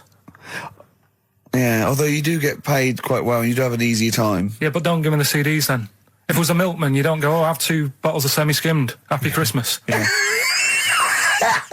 That is a valid point. Do you know what I mean? Have you complained? Who is it who made this decision? Oh, Is there's it- no point. No point, is there? Why? Just no point. I don't like moaning anyway. Just Has it come from up top? Is it like from the capital people? just everyone. That's what everyone gets. Yeah. Yeah, but will Christian get 2 CDs for getting up at 4:30 every day for about 5 years? And keeping this station afloat. Probably. Yeah. So that's why I'm a bit fed up. What you listen to first, Marley or Leon? Well, you have a bit of Marley. I'll tell you what Marley's good for as well. You'll go have a little beach holiday, aren't you, over Christmas, going to Lanzarote? Listening to that on the beach, you'll realise how wise XFM are in the long run. You know, you go, well, look, they could have given me 400 quid, right? Well, I'd have spent that. But this is, you know, the legend lives on. That keeps on giving. So you're probably, you know what I mean? Think how much what you got to think of is how much all his great songs took, not only from the depth of his soul and, you know, all his sort of angst and knowledge and love, and then all the studio time, the marketing, and they're just giving you one like that. They go, don't worry about that, Carl, have it. And you go, what? All the time we spent with Bob Marley and everything. You know, have it, Carl, have it, Carl. And Practice. Yeah, have that. Thanks, well done. Carry on. We're still going to pay you for the work. Yeah. That's just something on top. Here's a little piece of Bob, free. Yeah, so don't moan, it's extra. So, they didn't have to give you it at all. Play a record, you ungrateful little swine. Some people, like the homeless, aren't getting anything this Christmas. This is my Except to favourite chill. Elvis Costello track of all time. It's Alison. This wasn't on the list. Right. Elvis Costello, Alison on XFM 104.9. So, that's it. Well, maybe, I'll tell you what, a good idea, Carl, just beg, just ask for other things. What do you want? What do you want for Christmas? You must have a big fan base out there willing to make you things. Maybe like a little, I don't know, gloves, pair of gloves. Just like Little woolly hat. If you want to send a necklace in for Suzanne, that'd be handy. Oh, yeah. That's what she wants. Is Suzanne listening today? No, she's out. Right, okay, this is the dilemma. Me and Steve, yesterday, were trying to convince Carl that it would be a good idea to buy Suzanne a Christmas present. Okay? Now, why aren't you going to buy her a Christmas present? Explain, Carl, why you don't think you should buy her a Christmas present. No, well, I've told her I'll get her one, but in the new year. We're going away on holiday and that, so Yeah. there's no point taking stuff away. Yeah. Going to Lanzarote next week. Just get something in the sales after Christmas for this, yeah. Yeah. Right. And me and Steve were trying to explain to Carl that she would love it if you bought her something on Christmas Day. Yeah, but she knows now. But Knows yeah. what? I've told her. So No, she's well, getting I'm going out. to tell you, do you know, right, this, dear listener, this was Carl's worry. I said, I bet she's got you something. And Carl was worried in case he got her something and she hadn't got him something. Yeah. He'd be livid. He didn't want to be down. He didn't want to be a present down. Yeah. Look at his face. So buy her a nice necklace. Don't spend, just spend 100 quid, you know, just a little token. We're going away. We're taking her away on holiday. No, you're not taking her away, are you? What, you're paying for it, are you? Yeah. Are you really? Well, half and half and that. Right. So you're paying for you to go on holiday? That's good of you. So the gift is your company, really? She's done all right. She's done all right. Why do you talk like you're 60 years old? And you've been working down the mine. I don't know, she's done all right. Do you go home to her and say, Suzanne, you're bloody lucky. I mean, You've fallen on your feet. to Look be who fair, you've Rick, got. What? I'm not sure she has done all right. I don't want to be critical, but... Oh, dear. So what are you going to get in the sales? What are you going to get Yeah, her? it depends. I'm thinking, I mean, I'll give her the choice. She can have Kingsley and old Bob Marley. Right, I'll let her decide there. Oh, dear. I can't wait to see you. Where are you going, Lanzarote? Yeah, Where's that? don't know. Suzanne sorted it out. I said, Lanzarote, I said, is that Africa or is it Spain or Portugal? Just thought you don't know. What do you mean, don't know? I goes, well, what's the currency? Went, don't know. I said, Suzanne booked this one, did she? Yeah. I thought, where is it? Is Lanzarote African or? Foreign. Somewhere foreign. I was looking last night, and doesn't look that good. There was like one of the highlights of the things it says you've got to do is go and have. Apparently they've got restaurants in caves, and that's like one of the things they say you must do. So, if that's a highlight, do you know what I mean? So I'll do that. Go and see what that's like. Yeah. When you're on the beach, Carl, do you wear the very, very tight Speedos? No. Do you walk What do around you with wear? them? Sort of longish shorts, Yeah. t-shirt on, probably with a sort of a light shirt on top of that. Right, sure. So quite wrapped up then. Covered up. Do you wear a hat? Because obviously the bald head, there's risk of sunburn. No, I just put a bit of lotion on it. Lotion on there. Yeah. Just have a bit of a wander down the beach, have a look. Yeah. See if there's any old blokes with their tackle out and a backpack. A lot to look forward to, so Yeah. there you go. Yeah. Well, we're looking forward to finding out how you get on. Yeah, I'll let you And know. Interested to know what she gives you on Christmas Day. Won't be getting More anything. scintillating chat after this next song. All right, bit of placebo, Yeah, love it. special needs. Placebo, special needs on XFM 104.9. Email in where Lanzarote is. I don't know if it's Italy or Spain or Europe or maybe Africa. You know, these are the sort of things, these are the reasons I come into it, to at least learn something. Hey, you're like, oh, I had God. chicks queuing up Yeah. around the block. You'd wanting to usually come. have to. I know, You but I someone told like you you. would have to write to Jim or Fix It or Esther Ranson to get to meet us sort of people. And now it's on your I'm doorstep. amazed that you didn't enjoy it. Why didn't you God. enjoy it? You got to walk down the red carpet. You went in. There was George Best, one of your footballing heroes, was there. A load of other big names. You sat there, prime position. You came backstage with a load of other big names. Hey, you had a lovely bit of You were grub. filming this thing for the DVD you were making. That's you, a cameraman on our DVD. And yet you think, now you look grumpy because you had a couple of pints and I can't believe So it. tell us why you didn't enjoy it, because the ceremony, what didn't you enjoy about that? It was interminable, wasn't it? Far too long. Wasn't it awful? So 3 boring. hours. I thought you were going to say something. Really? Sorry. 3 hours. Yeah. I mean, I suppose for you two, at least, you know, you were going to get something. Sure. Yeah. But with me, it's like, I mean, I've never graduated or anything, so Have you not? I'm trying to think of a situation. Basically, I sat there for 3 hours knowing that I'm not going to get anything out of the night. Yeah. Right? Now... no one Did you? told Sorry, me. when we invited you and you said yes, did you think you were up for an award? No, but I thought we were going to be sat round tables having a nice bit of food, Yeah. whilst people are going up there winning awards. Yeah. But 3 hours of the same thing over and over again. I mean, if a film's 3 hours in the cinema, Yeah. you go, well, it's long, but, you know, I wonder how it's going to end. Yeah. But this was just like the same thing over and over again. Some guy going up, thanks a lot, cheers for the bit of brass. And then going down, sitting down, the same thing over and over again. I wouldn't, honestly, right? I'd say it was one of the worst things I've ever had to do. No, I enjoyed the night afterwards when we did have a bit of lamb and a nice bit of veg and that. That was Yeah. all right, and I went home and I was happy. And I got the little freebie bag that you're talking about that we're giving away, which wasn't much good stuff in it. All right. Right. No, What 'cause would Suzanne- you have done on that Saturday night? Suzanne What said- would you have done or the Sunday night rather? What would you have done had you been at home? I would have stayed in with Suzanne, right, watching telly, having a nice bit of pate on toast or something, cup of tea, watching 24. But instead, I had to buy an expensive suit, so I didn't show you up, right? Yeah. How much did you spend on your suit? Well, in total, right, because, you know, the shoes and the suit and the shirt and the tie, it was about 600 quid. That's the most expensive evening ever.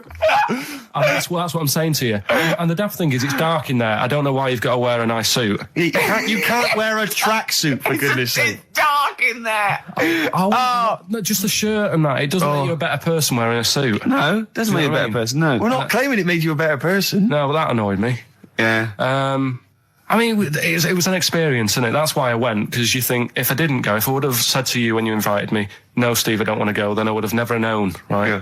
And that's my sort of thing in life, right? If something comes up, you should take it, even if you're not going to like it. It's a bit of an experience. Right. Do you know what he said to me? I phoned him up because we had to meet up, and obviously he had to pose as my gay lover. Yeah. To get in, right? Yeah. He phoned, you said something to me like, I bought a suit, I'm looking good. He said, I'm looking good. People will think, how on earth did he end up with that good-looking guy? So he got into the role. That was what he said to me. He started getting into it. Such an insult. Play a record. I just must say that we've had an email from Daryl Foss. Lots of people have emailed in and say, well done on the BAFTAs and well done on your Room 101. They really liked that. Thank you. There's one guy, Daryl says, Ricky, has your dad only got one D-Mob suit? Because I don't know if you noticed, but Ricky wears the same suit every single time he appears on TV because he spent a fortune on it getting it tailor-made. I've only got one. It's a good suit, and I he wears it all the time. And it's winter as well. It's like a pure wool, so I'm sweating everywhere I go. Anyway, usually it's too much cheese. I won't be buying another. Huh? I won't be buying another one. Ever. That's it. Yeah. Suzanne told me today, right, because I've handed it in today to have the trousers turned up a bit. Why? Because it was a bit of a bodge job for the night. Yeah. Right. It was just some pins sort of holding it up the other night, but you didn't notice, and I didn't tell you because I thought you'd be getting on the stage and saying, "Look at that freak over there with his pants hemmed up." But I took it to the place to get it done. Suzanne tells me that I'm going to start shrinking now and getting to that age where you start going small. I know that must have been a revelation to you and a worry. Like, how small do you get? How small do you get? Oh, Right, what are we playing now? I thought we'd have a bit of Marley music. Marley music. Oh, Okay, go on. well, Right. there's going to be a bit of a change, isn't there?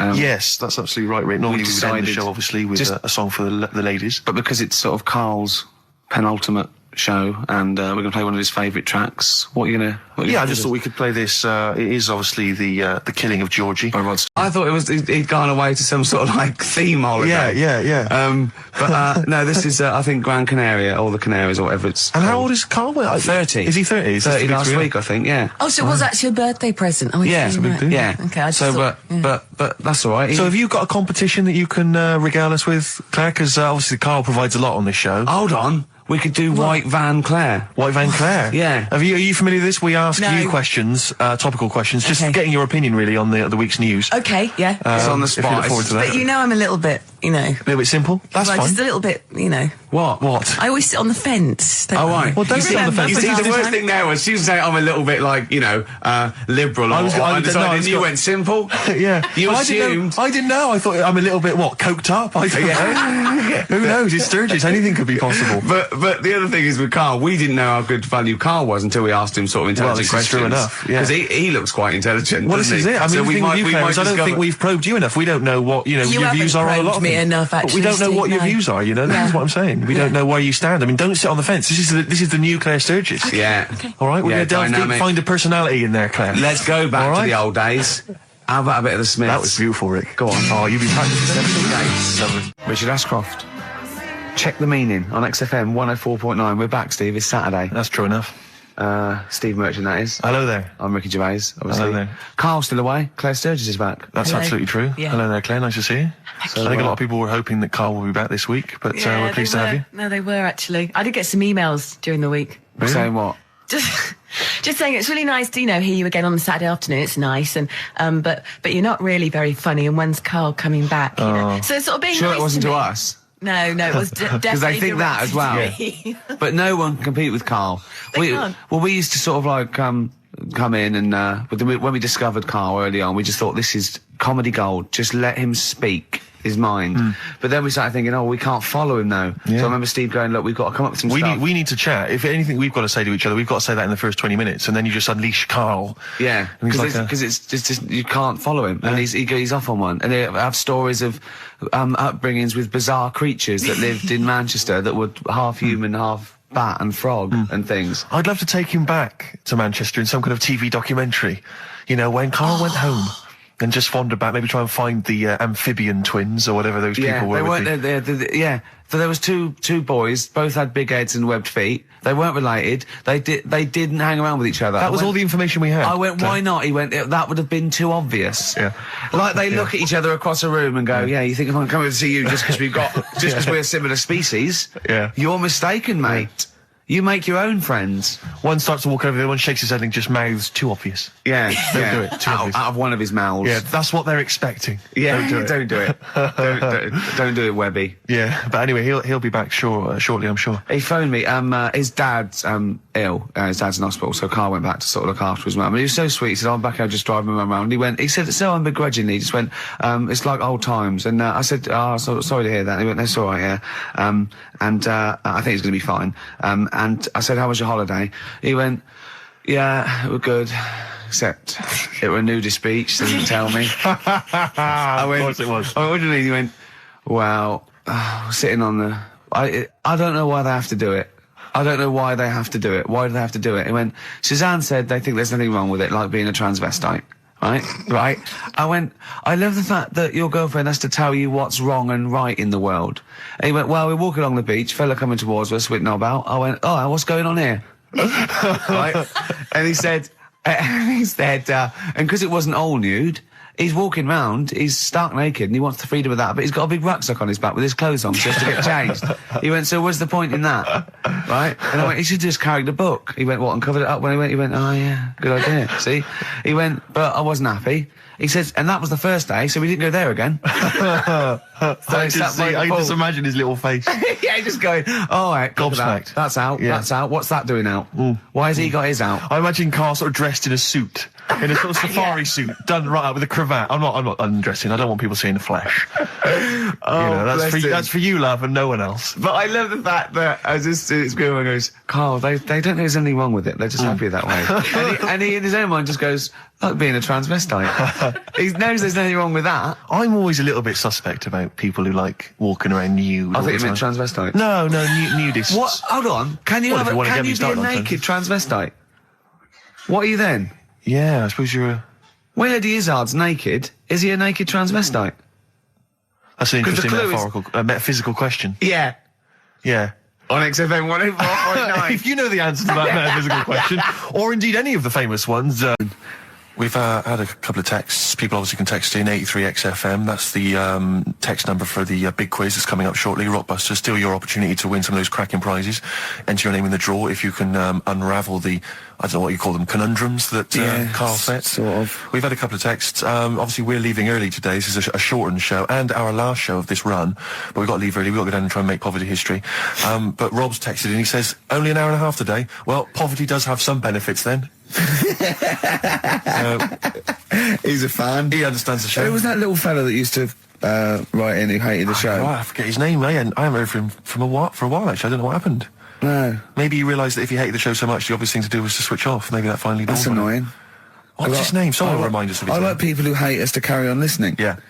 It just gives it an edge, doesn't it? Yeah. It's the fact that, you know, that you're annoying someone. I mean, I love annoying people. I know you do. I know you're like a kind of walking Chinese water torch. Yeah, exactly. Yeah. Have we got Ladder 49 today? Rick, there's a number of cracking DVDs as ever on Rockbusters. We've got The Life Aquatic with Bill Murray. We've got Howard and Kumar Get the Munchies, hilarious stoner comedy, and Batman the Animated Series. And Ladder 49, there it is. Phew, Phoenix, yes. John Travolta. If you've ever seen Ladder 49, then you can give us a quick text review on 83XFM. I'd be interested to know if it's actually Why are you worth giving watching. away one a week for the last 6 weeks? Yeah. Well, we better do them then. Let's do Rockbusters for the last time. You can win those amazing prizes. All right. As always, just a little cryptic clue, some initials of a band or an artist. Work it out, email in or text in. That's it, isn't it? Mm-hmm. Yeah. Right, the first one. Richard's kid. Yeah. Cuts hair for a living. Right. Richard's kid cuts hair for a living. Right. Initials ED. Right. ED. Richard's kid cuts hair for a living. Second one. I have a problem saying the French word for well. Right. I think that's the right word anyway. Wow. I have a problem saying the French word for well. So what's that? That initial there is K. Right, band or artist. And then the third one, you take 8 kebabs, 2 kebabs, 57 kebabs, times it by 27 kebabs. Right? The fella is struggling to work it out. What's that? What's going on there? Right? It's a good question. DS is the answer there. 8 kebabs, 2 kebabs. I've got it. 57 kebabs times it by 27 or what have you. Fella's struggling working it out. What is it? I've got that one. DS. So just email in ricky.gervais@xfm.co.uk or on the text 83936. Yeah. Yeah, and you can win Ladder 49 and those other DVDs. Plus, you go into the draw, which we'll do before we leave, and you can win the signed by Matt Groening, personally drawn Homer Simpson. We've got the Spinal Tap poster signed by Christopher Guest, and also the original artwork of us as Flanimals. But they've all been framed. They've done a brilliant job. It really is a nice prize. I mean, almost too good to give away. A little bit annoying. Is it too late to take that back? Well, I was thinking we could sneak in a a copy. Yeah. Just a very bad photocopy, so it goes grey and Yeah. No, they're all originals. So get texting. Right. XFM. So he did all this. I don't even know why I'm telling you about tattoos. No, nor do I, Carl. Hey, to be honest. Donald Blitzen from the About a Boy soundtrack by Badly Drawn Boy. Christmas theme there. You spotted the Christmas theme. Yeah. Carl's not really in festive mood, but I can't imagine Christmas is your time of year, is it, Carl? Well, I'm not sure any time of the year is, really. I liked it when I was about. I think when I was about 7, I enjoyed it. was that the one? Was that the year, the big year for You you? get loads of stuff. You don't have to worry about anyone else. But once you've got a job. What did you get when were you doing your paper round? How old were you then? I was about 13, 14. Well, that was then you were your own man, weren't you? I had to buy stuff. Oh. But you're still not You're quite a selfish man, aren't you? I didn't realise this. No, it's just that Christmas. And that's coming from him, Carl. My dad always said... Oh, right, steady on. Dad said Christmas morning was for for me. So he used to stay in bed. So he never... That's brilliant. That's a great thing to say, isn't it? Yeah. Christmas morning's for you. Run wild. Do what you want. Just don't bother me. I'm going to Honolulu for 2 weeks. That's great. Dad, it's Christmas. Do I have to do anything? No. So my mum used to get up because she used to like to see my face light up, when I opened the presents. And then, to keep fireworks. And then I'd have to go to my bedroom from about 6 o'clock onwards because my mum and dad were into having big Christmas parties and I wasn't old enough to go. Right. So they'd say, right, you've had your fun there, you go up to your bedroom, stay in there. Really? Yeah, I remember one year, right, I got a train set, that's what I wanted. Yeah. Right? It's brilliant. Playing with it all day. I thought, I don't mind about the party, I'm happy staying up here, playing with this. Brother comes in, he's had a few, right, he's going, yeah, give us a go on your train. How old is he? He's a bit older than me, so he might have been let's see. Well, let him be 18. Yeah, probably about 18, 19, And how old something were you? like that. I had a train set, so, I don't know, about 14. something like that, right? So I'm playing on that, loving it and stuff, and then he comes in and goes, oh, give us a go. He turns the transformer up to 14. He went really fast for about 5 seconds, broke it, and then he went back downstairs. Wow. So Christmas, I hadn't even got to Sounds Christmas like Day. the Conservative government with British Rail. Satire, eh? Rick, I just thought that there's satire. If there's any satirical shows listening on it doesn't work in any way because there's the analogy falls down apart from there being a train. Think it through though. British Rail was trains, yeah, and the government broke the trains in many. Well, they didn't break them, not officially breaking them, but they. It does work. It's perfect. Oh, I'm very pleased with that. And I can't. And no one's asked him to be on Have I Got His View. It's weird, isn't it? Because it's strange that when you've got a satirical mind that's as quick as that. Yeah. And then he's broke your little train set. So what did you do? I just watched telly and had some sausages. I bet you were happy with that though, weren't you? It's a bit annoying though, isn't it, when your main present of the year has been broke. And did it ever get it fixed? No, that was it. Put away. I'm intrigued why your parents wouldn't let you come and join in the festive fun. Was it really debauched down there? Was it eggnog everywhere? Well, no, but I mean, that's fair enough. 6 is a little bit early, but I just think, if you're a kid, he had his fun, put him to bed at 8 maybe. And you think so on Christmas Day? I thought that was a day for family. Well, not if there's a party going on. Well, don't have the party on to Christmas Day. Well, that's another option. Yeah. Your parents are weird, aren't they? A strange breed. Well, I think that was the year, right? You're talking about buying presents and stuff. I think I did treat my mum to. I didn't buy my dad anything. I think that was when I got a bit older, he used to get me dad something because he wasn't that bothered anyway. No. So, got me mum. There was a cheap shop, right? Of course. Thank God for that. Called Snips. Right? So I went in there and I thought, let's see what I can get her. And remember Victoria Plum? I don't think so. Well, it's like a fairy character. Right. Right? I mean, Mum's into gnomes and stuff, right? So I thought, right. She must be pleased with you then. Victoria Plum. I was thinking, is that one of the neighbours? Is it like a brandy liqueur? Do you remember Victoria Plum? Victoria Plum. Victoria Plum, yeah, it's like a little fictional sort of character, right? Okay. So I saw it, I thought, yeah, she'll love that, right? So I did my paper round, saved up for 2 weeks, right? Aww. Got that sorted, went to Snips, bought the Victoria Plum. Next day, I'm in town with her, right? So I think, I know what I'll do. I said, come in here a minute, right? So we go in and we're looking around and I tested her, right? I went, look at that there, that's alright, innit? And she goes, oh, it's bloody awful. Oh, Carl. Oh, Carl, oh, God. So then Christmas Day comes, I said, don't bother opening it. She said, no, why? I said, Oh, no, why didn't you still give it to her? So, well, it's too late, I'd already bought it. Oh, Carl. So she opened it And I was like, and she said, oh, that's nice. I said, why are you saying that? I said, the other day, you said it's bloody awful. She said, oh no, I thought you were pointing at something else. Oh, no. So that's why I don't get anyone anything anymore. Oh, God. Play record. Oh, God. Oh. That's good, isn't it? Not bad. Gold Rush. Let you down. I'm actually quite affected by Carl's Victoria Plum scenario. Just the fact that, like, that eagerness, he wants to make sure it's a great present. He's saved up his paper round. He thinks it's like a gnome, but modern. I'm worried that you're using it as an excuse now, and that's why you're not buying anyone any gifts, because you've had your fingers burned once. I mean, you were 6, 7 years old. To be fair. No, you weren't. You were about 13, weren't you, if you're doing your paper round? Yeah, it must have been, 11 or 12 then. All right. Yeah, so I'd saved up. Oh no, I'm not using it as a thing. It's just What did you get your mum this year? I've sent them some money so they can get a passport. So they can get a passport? Where are they? Immigrants? Are they trapped somewhere? Well, they're in a holding bay somewhere in Dover. Yeah, I got a friend who's a truck driver who's going to sneak them across. What do you mean?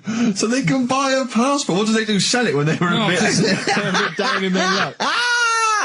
No, they haven't got that much money, right? They've never been abroad, and the mate said they might take them next year, and they said, oh, we haven't got a passport, so I thought... You've got to buy a passport, have you?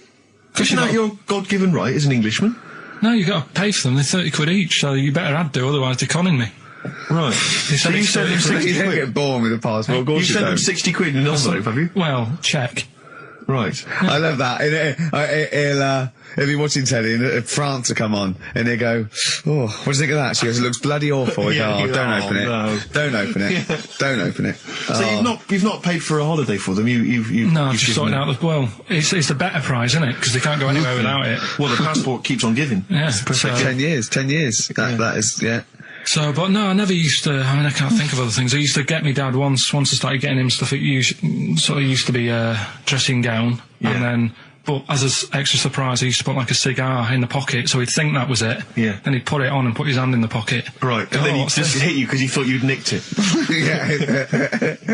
Oh dear. So you bought him a jacket with a cigar? That's quite thoughtful. Did you sneak a cigar once on Christmas? Yeah. Well, that's when they used to have like the big do's, like I say. You know, they were known for it. Like the whole estate used to know that.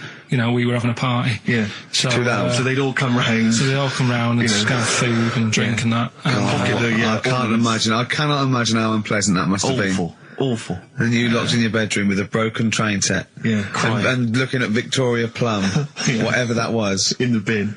Oh, in the bin, yeah. And hear a mum saying, and he got me this. Isn't this piece shit? of rubbish. You could hear him just throwing it against the wall and laughing. And all the neighbours laughing. And you'd come down, just be in pieces with loads of spit on it.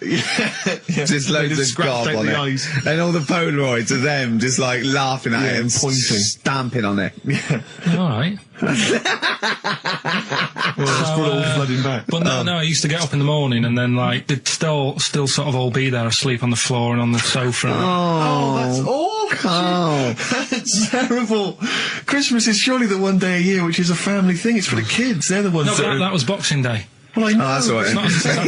It's over. Yeah. Back on the bike. All right. Who's going to pay for this? What, me? Yes, Carl. You're doing 2 rounds today. Yeah, what's your paper round supporting the entire family? Yeah. No, so I used to get up and like go downstairs and they'd be asleep, so I'd be mooching about trying to find like another present that's still working. It's the gift that keeps on giving. Yes, throughout your adult life. It gives and it takes. Exactly. So it's fair. Yeah. I don't hand them to children, I hand them to the parents. Right. They chose to do them. They can distribute them as they wanted. Sure. So what are you going to do this year, Ricky? But how are you going to top that? Yeah. 300 quid worth of scratch cards. That's got a bit of money now, a bit more. It's the most thoughtless and the Office on pikey DVD. gift I've ever heard I of. think they might be getting the Office on DVD. Signed. So that's already sent it up in value. Oh dear. I know, that's pretty bad. So have you seriously considered it this year? I'm going to go shopping. I'm going to go shopping properly. Yeah. If you want any help, I am the queen Didn't you take of a small shopping. roulette wheel down there, wouldn't you? Genuinely, didn't you buy like a roulette wheel? No, I had it. That's down there from when I got it when I was about 10. Oh, right. And sometimes I'm the banker. I always win. Yeah, of course. But they've got to learn a lesson. The banker always wins. It's a valuable lesson when they lose money to me. You should just go down this year and just say, basically, I went to a casino. I put £10 chip on for everyone. Exactly, yeah. Here's the winnings. You lost. You won. Yours came in. Yours was a donkey, love. But Steve, what about you then? Because I mean, you don't like shopping. Well, do it's you? not that I don't like shopping. It's that I've got no ideas. You know, I'm running on empty with my parents. They don't appear, as far as I can make out, they don't appear to have any hobbies. No. I mean, I said to you before, my grandparents. You don't like wasting money. I'm not being funny, but you don't like wasting money either, do you? Well, I don't like wasting money, no. But I like to buy something practical for people. I like something which is going to last, something that's value for money. I don't like novelty gifts. Yeah. No, I think novelty gifts are wrong. I've mentioned to you that my grandparents spend all their time in bed. So there's only so many kind of, sort of bed socks you can buy, and ointment for, bed blisters and so on before, you run out of ideas. What about some of those novelty teeth? Because that would be, a nice jokey present, and they could probably come in useful for chewing the broccoli. Yeah, exactly. Oh, do you know what would be nice? One of those.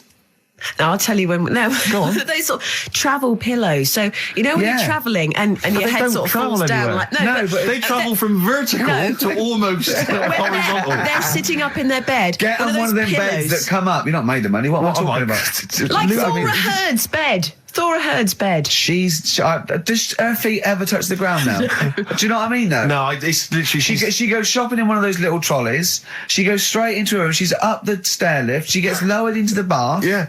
It's ludicrous. I'm just lazy.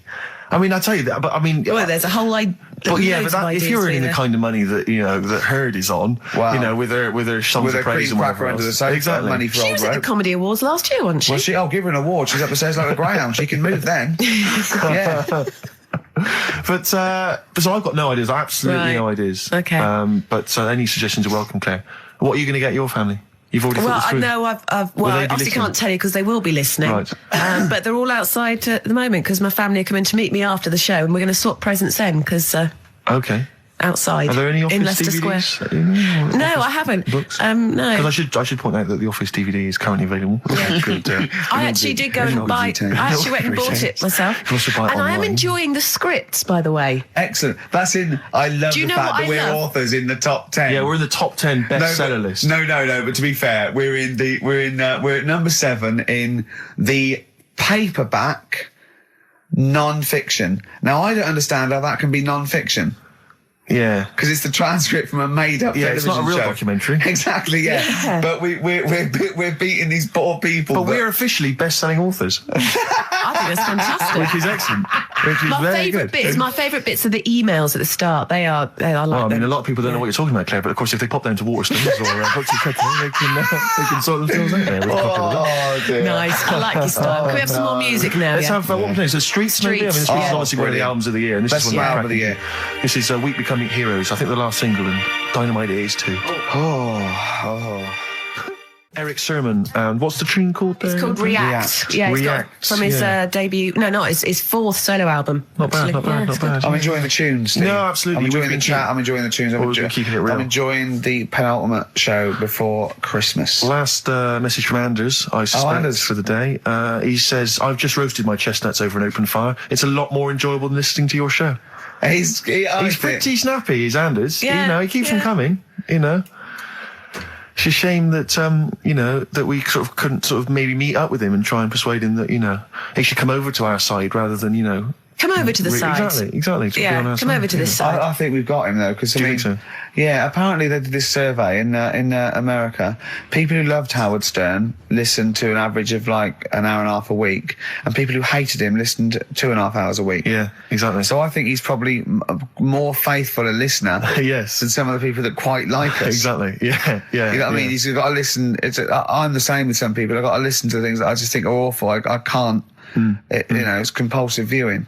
So You know, I don't care if people listen to us because they hate us or like us. No, indeed, as long as they're listening. I was on the as long as they're spending money on the advertisers. other day. Yeah. Rick, my mother always used to say to me that you should write and thank your aunties and so on for their gifts. Yeah. And I feel like we should take a moment out just to thank all the people that have emailed or written into us during the year, because we're very lazy men and we never reply. Well, really. I never look. You never look at You emails. read them and I go, anything for I me, and you reply go, very occasionally if I You're think it's like my worth it. secretary when it comes to you protect me from like people who The insults and so on. Yeah. Are there any insults? Are there? Oh, there's plenty. There's plenty. Yeah, Right. yeah. Do you have to protect him, really? Oh God, yeah. There's lots of Well, things I that's don't tell him. a Lots of shame, things I keep nice. from him. It's not very nice. Yeah. I thought I was right. Well, he's just not as popular as he thinks he is. Oh. He thinks that when he's like dancing around and making funny faces and squawking and making noises and No, stuff he when we're hasn't done filming, it. he He thinks that everyone thinks that's hasn't done it, enjoyable. Yeah.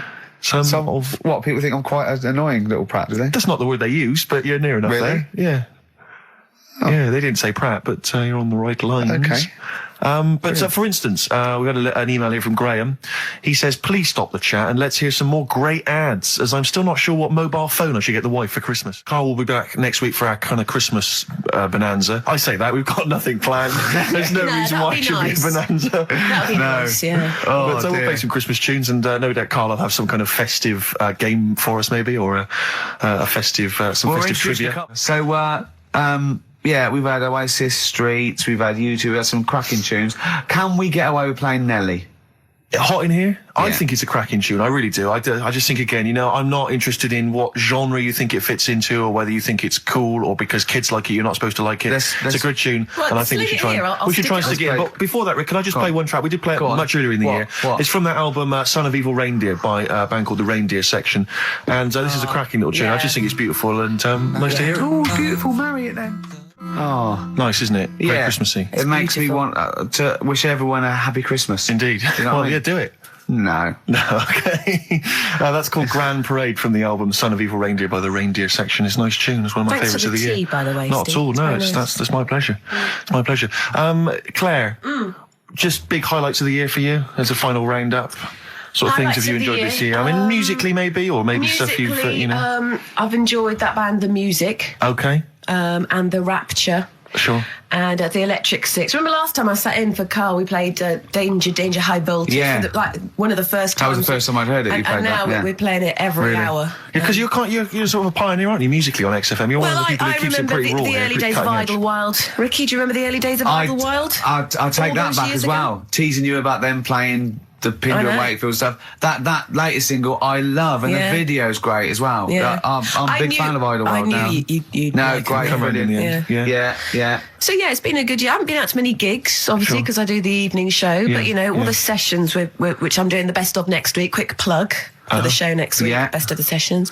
So yeah, it's Low been a good points. Low points. What are year. those? Low points. Do you know what mine are? What? Poverty and war and everything. Oh, I Yeah, always well, hate it. obviously, I yeah, always that. hate it. No, you know, you didn't say that. yeah. No, you were going to say. I was going to say. No, you were going to say the streets or something, and and you didn't care about Yeah. the people dying. So don't Yeah. try and do I'm it now. thinking Steve. specifically You're of- nasty. You like that. You like poverty.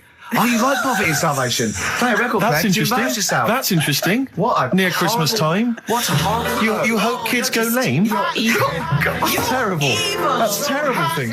Nelly, hot in Cheeky here. little bit of Nelly there on Oh, we XFM snuck in Nelly. 104.9. But, We don't care. it's a great Springsteen and tune. Nelly. You It's a don't great get that tune. on XFM, do you? No. Usually. No, indeed. We don't live by the rules, Steve. Absolutely. As I was listening to you then talk, You got bored? No. It reminded me of an email that someone sent in saying that they listen online, Yeah. but because of however slow their computer is or whatever, it kind of stutters all the way through. You've got to point out that is the way I No, talk. but they said it only happens when you talk, and I think they correctly identified that it's not the computer at fault. Well, that's why You I wasn't do worried sound about like doing this someone- boxing match, because I've definitely lost my looks and I already slur. Yes. So there was really no danger of any damage. No, exactly. Yeah, you do sound punch drunk constantly. Exactly, But that's yeah. just part of your charm. Well, listen, that's been a lovely 2 hours for me. I've enjoyed it. I Yeah. hope the listeners have enjoyed it. I hope you've enjoyed it. I hope Sturgis has enjoyed it. I've enjoyed it. Yeah. Well, I didn't really care if you enjoyed it. So don't butt in when I'm talking to Steve. You know, you won't You're here do to it press again. the buttons, do Yeah,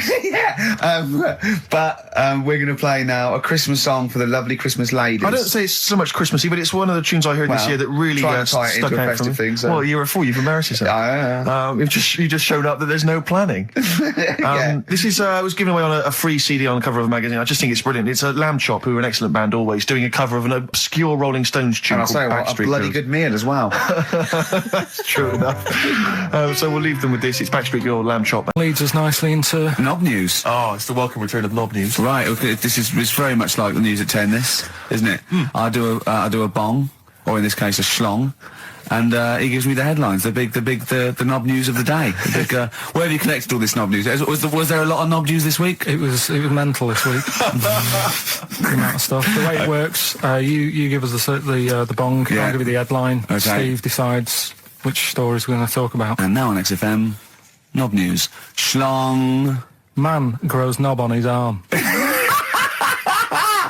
Schlong. Man gets doctors to make him a second knob. Schlong.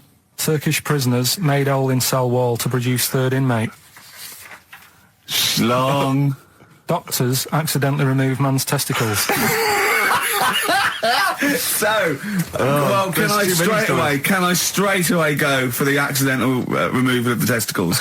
Well, it's happened before, hasn't it? We've talked about that before. Well, how did what did he go in for a tonsillitis? What are they called? Tonsillectomy. And he went in the wrong way. What are you talking about? How can they accidentally remove his testicles? It says, he didn't look at his folder, and the doctor said to the fella, "Oh, we've removed your testicles and we wanted to take out your prostate gland." So that's what happened. There's the story. This is what I mean. That's why I don't like going to the doctors. It happens, doesn't it? Because all these sort of it's when they say things like, "Oh, it's just we do loads of these operations." That's when they're not concentrating. Brilliant. Do you know what I mean? When they say it's procedure, that's like having a boring job that you do every day when you're not going to be concentrating. I prefer them to go, "This is a tricky one, this." I know what you mean. I sort of do know what you mean. People, you watch TV programmes about, like, you know, removing someone's second head or whatever, and there's like the best surgeons from all over the world. It's televised. They can't make a mistake. They can't go, "We took his legs off by mistake." Whereas the fella who's having a prostate's like, "Oh, do you want to do it? I'm sick of doing that." Yeah. And they're probably doing a crossword whilst writing it. Of course they are. I've seen that actually in operating theatres. They're doing a crossword. That's what I mean. Yeah. I was just examining some of the other knob news, Rick, a little bit more closely.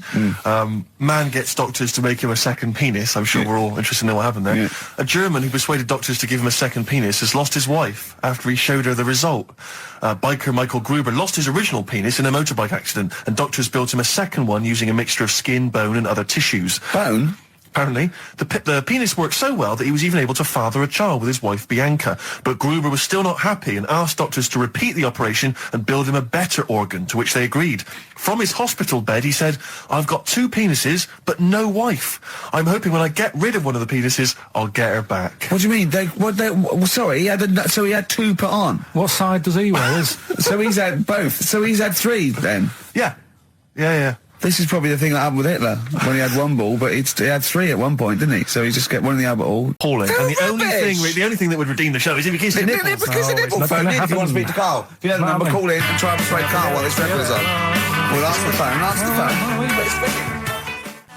XFM 104.9, Matthew Sweet, and a song called In My Time, Ricky Gervais, Steve Merchant, Karl Pilkington. That was great, that. Yeah, just asking Carl some of these Q&A questions. This might be my idea of perfect happiness, being in a room with Karl Pilkington. Yeah. I just watch him look around. When you're talking, he looks at you, and it's like, you know when the owners say, it's like the cat can understand what I'm saying. Yeah. It's like he's on the edge of that. He's on the edge of that. You think he can. And I know he understands the words, but I don't think he understands the full impact. Whenever you say something to him, it might be something, you know, a revelation or something, he always picks up on the wrong side. You go, well, that's not the important bit. Do you know what I mean? He always goes... It's a bit like having a 14-year-old French exchange student. You know, their English is not amazing. They roughly understand you, but they're trying to piece together what you're saying. Exactly. But it's great. You see, the thing about Karl is, and don't take this the wrong way, I like him because he's stupid, in a way.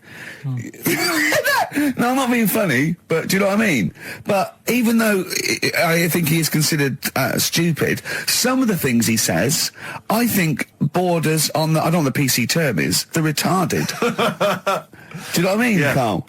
Anything in particular you're thinking of, though, Rick, when you think of... Well, he was talking to me the other day because I'm trying to write a show called Science, and he's sort of going to help me out with some of the research, and I want him to do something on the DVD for it, right? And he was talking about it, and he was talking about he says that in the future they reckon we'll be able to soon. He said they'll be able to take us into space, and it's going to cost us £150,000. He said, what's the point? There's nothing up there. He said when they went up there, right? He said when Louis Armstrong went. In 1966, right? He said it was nothing there. So there was him, a fella called Buzz. There was one and third bloke that didn't even get out of the spaceship. He said he went all that way. He didn't get out to stretch his legs. How good can it be? Forget it. That's him summing up space exploration. Don't you agree with that? What's the point in going up there? Because are we talking about the finger in the arse again here, or? Space. Oh, what is the point in going? Because you're expanding, human endeavour, aren't you, and the human understanding of the world and the universe. It's like, what else are we going to do as a civilization, as a people, if we're not constantly searching and and reaching out into the far distance? But there's nothing there. Then. I know some people you grew up with that haven't left their street, but that's not everyone. But what is it? What do you mean? There's nothing there? That what has got to be there for it to be a worthwhile? Like just something. I mean, to be honest, what would you be happy with finding out on the moon? Video? Just something. I don't think they looked hard enough anyway when they got there, because they seemed to get out, have a bit of a dance about, and then they came straight back. And I sort of think, did they look properly? It's not a day trip, is it?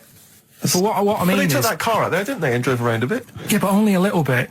What I mean is, say if an alien landed in Africa, there's not much there, so they'd go...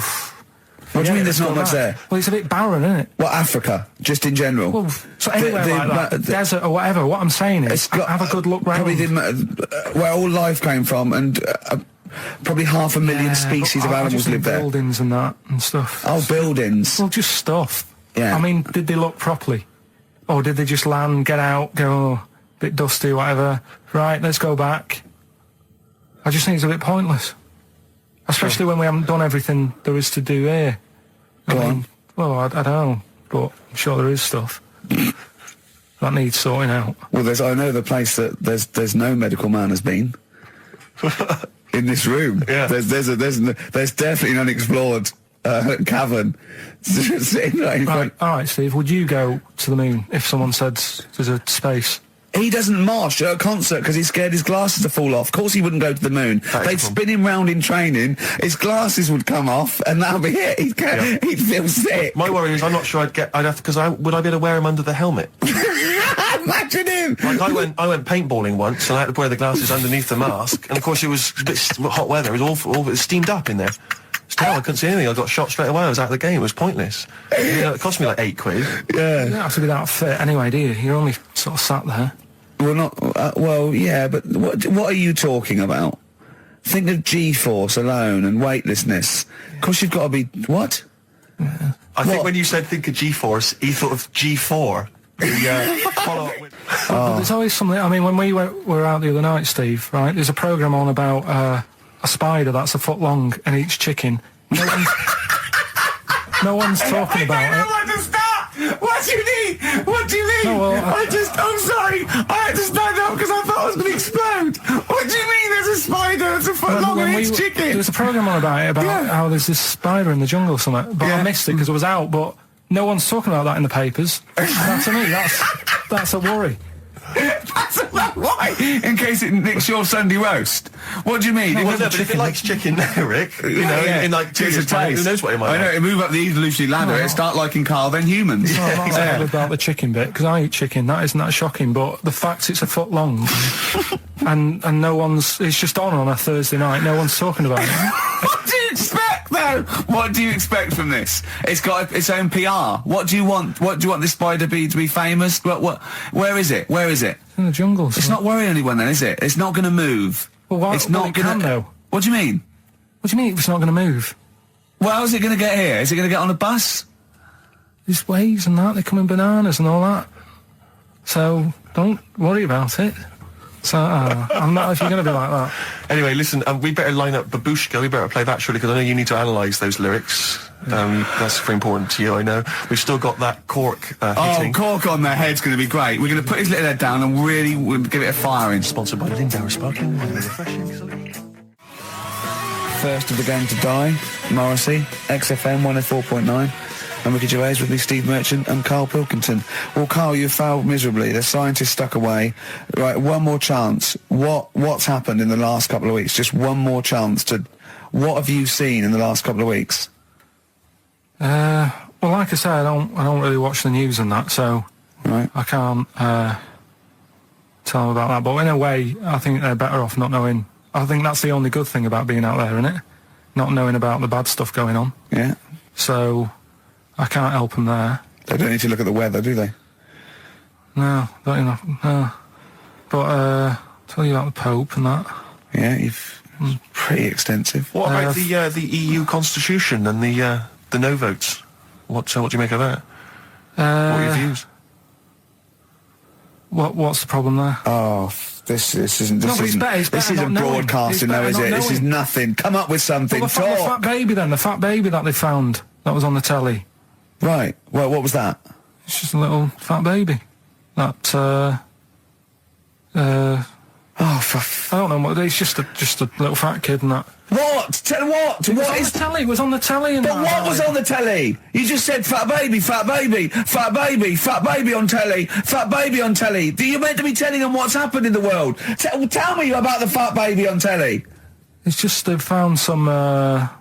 There's this illness called Momo, right? And they've just got this woman had a kid. It's really sad. It was on Channel 4 and that, right? And kid's born. You sure it wasn't Jimmy Carr? Kid's born and that, right? Momo? It's called Momo. Isn't that yeah. Black Music Award? No, right, little fat baby and that. And there's only 3 of them in the world. These little fat babies. Right. And so one of them... They're in danger. How fat? Are you not telling what do you mean? How fat are they? 6 stone it was only 2. And there's 3 of them in the world, and there was this one, and there was one in Brazil. Are they like endangered?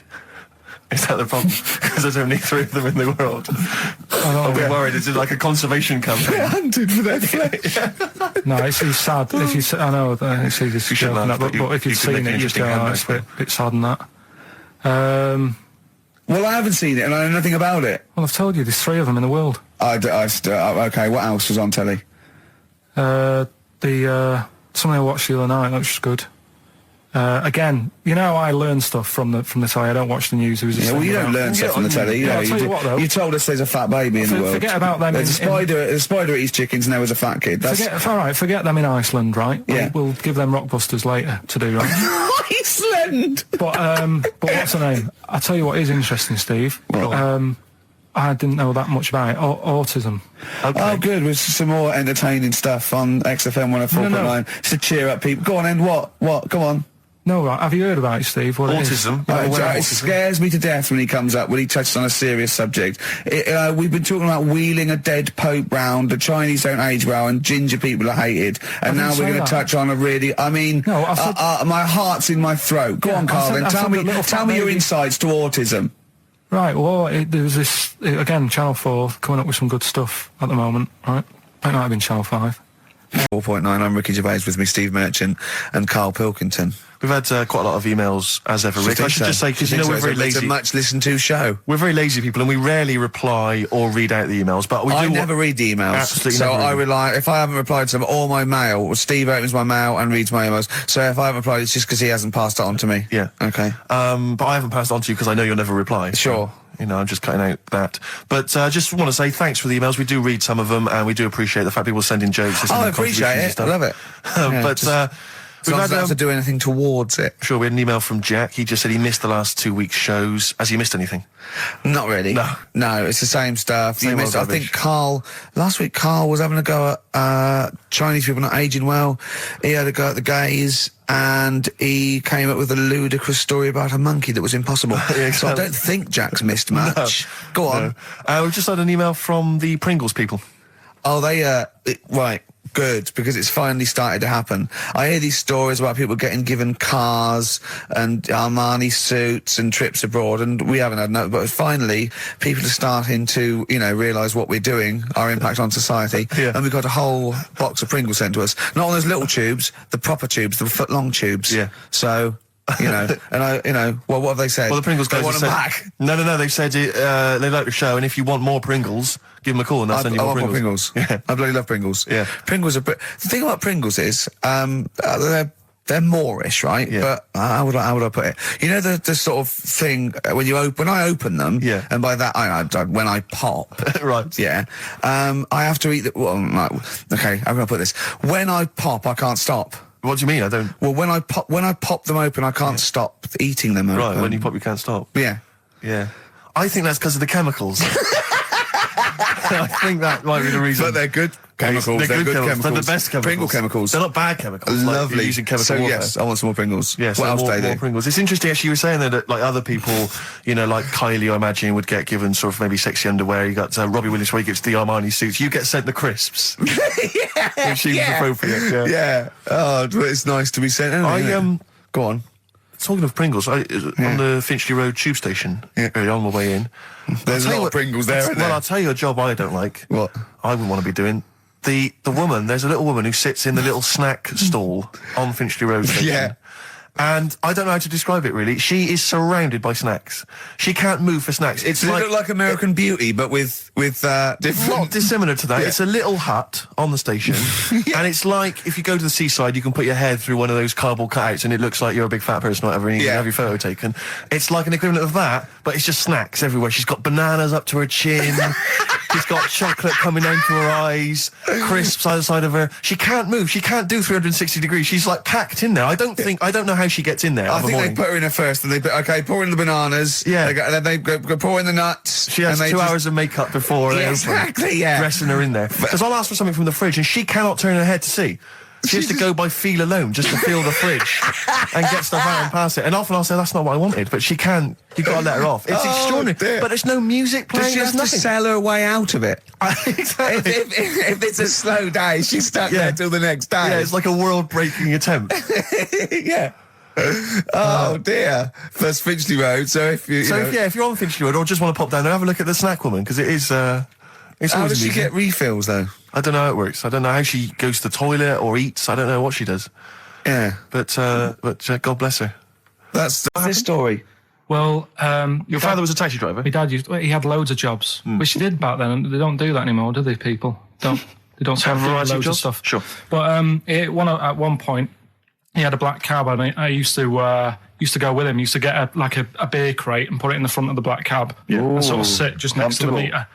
And anyway, we got this call, and like the guy on the end of the radio said, "Oh, you've got your son with you, haven't you?" So he said, "Yeah." So it's just like, we've got to pick up at number 11 Village Lane or whatever. And he said, "All right." And it was this woman. It was like a woman version of the Elephant Man. Wow, the Elephant Woman. Yeah, it looked like. It was really strange, because I was in the front of the cab, and when you're a kid, if something looks odd, you're a bit scared of it, aren't you? Yeah. And my dad was like, "Look, be all right." And we're driving towards her. Don't worry, son, I've got loads of buns. And just I'll just throw one down the street if you run after it. You're being mean, right? How old were you? 18? No, I was about 12 or something like that. 11, 12. And as we got closer to her, it looked like she was holding like a bag of spuds on her shoulder. For a snack. Right. And her head was all a bit mangled and messy and that. And my dad said, "Whatever you do, don't stare at her face." Yeah. And she got in the back. Because you turned into stone. Well, she got in the back, and I had like the mirror, the driver's mirror thing, and sort of having a look, trying to work out. And he said, "Don't stare at her face." I couldn't work out where her face was. It was that weird. Oh God. So I'm not sure you're from Manchester. I think you're from like Narnia or something. Yeah, you got frog boys walking around. The Lord of the Rings. They've got like the claws of a lobster and the head of a toad. Yeah. And you got women getting in with spuds for heads. I mean, what is not Manchester. Is this? This is not the place you grew up. This is mad. Oh, you can't believe it in London, can you? You come down and go, look, symmetry. It must be amazing. It must be a thing to do with upbringing, though, mustn't it? And because again, do you know, I've said to you before, years ago when I was a kid and didn't have any worries, good-looking lad, you go through it a bit, have a few more worries, and you look knackered. Now, back there's a lot more worries and stuff, so you get a lot more freaks. Whereas in London, everyone's like happy, aren't they? I love the fact that stress can cause your fingers to fuse and your heads to grow. No, but if she must have been really stressed to have a head. Yeah. She what was she an accountant or something? You know what I mean? But what did she do? What did she say? Where was she going, by the way? She couldn't speak. London Zoo, please. I think she was going to like to the fair. Shop. Seriously, honest to God. On my mum's life, she was. Because at the end of the day, that's a good thing with animals. They don't judge you, do they? She's not an animal. She's a human being. She's not actually an elephant. No, but you know the elephant man was not actually an elephant. You understand that? He's got no elephant genes in him at all. No. That was just a cruel name people gave him. Yeah. No, it's the name of the disease, isn't it? Elephantitis. Look, so listen. So this woman, why was she going to a pet shop? She was going to a pet shop. What, to find a husband? Is this true? No, it is true, yeah. Oh, God. I'm not taking the mickey because it must be really bad for you. Of course it is. Carl, I'm going on to you today about cutting myself shaving. Yeah. I was going on about that. To think that she's probably not alive now, but to think... But you're saying that you're going to say this is a worse problem than a little cut shaving, aren't you? Yeah. Yeah. Do you know what I mean? I think you're right. Carl, there's a couple of key questions I need to ask. One, if she couldn't talk, how did she tell your father where to drive it? Did she have it written on a note? Did she point with her nose? Yeah. Right, this has got silly. Pick your song. But also, finally, where did you say she lived again? It was like in a village, a little small village. Right. Just hidden out of the way. All I'm saying is we could maybe get like some sort of coach, book some coaches, get a coach party up there to have a look at her. Take some photos. And now you can make some lemonade. The offspring of a woman and some spuds. Yeah. Did you have to have that thing done where they say what side do you wear your member? What side you dress? They don't say what side you wear your member. That would hardly be a euphemism, would it? So they say what side you dress, sir. It means what side your little poke, your little John Thomas leans, doesn't it, on rest, usually to the left, isn't it? Your little left testicles. If I said to you now, what side do you wear? Hang on. Do you know? It would be left. It would be the left. That's what I mean. If standing there, right, with nothing restricting it or holding it in or holding it up, right, it sort of leans, your one ball is sort of like slightly back and lower, isn't it? And your little John Thomas rests there, so it's left. And the reason they ask it is so they don't put the tape measure up on the left and squash your willy or touch your willy. So it's nothing to do with like, well, you'll need a bit more room of sort of more material on that side, or... Well, no, I don't think they compensate. It's just when they when they stick that up into your groin, they don't want to come in contact with your little... The thing is, I don't know what side I wear stuff on.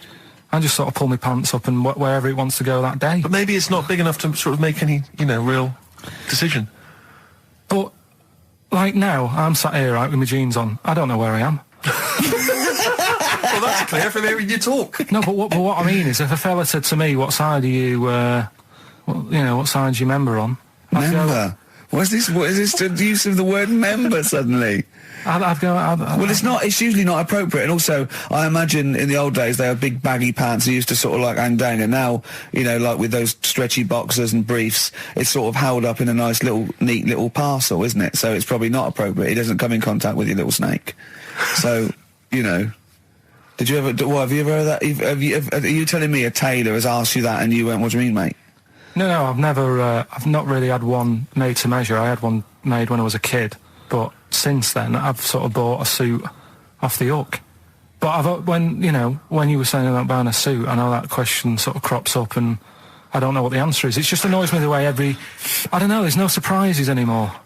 Do you know what I mean? People know. What do you mean? He's going to go, right, I'm going to measure you now. Which side shall I measure? Go, well, pot luck, go and have a look. Right, there you go. Oh, you got it. You checked me out. What do you mean there's no surprises anymore? What are you talking about? Everything you say is a surprise. Everything you say. Every opinion you have is a surprise to me. What I mean is, why aren't people just happy just to go, well, depends, doesn't it? I'll just pull the pants up wherever it wants to go. I'm happy. What do you mean? Why is this such a big issue? But Carl, when they ask you this question, they're not making a note of it somewhere. It's not statistical research to find out what the kind of common leaning is. It's a question so he doesn't touch it when he's using his tape measure. Just be careful. But he is being careful by asking the question. But what's wrong with him touching it anyway? If he's, it's only a slight... Fair enough. But if he just sort of, knocks it a little bit, You can just gotta go. Do that again? To me, it's the same as the prostate thing. It's just happening all over again. It's But the doctor doesn't go, oh, what side's your arse on, sir? Trying to avoid the arse. He wants to go, he knows where your arse is and he's aiming for it and he wants to get it up there. He's aiming for it for a good cause. This little fella's going, well, I've got to measure his leg. I don't want to touch the knob. I'll just ask him, sir, do you mind telling me where your cock is so I can avoid it? It's a big difference. But like I'm saying to you, I'd have to have a look first to let him know. I don't know where it is now. I don't know. It could be the left, could be the right. Are you telling me you don't know where your knob is without now? looking? Well, what do you mean without looking? How could... Well, you're saying it as if like... Should we have a guess? Well, have a look and tell us where it is. What are you wearing? What sort of pants are you wearing? I've got my jeans on. But you got pants on underneath them? Yeah. What are they? Briefs or boxer shorts? Boxer shorts. Boxer shorts. Well, it's probably free, but the jeans are probably strict in it. I think it's probably either in the middle, dressed in, or just slightly to the left. Have a look. We'll tell the listeners after the break where's Carl's knob. It's a good competition. Oh, brilliant! We've got to send this to the Sony Awards people. Well, big question. Where was Carl's knob? That's what people have been hanging on for. Yeah. Where was it? Well, I can't believe people have been texting in. Hey, what, guessing where it is? People saying, is it in the middle? Is it in the left?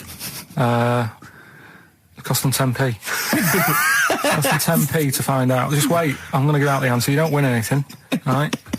Like, strike it lucky. Right? Bottom or middle? Right. It was to the left. Oh! Yeah. Now, what I'll do, I'll tell you as much as I know, and then you can fill me in if I'm right or wrong. And then at the end of it, we'll get to the bottom of whether we need them or not. Okay. All right. So first of all, the first thing that I found out is that they have 18 knees. That's not exactly possible. They're insects, so they have 6 legs. Yeah. And a knee is usually the junction between femur and tibia. That's sort of classic human knee is and every other animal knee. So with 6 legs, you can only have 6 knees. Could somebody sort of got mistaken for seeing one that was a bit double jointed? I think you're grasping at straws or something. All right. Well, we might have to come back to that one then. Okay. They can hold the breath for 40 minutes. Well, they don't do that because they don't breathe in the same way as us. They breathe through little spiracles, holes down the side of the body. So, no, they're not a very apt simile because the method of breathing is so different. What do you mean? Because insects have a totally different system. They don't have lungs in the way that we do, and just breathing through one part of the body. They're actually breathing through every segment of the body all of the time. So even though they've got their mouth shut, they might be able to slide. Nothing to do with breathing. So only just feeding. So you see, maybe that's where someone's gone wrong. Someone's got hold of one and sort of taped its mouth up or something and got bored after 40 minutes and said, well, we'll call it right. It's a pretty unkind thing to do to an insect, even to a cockroach. Yeah, but it's all... Can't do that. Yeah, but... No.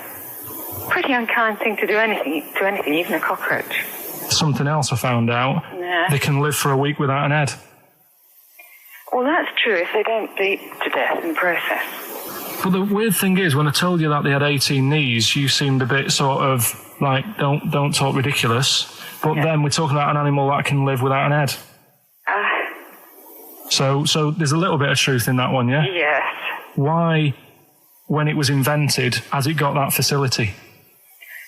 Say if someone said to humans, we could do that with humans, and, you know, if you lose your head in some accident, it gives you a bit of time to sort of go back to your family and maybe write them a note. You won't be able to have a chat, but write them a note saying, it was my own fault, and it was nice knowing you. Well, that would be a useful facility, I agree, but cockroaches are great survivors. I mean, they've been around for over 300 million years. They're one of the most primitive insects. All right. Well, I've also... is it true that they do a lot of resting? Apparently they can sort of rest for 75% of the time. Rest? Yeah, they just sit about doing nothing. It's probably true of a vast proportion of the world's fauna. Well, I mean, maybe the 25% that they are working, they're really giving it some, so it might make up. Probably searching out food and Yes, they can slow down considerably. You can chill insects in the fridge and they'll become very, very quiet. You might think they're dead. Yeah, but I'm sure, you know, if we were sat in a fridge, you know, we'd go a bit quiet, wouldn't we? You know. Well, you might not know much about it, of course. Yeah, but... Not quite reading the right sources. Well, I've been using the internet. I'm sure there are many useful sources that you could find there, but some of those seem to have been a little misleading to you. So you don't agree with a lot of what I've told you there? No. So, cockroaches, can we get rid of them? No. So we're keeping them then? I would say so, yeah.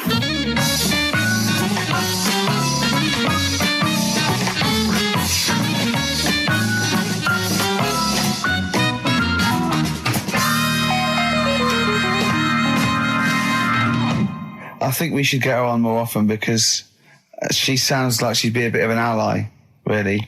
Because she knew immediately that you were talking nonsense. She even said, I think you should be more concerned about your sources, which I've been trying to tell you for a year, right? The fact, I mean 18 knees, where did you get that from? It was on the internet. They can hold their breath for 40 minutes. I mean, I don't know what you read and take on. Mad world, don't it?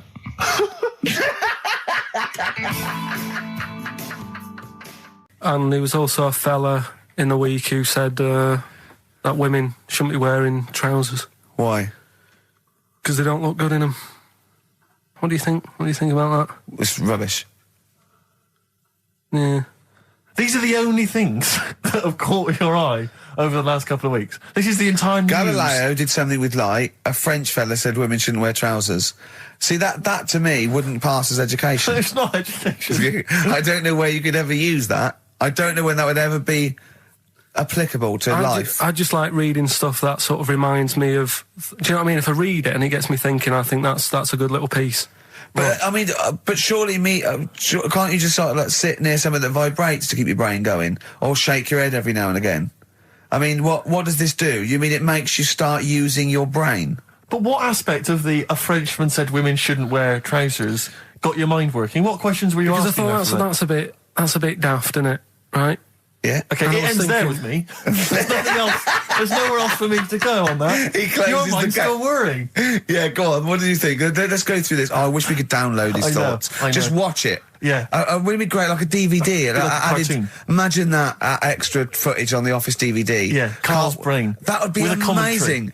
Oh, with a commentary. Go on.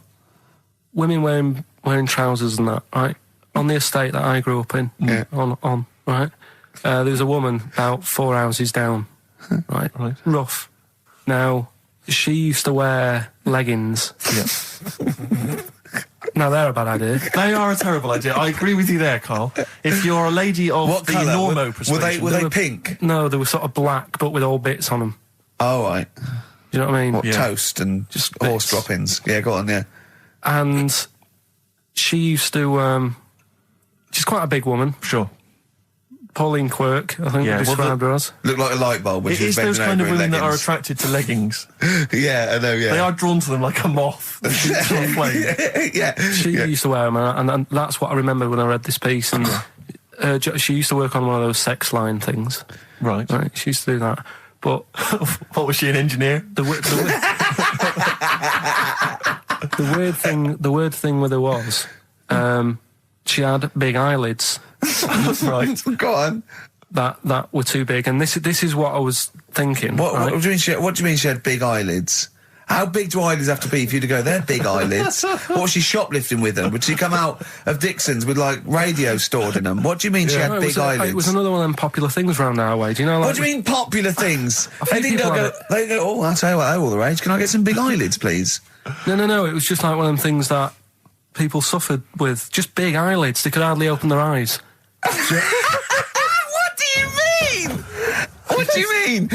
That's one of them popular things round where I grew up. People had big eyelids. They could hardly open their eyes. What does that mean? What sort of freak town were you born in? You had webbed feet people with big heads. You got women with big eyelids. What does big eyelids mean? Are you confusing her with the horse? Yeah. Did she have hooves? Look, what? Anyway, so there's this big eyelided woman with the leggings. And that's what I'm saying to you, though. when I read that story with people with trousers, I went from that to a woman who used to have big eyelids. I still know the point. But then, and also the other bloke who had the eyelid problem was a mate of mine. Right. His dad had it, and same problem, massive eyelids. I don't know what that means. I don't know what that means. I used to say to my mum, I'm going round to Dave's house, and or to say, Droopy, well, as you call him. that's all right, but make sure his dad doesn't take you out in the car, because he could hardly see. He had to have his head. He had to tilt his head back to keep his eyes open. Make sure! Did he have a couple of matches with him at all times? What a load of gobbledygook. This began as educating Ricky. I know, it's like he was people with eyelids. But it's like you're supposed to make that leap as well. Yeah. If I mention the trousers, Ricky will probably be thinking about people with big eyelids and women wearing leggings. Play a record, Carl. White Van Man, Carl. Brilliant. Recorded at great expense, that jingle. Yeah. This is where we just hijack an idea from The Sun, which is White Van Man, where The Sun asks, in this instance, a cabbie by the look of it. Oh no, a fruit and veg shop owner. Ours is slightly different because the Sun sort of like pick on a perfectly normal member of the public. Exactly. So that's where we've got the upper twist. hand. Yeah. And they ask him about the the hot potatoes. This week, Carl, my first question to you, well, your thoughts, please, on the criticism of the BBC over their coverage of the Queen Mum's death. What do you make of this? You're aware of all the criticism that Peter Sissons asked some probing questions? No, I thought it wore was a burgundy tie. I thought that's it. Yeah, he just had it didn't show respect. He just had a burgundy tie on. See, that's not really not showing respect, is it? No, it's not. You show your respect by sort of doing the news on it, giving her a bit of coverage, and showing, what bit of publicity. What a good woman she was or whatever. Yeah. And then you move on to sport news or whatever. Do you know what I mean? Yeah. I totally agree. I don't like the way everything's morbid. I was thinking about it. It's like, the way in birthday cards and that, people always put funny things in them. I think you should save things like that for funerals, for like funeral cards and that, and try and cheer people up at times when they're low. Do you know what I mean? Because on your birthday, you're quite happy anyway, so you don't need someone putting a funny comment in a card. I think, when you send a card... What would you suggest? Well, whoopee cushion, but on the vicar's chair. How would you liven up the funeral? Just little things in the card. I mean, you're just writing stuff like, well, at least you're still alive or whatever. So as you're giving the eulogy... So, that'd be good. So suppose someone's husband's killed in a car crash, you go around with some flowers and a little card, and it says, at least you're still alive. Well, maybe something funnier than that. Well, maybe like if you got up to give the eulogy during a funeral, just wear a pair of comedy tits. Yeah, or those glasses that are eyes on sort of springs. But why has everyone got to be so sad about someone dying? No, what annoys me is that when you see the people on television, they sort of members of the public, and they're crying about the Queen Mother, who was sad when anyone dies, sad when anyone nan dies. She was 102, and it's sort of like I think they should cry. Well, there's a picture in the paper today. I don't understand it. There's a picture in the paper today of various people who were lining the the funeral kind of route yesterday, and there's a picture of a very young child, maybe sort of 5 or 6, on the arms of her dad, and her head bowed, and it says a young girl there weeps for the Queen Mother. And I was looking at it, and you can tell she's just tired. Well, she's just tired and bored. It's so transparent that it's not crying. It's most just, what are we doing when their nan dies? Exactly. It's sort of like... But what is a 5-year-old girl going to be? Why is she going to be crying? The Queen Mum said, I can't believe it. Yeah. Teletubbies? No. The Queen Mum. Oh, not the Tweenies? No, it's all in a minute. Yeah. It's just like... Oh, dear. I mean, I know. I'm sure, I don't know much about her. I don't know if she was a great woman. And obviously, it's always sad when someone dies. But it's like, it's interesting that there was a lot of tourists in that long line of people that are now queuing for hours upon hours to see her dying in state. Because it's clearly just people who want to be a part of history. Must be gutting if you're over from Sweden and you find out that the Queen Mum's died. Oh, you must be devastated. You probably don't want to carry on with your visit. Exactly. Really. Okay, listen, Carl. I think we've covered that. What do you make of the? What do you make of the first genetically modified baby? Oh, are you worried about this? Do you know what did they do? What? Let me see what it says here. Isn't it just choosing the eye colour? Well, this is the concern, isn't it? That in the future you'll be able to decide whether it's a boy or a girl, how intelligent it is, what it looks like, is it handsome, is it ugly? Obviously, no one will choose an ugly baby, and so on and so on and so on. And so it means that where will it lead? Where will it end, Carl? Are you concerned? I've thought about this a lot. What will us three look like in the future if they're being, genetically modified beautiful people? What will we be like? How will we be considered in society? Right, But we've talked about this before, haven't we? About the cloning thing. Yeah. That's a bit weird. Yeah. But I don't think it matters because at the end of the day, right, you might look like some other kid, but it's the way you brought up that will change your features and the way you are, you know, your personality. If you lie, you get a long nose, don't you? Well, no, but listen, right, because I remember when we, you know, I was growing up on this estate. This is going to be good. Go on. No, it's not. It's just an example of how this doesn't work. Go on. So we don't need to worry, sort of thing. Sure. Right? Okay. So I'm growing up on this estate, and there was this woman about 4 houses down, right, who's a bit rough. All right. Didn't fancy her. Oh God, no. Right, but she had a Why? baby. Well, tell me about her first. I'm interested in this woman. Why was she? It was a Was very. it like being a man in a I dress? mean, I didn't grow up in a posh house or anything. And I'm not saying that if you live in a bit of a rough house, you're a bad person. What does she look like? But anyone can Tattoos? clean up. Look like Tony Green with a fag on. They didn't clean up much, right? Oh. Which, even if you've not got a lot of money, you can still try and make get the some place look jiff. nice. Yeah. Right? But she didn't. And a kid used to take a horse into the house. Sorry. Whoa, Yeah. Whoa, Neddy. whoa. Whoa, Neddy. What do you mean a kid used to take a horse into the house? Where did they get a Unbelievable, right? horse? Must have nicked it from somewhere. Must have done. You seen a horse in it? No. What, is that from outside the saloon round the corner? Yeah, was it just tied up with a bit of lettuce? Right? And, Oh, that's great. I'd Did been Big out. Jake come and looking for it? I'd been out. Oh. Nicked Sorry, away. let me get this. This was before the lynching stopped or after. Where did he get a horse from? What do you mean he must have nicked it? His mum said, where'd you get that from? I bought it. All right then, but keep it out of the kitchen. I don't want you going cattling rustling. Where did he get a horse from, Carl? And how long did he have it for? Was he leading it or riding it? Mum, open the door, I can't stop. I can't stop it. Open the patio door as well. Looks like we got us a runaway.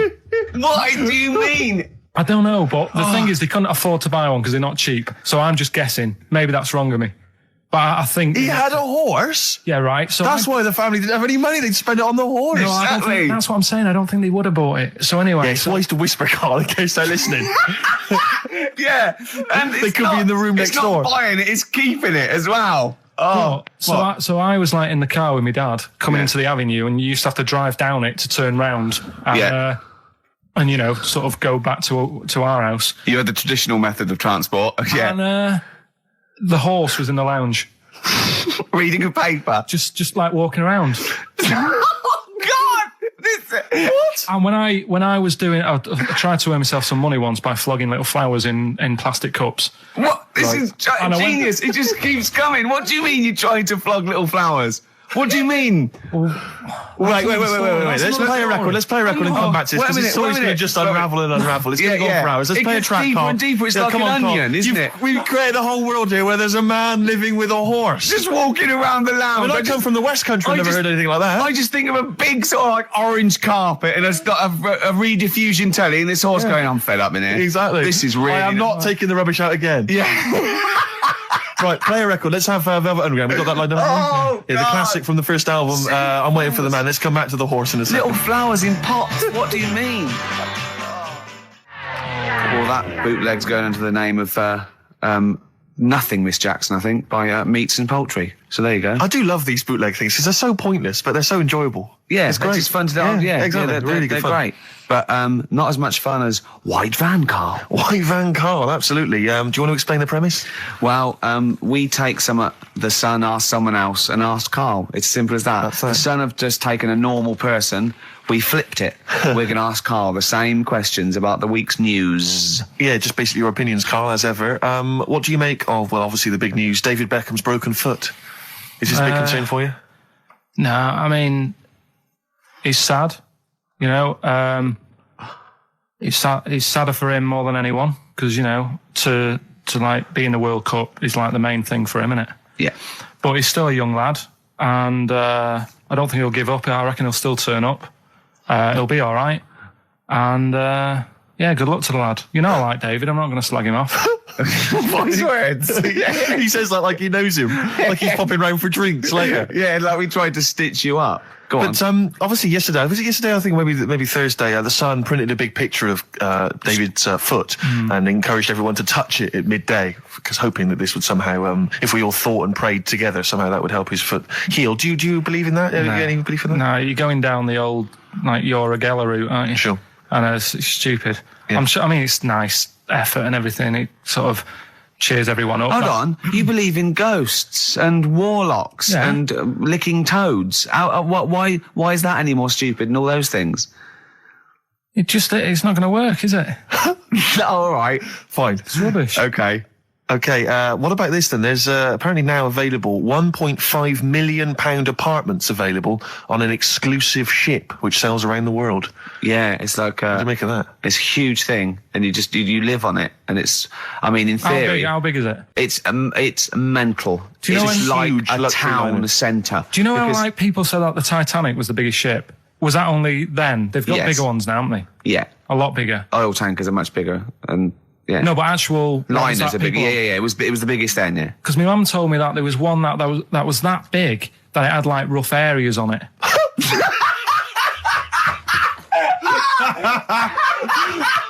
Oh God!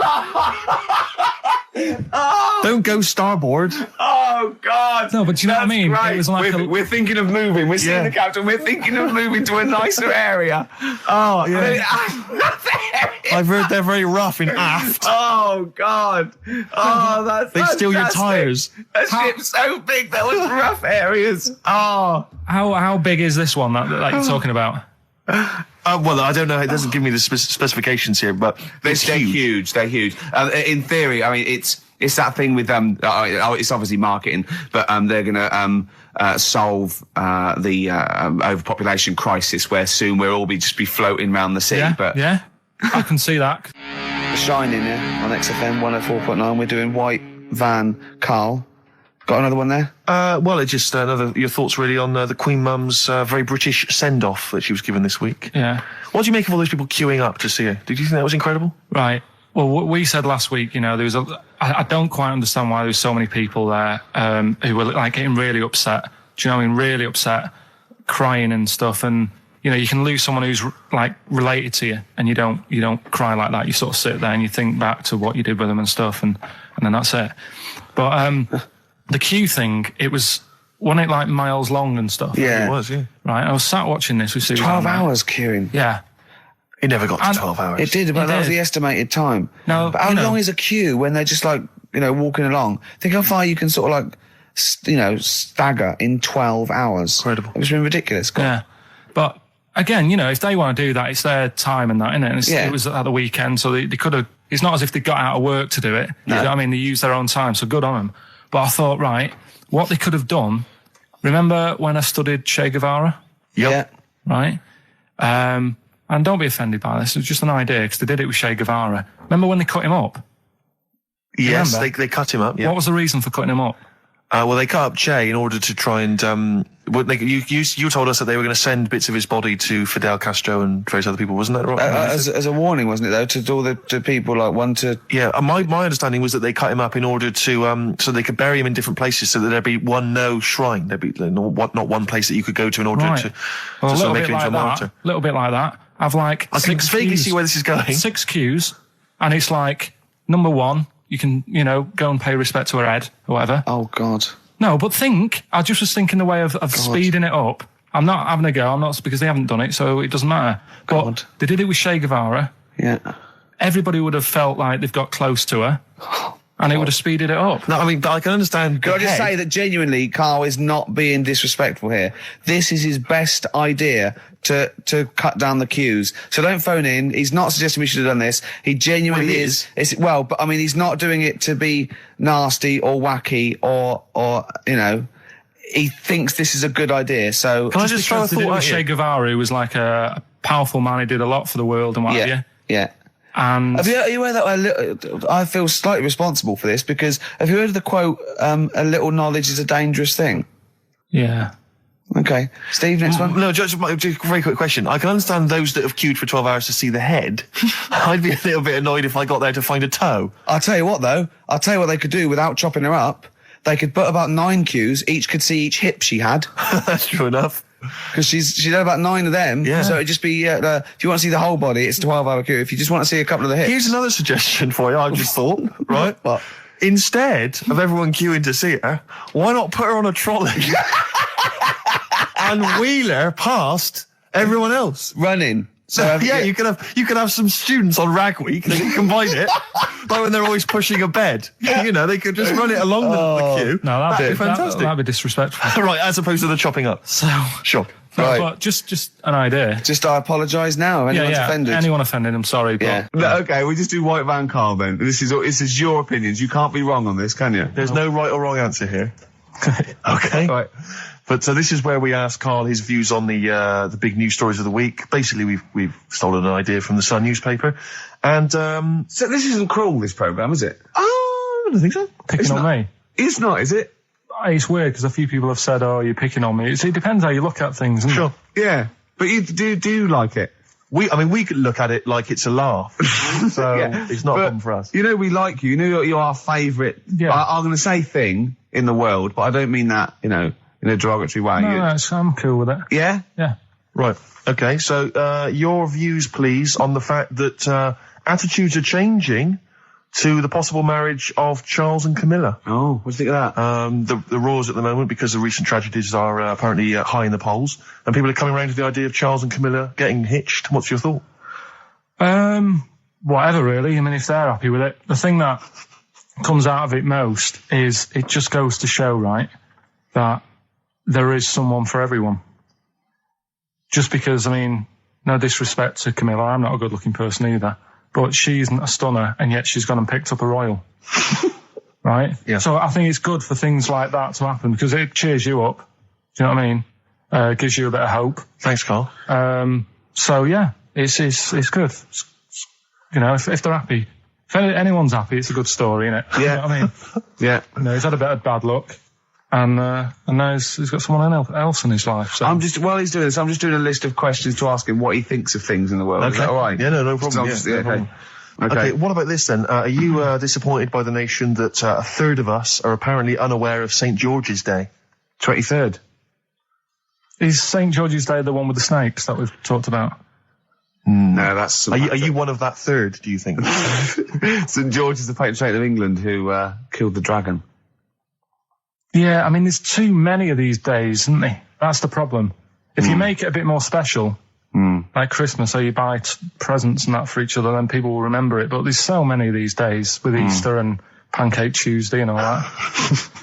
So it's not surprising. I think as time goes on, we'll find that a lot of these days will just disappear because, you know, people are busy. There'll be new ones, won't there? Right. Too much hassle. Yeah. Yeah. Yeah. Yeah. Yeah. That is my joy. Friends that is the point of life to me. I can't wait to see them. I squeeze their head. I welcome them in. Oh, they annoy me.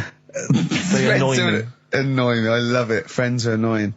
It's even scared of doing something with a friend or getting a gift because he goes after buying one back now. Yeah. It's sort of like life's a bit of a chore for Karl, isn't it? Well, anyway, all right, let's leave that aside. Obviously, you're never going to be entirely happy, although apparently you are already on the brink of happiness. All you No, have to I say told is you your that, hair right? looked nice. I That's was all you at- have to say. Yeah, it looks good, yeah. And that's it. End of story. What's the point in that? What is the point in Because that? she doesn't really care what you think, but she doesn't want to hear that she looks like Dave Hill from Slade. She's not having her haircut just to please you, Karl. Despite what you might think. He's taken aback by that. Yeah. Sorry, happiness then, yeah. All right. So the thing is, I was happy the other week, right? When I was going up to Manchester on the train, nice quiet carriage, I'm sat there reading about sharks and that, right? Nice and quiet. And I got annoyed, I texted you, didn't I? Yeah. When two fellas got on. Can we talk about it? Well, yeah, you've started it. Two gay men got on. Go on. Two gay fellas got on. And it wasn't the fact they were gay that bothered me. It was like, you know, each to their own. Let them get, you know what I mean? Let them do what they do. Yeah. And, Behind closed doors. but they started talking really loud, right? and they were going on about. That's annoying anyway. That's annoying whether you're straight or gay. Talking to you. But do you know what theory I have about they go out late? Gay people always go out late. Yeah. Right. When I mean, what time do you go out in the evening? 7:30. If you go out about 7:30, you know, if I'm out of work, I might go out about 8 o'clock or something. Yeah. I guarantee I'll sort of be in bed by about 12:30. Sure. At that time, they're still sort of ironing the jeans, right? And the funny thing was, ironing their jeans. I've always said this, right? Dancing along to ABBA. You sort of said that's rubbish. I'm sat on the train reading about sharks. These two are talking, and they're going, "Oh, we can't wait to get there." And his phone goes, and he goes, "Hello," and on the end he goes, "Anyway, I'll see you at 1 then," right? Right. So I thought, well, maybe that's tomorrow. Could be 1 in the afternoon. That's when most people would meet. Yeah. And then he carried on talking. Most people would meet. Carried on talking, and he goes, "Yeah. So anyway, like I say, see you tonight. 1 o'clock is meeting someone." Yeah. I don't know why you go out that late. Do you remember when his favourite record of all time is The Killing of Georgie? Sure. He said, would he have been killed if he'd have been back at a decent time? Yes. There's no mention of the time in this song. And then the funny bit was, actually, that did make me laugh, right? When he'd finished talking on the phone, he said to his partner, right, "Oh, there you go, let's have a little chat." And the fella said, "Who was that?" And he said, "Oh, it's Dave." He said, "Which one's Dave?" He said, "You know, the one with the shaved head." I thought, in the gay community, that isn't a good description. No. Do you know what I mean? Yeah, I know. They've all got little shaved heads. Before we move on, was the Sharks article interesting? Did you learn anything? It's pretty good. Was it? I'll teach you something about that later. Oh, okay. Is this educating Ricky? It wasn't, but I can teach you a bit. Yeah. Alright. That's good. Play some ads and that. Play some ads and a tune, and then have we got maybe a competition? Yeah. All What right. have we got? We're all looking forward to that. Alright. Fortune Faded, Red Hot Chili Peppers, and XFM 104.9. I'm Ricky Gervais, with me Steve Merchant and Karl Pilkington. Back for 2 hours a day, then a Monday off. Carning the management, baby, and sending this station spiralling down into the depths for his greed and selfishness. Yes. Okay. We were talking earlier about things that have happened when we were away. Quite a lot. But there's one thing I heard. It might be a rumour. I hope it's a rumour. I kept it from you, Steve, because I want you to sort of have spirits up, because we've been at it in the office, and we've got to be... Okay. I'm just going to say it. I think Shed 7 have split up. Sorry, I didn't... Shed 7 have split up. I think I got something in my eye. It's just a bit dusty, you know, I think. So, okay, if it's true, it's true. If not, at least we got their music. Their music didn't... The music lives on. So we're going to dedicate this show to Shed 7 and all the bands. Talking about ghosts and that, do you know how I'm into them? Yeah. Right? How weird do you think this is, right? Well, it's not true. Before you say it, play a record. No, go on. Go on. Right, it's this woman. I don't even know if it's ghost, really. It's just a bit weird. Sure. Yeah, sure. There's this woman, and she's not a woman, she's a kid. Sure. Okay. Sure. She's walking down like a street in her area. It's a nice day and everything. Everything's normal. She's walking down, and a woman comes up, cycling past, right? The woman on the bike looks at the kid, absolutely terrified, right? Got a really scary face on her. Yeah. The kid's thinking, why is she doing that, Yeah. right? So anyway, she thinks nothing of it, goes, you know, I think she was playing in the park or whatever, goes and has a nice day. About 15 years later... Oh, right, yeah. She's, I don't know, I think she was going to work, right, on a bike. She was riding her own bike. Riding her own bike, cycling down the road. Oh, yeah. Looks at the kid. That's the thing that happened, like, 15, 20 years ago. Right. It's her on the bike looking at her as a kid. Right. Not another child. No. So Right. it's her. She's seen herself. What, Carl? I mean, I don't know where to start. Firstly, where's this information come from? But I mean, why do you ever... I mean, I don't know what part of that you think can be true. I mean, honest, I'm speechless. I don't know what to say. What are you talking about? Bit weird, though, isn't it? But it's not true. It didn't happen. Nothing happened like that. She said it did. Well, Who? then she's wrong. Who? She said she saw herself. she saw herself as a kid, didn't she? Did she carry on riding And as an pup? adult when she was a kid. Did she stop and talk to herself, or did she ride on by and think that's a bit weird? There's me as an 8-year-old. I won't stop. I'll be late for work. Yeah. If I'm late again, the boss said he'd be in trouble. Yeah. Oh. Well, And where is this information? Did it happen to someone you know? No. You overheard it on the bus? No, it was in the 14 Times. Ah, right. Well, Okay. that's the answer. Good. We've got Okay. to the bottom of that. Right, good. Well, Carl, what are your thoughts? Why have you stuck it out here? Nothing better coming in, I thought. Well, I'll tell you why, because you're always on holiday. You don't do a lot. You get paid, well, doesn't he, really? He's a moany. He doesn't try and get on at all. He doesn't deal with people. He moans about everything. And, so he's... I'm alright, I've got my own little room and that. Yeah. Like a cage. It is like a cage, isn't it? And he goes, shut the door, shut the door. If people walk past, he goes, shut the door. He doesn't want them looking in. He's like a miserable old chimp. We noticed today how much he's simian, isn't he? It's very strange, actually. Maybe we should try and get a picture on the website, because Carl's arms are particularly chimp-like. It's very, very strange. Because he's got that he's got long downy hair. It's and not the like long extended knuckles. Yeah, and his totally round face that sort of the chin goes back and the dome of his cranium. I think, quite seriously, I know we sort of share about 98.5% of our genetic material with bonobos and chimpanzees, but I think he's got a little bit more. Yeah. I honestly think he's a little bit of a throwback. Just his line, they just kept to this sort of really the ugliest one in the cave and the tree, and he really didn't come out of it. I'm not saying you are, I don't think you are. Yeah, you're chimp-like. No, it does annoy me. My hair annoys me on my body and that. Because I've got like... I love the idea that these people from the estate had, like, squashed his presence. So I found a cigar that had been sort of lit up and then put out, so I thought, I'll have a go at that. I went outside and had a go, and that's the last time I smoked. Right. I tried it, I thought, I don't like that. I love the fact that he does everything once. Yeah. In his life. It's a line of, I've done everything once. I don't need to do it again. Teenage Fan Club from the XFM Christmas album, and that's Christmas Eve. Their guitar sounds are just brilliant. They're just always so nice. All right, Carl, would you like that? Is that Teenage Fan Club? Yeah, they're good. Carl, I feel like you've never kind of enjoyed the wonder of Christmas. I can't ever get the sense, maybe except when you were very, very young, that kind of bright-eyed, thinking of Santa, kind of landing on the roof and coming down the chimney and drinking the sherry or whatever. So I like the idea of it, right? Sure. The sort of, I used to get a couple of annuals every year, So did I, yeah. And I was allowed to open one on Christmas Eve. Oh, that's brilliant. So they could throw it on the fire. I think it is have a quick skim through, do the word search right. Yeah. I think that's to light a cigar off the cooker. Oh. Well, anyway, listen, a good friend of ours, Ross Noble, the comedian, brilliant, he gave me this picture, Carl, which he's got from a magazine. He loves you. I think this... I just looked at it then. Obviously, it's not going to mean much to the listener. Oh, this is self-indulgent. It is currently available. I think it's in the current edition of Bizarre magazine, so you might want to buy that. It's not horrible, though, is it? There's a certain grotesqueness about it. Oh, it's a deformed person, isn't it? Well, to a degree, but I think what it's going to do for Carl is give him, I think for you and I, Rick, we're going to see his face light up, lighten up, like opening a wonderful Christmas gift. Oh, you know what? I think I've seen this. Is this the one with the kid with the big head? I'll be honest with you, Carl, it is. Have you seen it already? Yeah. Let me just show it to you again so you can kind of highlight it again. I haven't seen it. It's like...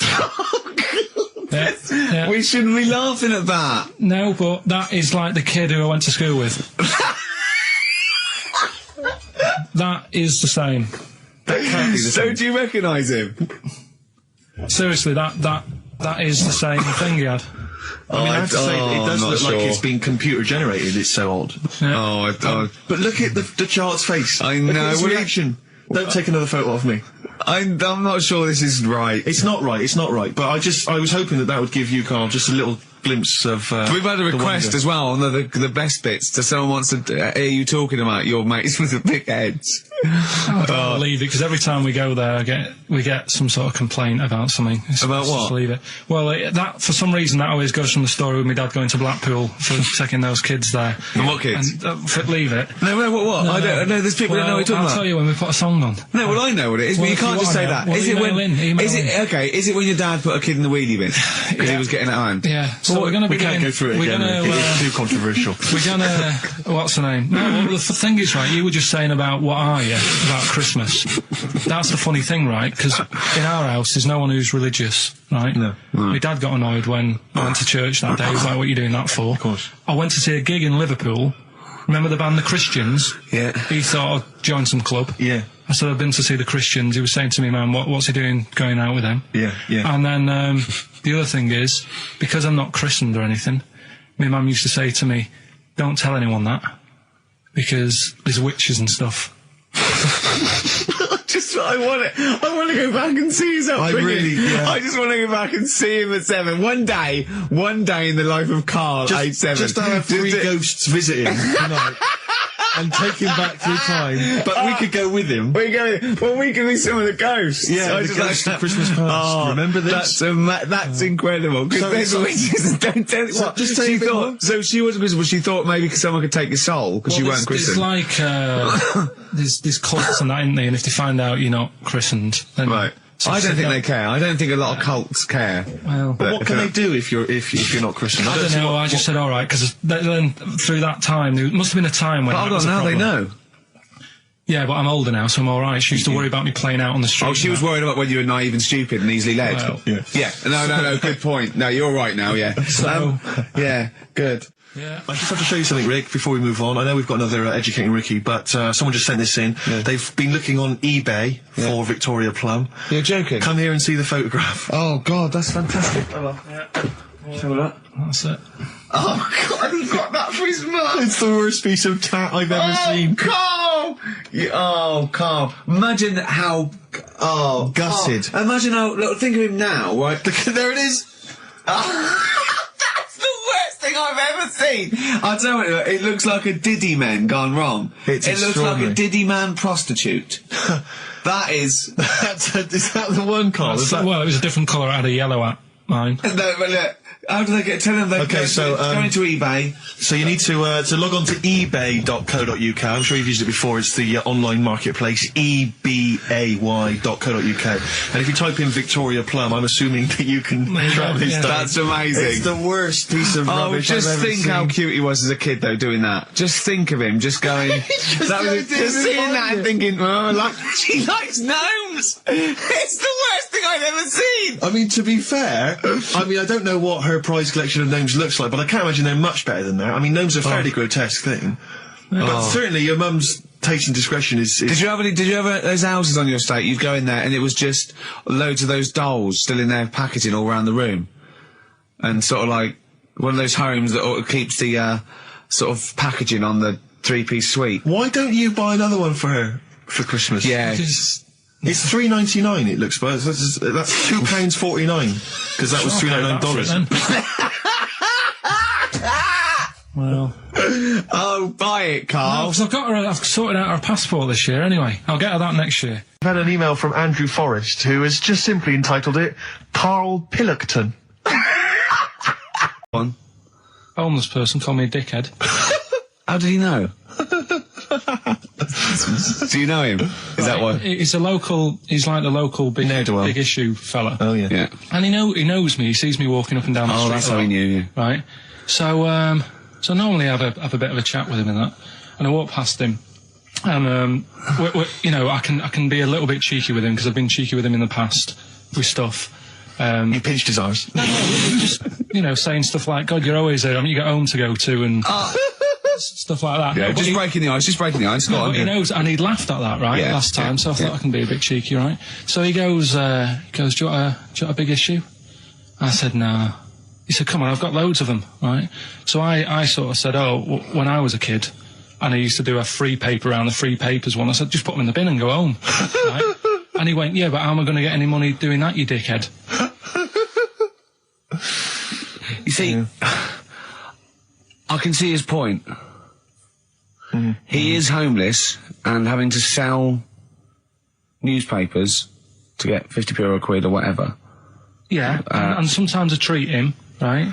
And today I didn't have any money. I had a takeaway last night, and I normally give them £1, and I felt bad not being able to do that because I didn't have any money on me last night. Right. I couldn't look him in the eye. Did you explain this to the homeless person, the traumas of the takeaway without the tip?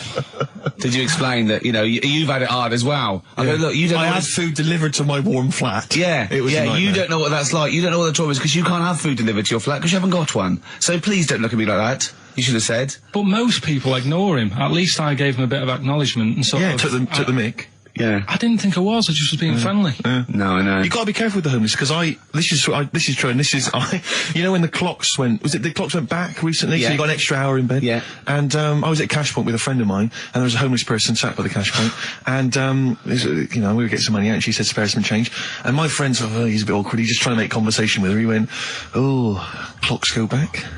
Extra hour in bed." Oh no. I gave her £2. I felt so bad. He didn't do it intentionally. He didn't realise what he said. Just making conversation. It's tricky making conversation with the homeless because there's so many areas you've got to avoid. What was on the telly.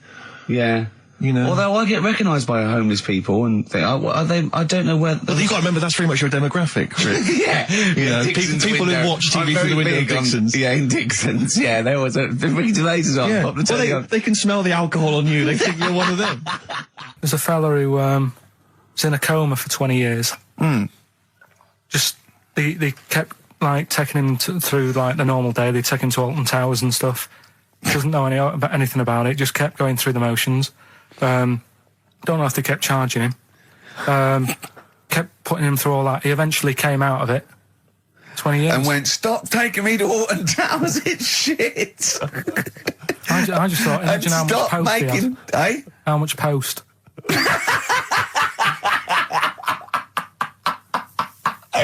Oh, Did you read about that guy in the paper, Carl? He, sorry, on the internet.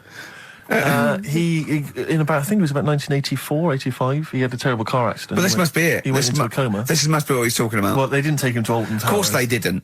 But you've got to try and decipher the truth from the conjecture, from the thing that I mean, don't forget, Karl realises that he's had a dream. He talks to Suzanne and goes, that was good, wasn't it, last night we were in the plane? She goes, no, it's a dream. He goes, oh yeah, where's my car, thanks? You've got to, I mean, I can now decipher what he's actually seen, what he's read. Well, go on, what did you... Well, I'm assuming it's the same guy. It is the same guy. It was a guy in some small American town, and he'd had a car crash and he'd gone into a coma, and his wife had left him. She'd gone on with her life because he'd been in a coma since then. And he had just woken up recently. Marriage wasn't working. Marriage wasn't working. He just wasn't paying enough attention. She was pregnant at the time, and so now his daughter is basically the same age as he was when he went into the coma. And he's just started coming around. He's just started making jokes. They said, how do you feel? He said, horny, which I thought was quite witty for a man who'd been in a coma for however many years. But anyway, so he's slowly trying to rebuild what life he can. That's what do you make of that though? Because the thing is that he's missed. Imagine what he's missed, Carl. Imagine the music that he's missed. The Live TV Aid. programs. Missed Live Aid. Live Aid. He missed Phil Collins playing in 2 continents in one day. Which, frankly, I'd be devastated if I discovered that. Missed Bros. Yeah. Yeah, so he doesn't. So he put on ripped jeans and they go passe. They just have to send him a series of those I Love 1986 programs with Kate Thornton filling him in on what he's exactly. Peter Kay reminding him of space operas. Yeah, he remembers those. Talking rubbish. Yeah. So extraordinary though, isn't it, Carl, to think? No, obviously. So had he aged much? Because he hadn't had any problems or anything, no worries. Well, he probably wouldn't have, physiologically, he probably wouldn't have the wear and tear of a 43-year-old man. Because he wouldn't have had sun, he wouldn't have had sort of nicotine, beer. Unless they were just feeding that to him. Anyway, still. Yeah. Yeah. So you'd feel groggy though, wouldn't you? Yeah, you might feel a bit groggy, yeah. Yeah. Well, he's not fully back to normal. I mean, there's some kind of residual brain damage. Yeah. But nevertheless, he can form sentences. He's got no real memory, so he can't remember a lot of things. It was just when I saw Carl, have you been in an accident? Monkey, that's... It depends. No, wait. It's either a chimpanzee with a typewriter with an infinite amount of time, he would eventually, by definition, mathematically, type everything ever possible, okay? Or it's an infinite amount of chimps with typewriters, and one of them will type it first time. But already that's not right. You either need to have what one do you mean? monkey. What? You mean employment laws? What do you mean it's not right? Let's hear him out. Okay. If it's one monkey, yeah, with a typewriter that's got loads of ink in it and that, right? At least it knows what it's done in the past. It's not... Keep going. Crying. If you've got a load of monkeys, it's like if you have too many, what's that saying about too many chefs? Too many chimps spoil the soup. Right, well, it's the same thing. It's like, well, I didn't tell you to put salt in it. I was going to put salt in it, and it messes it up. Whereas if it's just one, they know what's gone on. So what I'm saying is... Just leave him go. I can't be bothered, I want to hear the rest. This blows my mind. He doesn't know what this does to me. It's a mathematical problem. I want to hear the rest. Well, it's just, I just don't think it will happen. What do you mean you don't think it'll happen? Infinity works it out for you, by definition. Well, what's stopping them typing the same thing again? They would. In fact, the problem should be, if you had an infinite amount of time, that it would type, it works for Shakespeare an infinite amount of times, and everything else an infinite amount of times. But, you know, that's not as... But not Shakespeare. Oh! Shut up! You idiot! Rick, do you know what he said to me? I said to him, I explained it to him. I said, you've got an infinite number of monkeys, infinite number of typewriters. They will type the complete works of Shakespeare. He said, have they read Shakespeare? You're an idiot! Play a record. Said, no, I'm not having this conversation. I'm not having it because it really, really winds me up. But you're saying they'll do it with no spelling errors. Well, they do it an infinite amount of times. And they do it wrong an infinite amount of times. And they spell the last full stop wrong an infinite amount of times. And they do it and they get one thing wrong in Hamlet wrong an infinite amount of times. They do everything an infinite amount of times. But are they going off a story that they've... Play a record, Carl, because I'm going to knock you out. I'm just saying... Shut up! Do they know the story? Oh, they're monkeys! Oh, Christ. No, right. Okay. Right, Carl. She's a girl and I'm a man.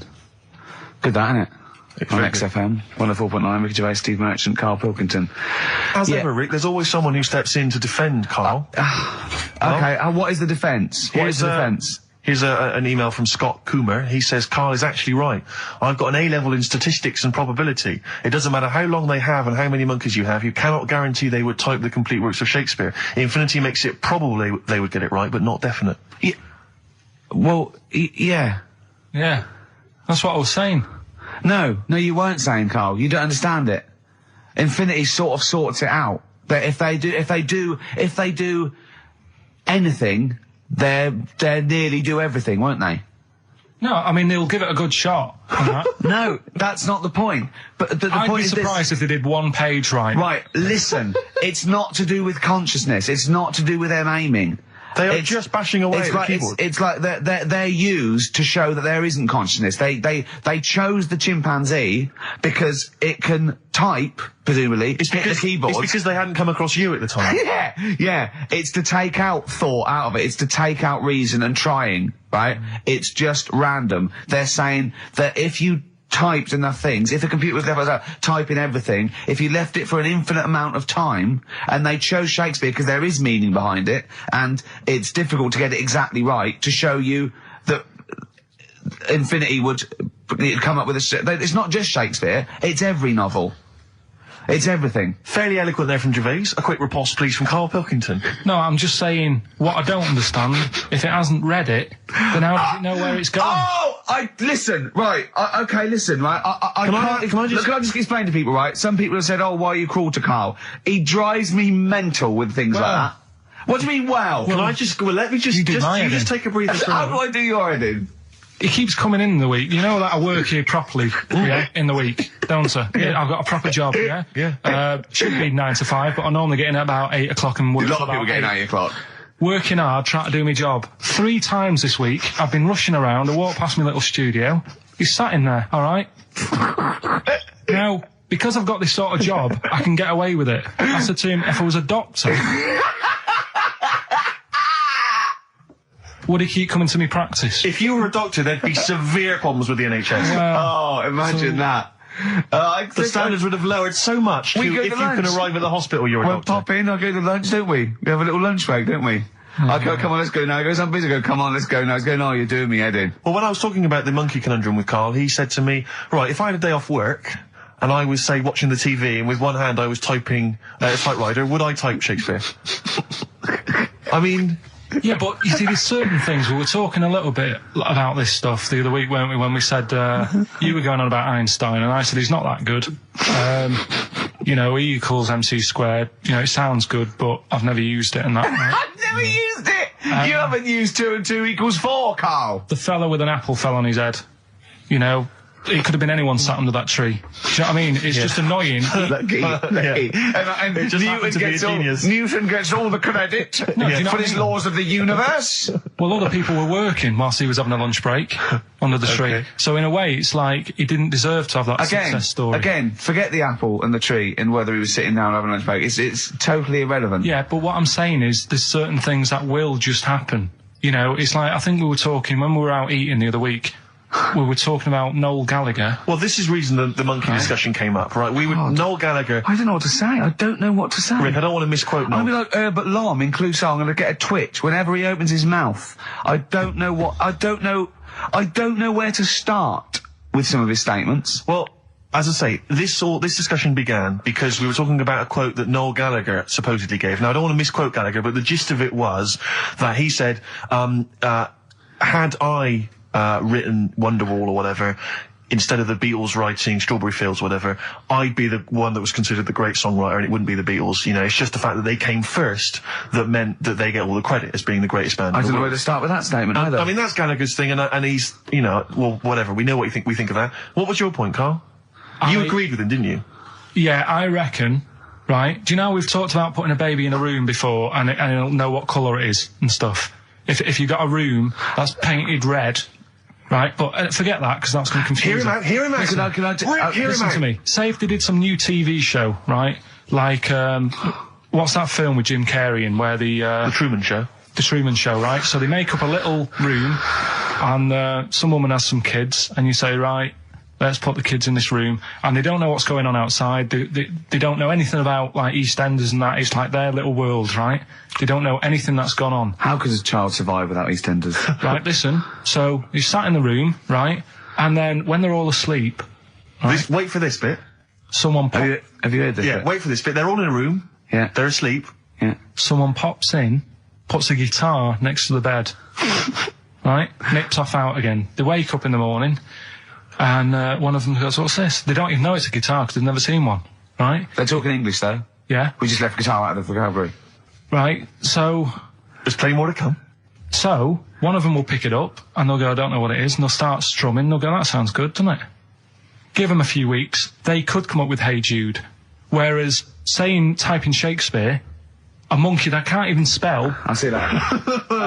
You can't answer it. I might come with you, Rick, if that's all right. We've got to sort out that Christmas special as well. Yeah, no, sure. All right, I see that. I'm shooting off then as well. Cheers, Carl. Flaming Lips.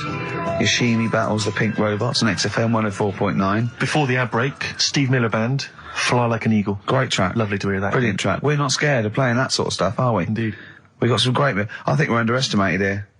People think we're just like, you know, two guys and a buffoon in a room. But we're so much more than that. We try and put together a whole package for them, don't we?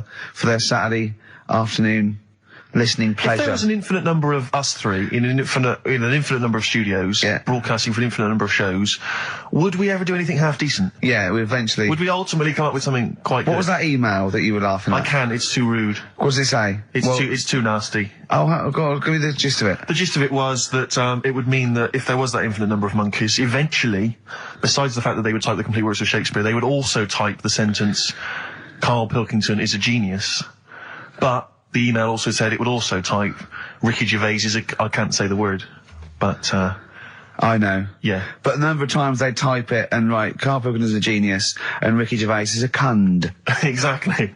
Yeah, that would be there a lot. Come on, someone talk. I'm looking at his face, his headphones are too loud. Instead of turning them down, he's just grimacing, going, these are too loud. I don't understand it. Yeah, how have you lived this long? How did you make it to 30 without getting squashed or eating something deadly poisonous? I told you, I used to choke a lot.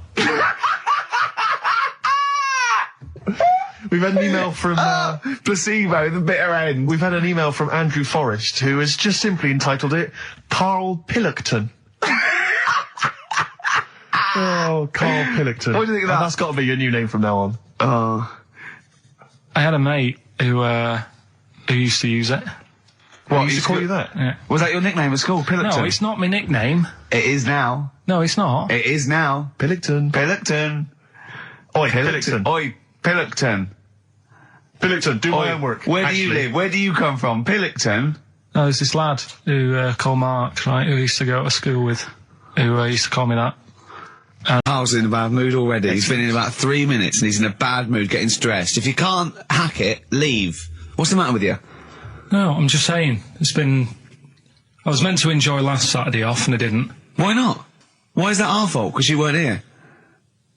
Just because, I don't know, but... Are you not in the Christmas spirit? Why didn't you enjoy last Saturday?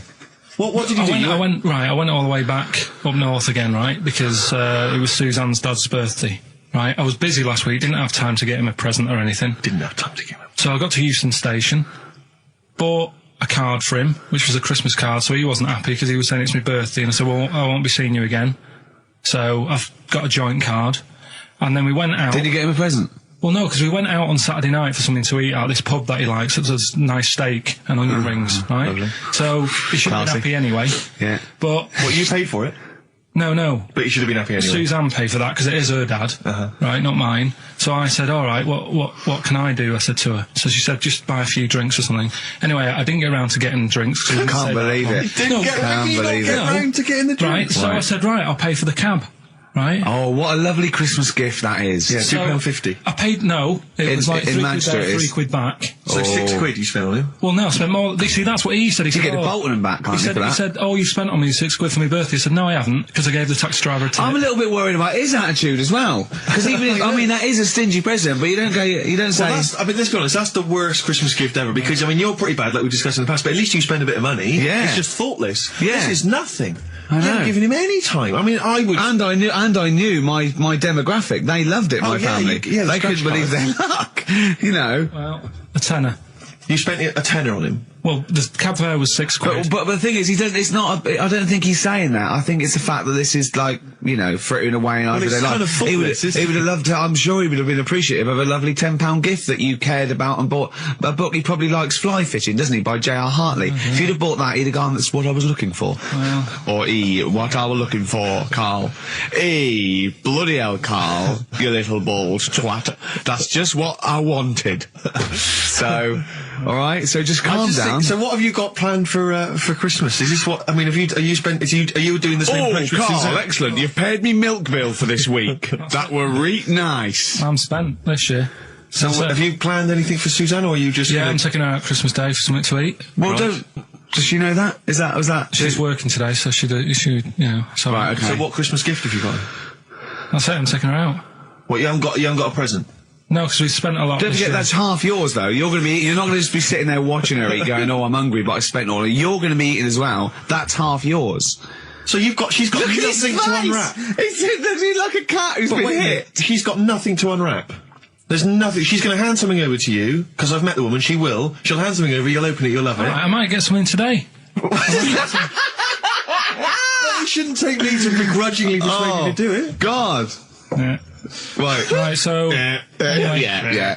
Well, I'm gonna try and stick in some Christmas songs. We're not playing all Christmas songs, but I've brought in a couple. So this is Christmas, John Lennon, The River, Joni Mitchell, Fairy Tale in New York, one of the best Christmas songs ever. Oh, what about a bit of Pretenders? That's a good one, 2,000 Miles. Let's hear it. Pretenders, 2,000 Miles on XFM 104.9. This sort of Christmas edition. We're not here next week, are we? No. Carl is, aren't you? Well, you are in a way. I was doing a best of, innit? Yeah. Is it a best of? Yeah. Brilliant. Have you been putting together? Not yet. Okay. You want to get I'll do it today. Tell me what bits you want in it, and I'll sort it out. It's not for me to say, is it? Yeah, it is the best stuff. Well, maybe people could email in with their highlights of the year for them. I'm trying to think what they were. I mean, mostly talking to Carl. It'd be mostly Carl, wouldn't it? Mostly Carl, gibberish from Carl. Oh, I think it'd be an awful lot of educating Ricky from Carl. Well, ricky.gervais@xfm.co.uk if you've got any thoughts on stuff you'd like to hear.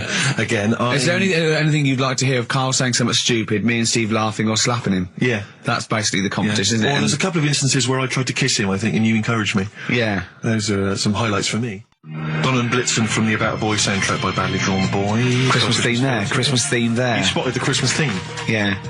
Carl's not really in a festive mood, but I can't imagine Christmas is your time of year, is it, Carl? Well, I'm not sure any time of the year is, really. I liked it when I was about... I think when I was about 7, I enjoyed it. Was that the one? Was that the year, the big year for you? You get loads of stuff, you don't have to worry about anyone else, but once you've, like, got a job... What did you get when were you doing your paper round? How old were you then? I was about 13, 14. Well, that was then you were a man, weren't you? I had to buy stuff.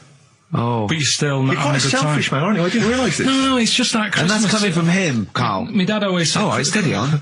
Dad said Christmas morning was for, like, you know, for me, so he used to stay in bed. So he never... That's brilliant. That's a great thing to say, isn't it? Yeah. Christmas morning's for you. Run wild. Do what you want. Just don't bother me. I'm going to Honolulu for 2 weeks. That's great. Dad, it's Christmas. Do I have to do anything? No. So my mum used to get up, because she used to like to see my face light up, you know, when I opened the presents. And then, to give fireworks. And then, then I'd have to go to my bedroom from about 6 o'clock onwards, because, like, my mum and dad were into having big Christmas parties, and I wasn't, like, old enough to go. Right. So they'd say, right, you know, you've had your fun there, you go up to your bedroom, stay in there. Really? Yeah, I remember one year, right, I got a train set, that's what I wanted. Yeah. Right? It's brilliant. Playing with it all day. I thought, I don't mind about the party, I'm happy staying up here, playing with this. Brother comes in. He's had a few, right? He's going, yeah, give us a go on your train. How old is he? He's a bit older than me, so he might have been like, let's see. Well, let him be 18. Yeah, probably about 18, 19, and how old were you? like that. I had a train set, so, I don't know, about... 14. Something like that, yeah. Right? So I'm playing on that, loving it and stuff, and then he comes in and goes, oh, give us a go. He turns the transformer up to, like, 14. He went really fast for about 5 seconds, broke it, and then he went back downstairs. Wow. So Christmas, I hadn't even got to Sounds Christmas like Day. the Conservative government with British Rail. Satire, that is. Rick, I just thought that there's satire. If there's any satirical shows listening or it doesn't work in any way, because there's the analogy falls down apart from there being a train. Think it through, though. British Rail was trains. Yeah. And the government broke the trains in many ways. They didn't break them, like, not officially breaking them, but they kind of... Yeah, it does work. It's perfect. Oh, I'm very pleased with that. And I can't... And no one's asked him to be on Have I Got News For You. It's weird, isn't it? Because it's strange, that, when you've got a satirical mind that's as quick as that. Yeah.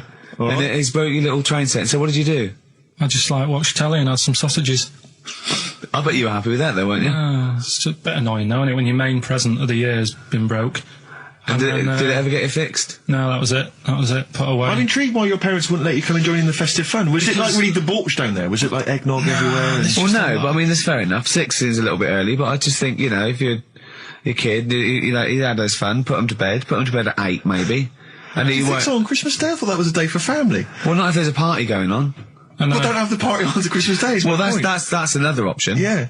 Your parents are weird, aren't they? A strange breed. Well, I think that was the year, right? You're talking about buying presents and stuff. I think I did treat my mum to... I didn't buy my dad anything. I think that was, like, when I got a bit older, he used to get me dad something, because he wasn't that bothered anyway. No. So, got me mum, there was a cheap shop, right? Of course. Thank God for that. Called Snips, right? So I went in there and I thought, let's see what I can get her. And remember Victoria Plum? I don't think so. Well, it's like a fairy character. Right. Right? I mean, Mum's into gnomes and stuff, right? So I thought, right... She must be pleased with you, then. Victoria Plum. I was thinking, is that one of the neighbours? Is it like a brandy liqueur? Do you remember Victoria Plum? Victoria Plum? Victoria Plum, yeah, it's like a little fictional sort of character, right? Okay. So I saw it, I thought, yeah, she'll love that, right? So I did my paper round, saved up for 2 weeks, right? Oh. Got that sorted, went to Snips, bought the Victoria Plum. Next day, I'm in town with her, right? So I think, I know what I'll do. I said, come in here a minute, right? So we go in, and we're looking around, and I tested her, right? I went, look at that there, that's alright, innit? And she goes, oh, it's bloody awful. Oh, Carl. Oh, Carl, oh, God. So then, Christmas Day comes, I said, don't bother opening it. She said, no, why? I said, Oh, no, why did you still give it to her? So, well, it was too late, I'd already bought it. Oh, Carl. So she opened it, and I was like... And she said, oh, that's nice. I said, why are you saying that? I said, the other day, you said it's bloody awful. She said, oh, no, I thought you were pointing at something else. Oh, no. So that's why I don't get anyone anything anymore. Oh, God. Play record. Oh, God. Oh. That's good, isn't it? Not bad. Gold Rush. let you down. I'm actually quite affected by Carl's Victoria Plum scenario. Just the fact that, like, that eagerness, he wants to make sure it's a great present. He's saved up his paper round. He thinks it's like a gnome, but modern. I'm worried that you're using it as an excuse now, and that's why you're not buying anyone any gifts, because you had your fingers burned once. I mean, you were 6, 7 years old. To be fair. No, you weren't. You were about 13, weren't you, if you're doing your paper round? Yeah, I must have been, 11 or 12 then. All right. Yeah, so I'd saved up. Oh, no, I'm not using it as a thing. It's just that. What did you get your mum this year? I've sent them some money so they can get a passport. So they can get a passport? What do you mean, where are they? Immigrants? Are they trapped somewhere? Well, they're in a holding bay somewhere in Dover. Yeah, I got a friend who's a truck driver who's going to sneak them across. What do you mean? So they can buy a passport. What do they do? Sell it when they're a bit down in their luck? No, they haven't got that much money, right? They've never been abroad, and the mate said they might take them next year, and they said, oh, we haven't got a passport, so You've got to buy a passport, have you? Isn't that your God-given right as an Englishman? No, you've got to pay for them. They're 30 quid each, so you better had to, otherwise they're conning me. Right. So you sent them 60 You don't quid? get born with a passport, of course You sent them 60 quid in an envelope, have you? Well, check. Right. I love that. He'll be watching telly and France will come on and he'll go, oh, what do you think of that? She goes, it looks bloody awful. Yeah, Don't open it. no. Don't open it. Don't open it. So you've not paid for a holiday for them. No, I've just sorted out it's the better prize, isn't it? Because they can't go anywhere without it. Well, the passport keeps on giving. Yeah. So 10 years. That is, yeah. So, but no, I never used to, I can't think of other things. I used to get me dad once I started getting him stuff, it used to be a dressing gown, and then, but as an extra surprise, I used to put like a cigar in the pocket, so he'd think that was it. Yeah. Then he'd put it on and put his hand in the pocket. Right, and then he'd just hit you because he thought you'd nicked it. Dear. So you bought him a jacket with a cigar? That's quite thoughtful. Did you sneak a cigar once on Christmas? Yeah. Well, that's when they used to have like the big do's, like I say. You know, they were known for it. Like the whole estate used to know that. You know, we were having a party. Yeah. So they'd all come round. So they'd all come round and just have food and drink and that. I cannot imagine how unpleasant that must have been. Awful. And you locked in your bedroom with a broken train set. Yeah, crying. And looking at Victoria Plum, whatever that was. In the bin. Oh, in the bin, yeah. And hear a mum saying, and he got me this. Isn't this piece shit of rubbish? You could hear him just throwing it against the wall and laughing. And all the neighbours laughing. And you'd come down just be in pieces with loads of spit on it. Just loads of gob on it. Eyes. And all the Polaroids of them just like laughing at it and pointing. Stamping on it. All right. Flooding back. But no, I used to get up in the morning and then like they'd still sort of all be there asleep on the floor and on the sofa. That's awful. Oh. That's terrible. Christmas is surely the one day a year which is a family thing. It's for the kids. They're the ones that was Boxing Day. Well, I know. Oh, that's all right. It's over. Yeah. Back on the bike. All right. Who's going to pay for this? What, me? Yes, Carl. You're doing 2 rounds today. Yeah, what's your paper round supporting the entire family? No, so I used to get up and like go downstairs and they'd be asleep, so I'd be mooching about trying to find like another present that's still working. I love the idea that these people from the estate had like squashed his presents. So I found a cigar that had been sort of lit up and then put out, so I thought, I'll have a go at that. I went outside and had a go, and that's the last time I smoked. Right. I tried it, I thought, I don't like that. I love the fact that he does everything once. Yeah. In his life, it's a line of, I've done everything once. I don't need to do it again. Oh, dear. You know, I've said in the past to you, Rick, that my grandparents, so I love them dearly, but it's like, for the last 30 years, they've been waiting to die. I know, It's like they just sort of, it's like, you know, the novelty wore off of life. Life in the 50s. Yeah, they got kind of bored of it. Life, in the 40s, it was brilliant. All sat around the old Joanna's, the Bondsdale, singing. They loved that. The 50s, you know, that was great as well, because that was the post-war years. It was, you know, it was a bit tight in the pocket, but it was alright. Everyone pulled together. And then the 60s came along, all the crazy music, the funny hair. Let's stay in bed. Exactly. They basically stayed in bed. And it was one Christmas when my grandmother said to my dad, what do you like for Christmas? What do you fancy for Christmas? And this must have been, I don't know, 20 years ago. She said, what do you fancy for Christmas, Ron? And he went, well, you know, I could do with a nice big kind of warm winter overcoat. She said, don't worry about that. She said, don't worry about that, because your father will be dead soon. It's right, you can have his. Meaning my granddad. Well, to be honest with you, my father's still waiting. Which is good news. Good news for my grandfather. Less good news for my dad. He's freezing. He's freezing. He finds out, how is he today? He's fine. Oh, okay. Oh, I'm freezing. It's such a weird mindset, that. I think that, to me, is what sums up people from that older generation, the 40s and 50s. And it seems to me that you've got that kind of mindset. It's like you were born in the 30s. And whenever you talk of your childhood, it's like you had, like, a baked potato to take to school. And a hoop and a stick as a Christmas gift. Teenage Fan Club from the XFM Christmas album, and that's Christmas Eve. Their guitar sounds are just brilliant. They're just always so nice. All right, Carl, do you like that? Do you like Teenage Fan Club? Yeah, they're good. Carl, I feel like you've never kind of enjoyed the wonder of Christmas. I can't ever get the sense, maybe except when you were very, very young, you know, that kind of bright-eyed, you know, thinking of Santa, you know, kind of landing on the roof and coming down the chimney and drinking the sherry or whatever. So I like the idea of it, right? Sure. The sort of, you know, I used to get a couple of annuals every year, you know. Yeah, so did I, yeah. And I was allowed to open one on Christmas Eve. Oh, that's brilliant. So they could throw it on the fire. I think it is a quick skim through, do the work so right. Yeah. I think that's to light a cigar off the cooker. Oh. Well, anyway, listen, a good friend of ours, Ross Noble, the comedian, brilliant, he gave me this picture, Carl, which he's got from a magazine. He loves you. I think this... I'm just looking at it then.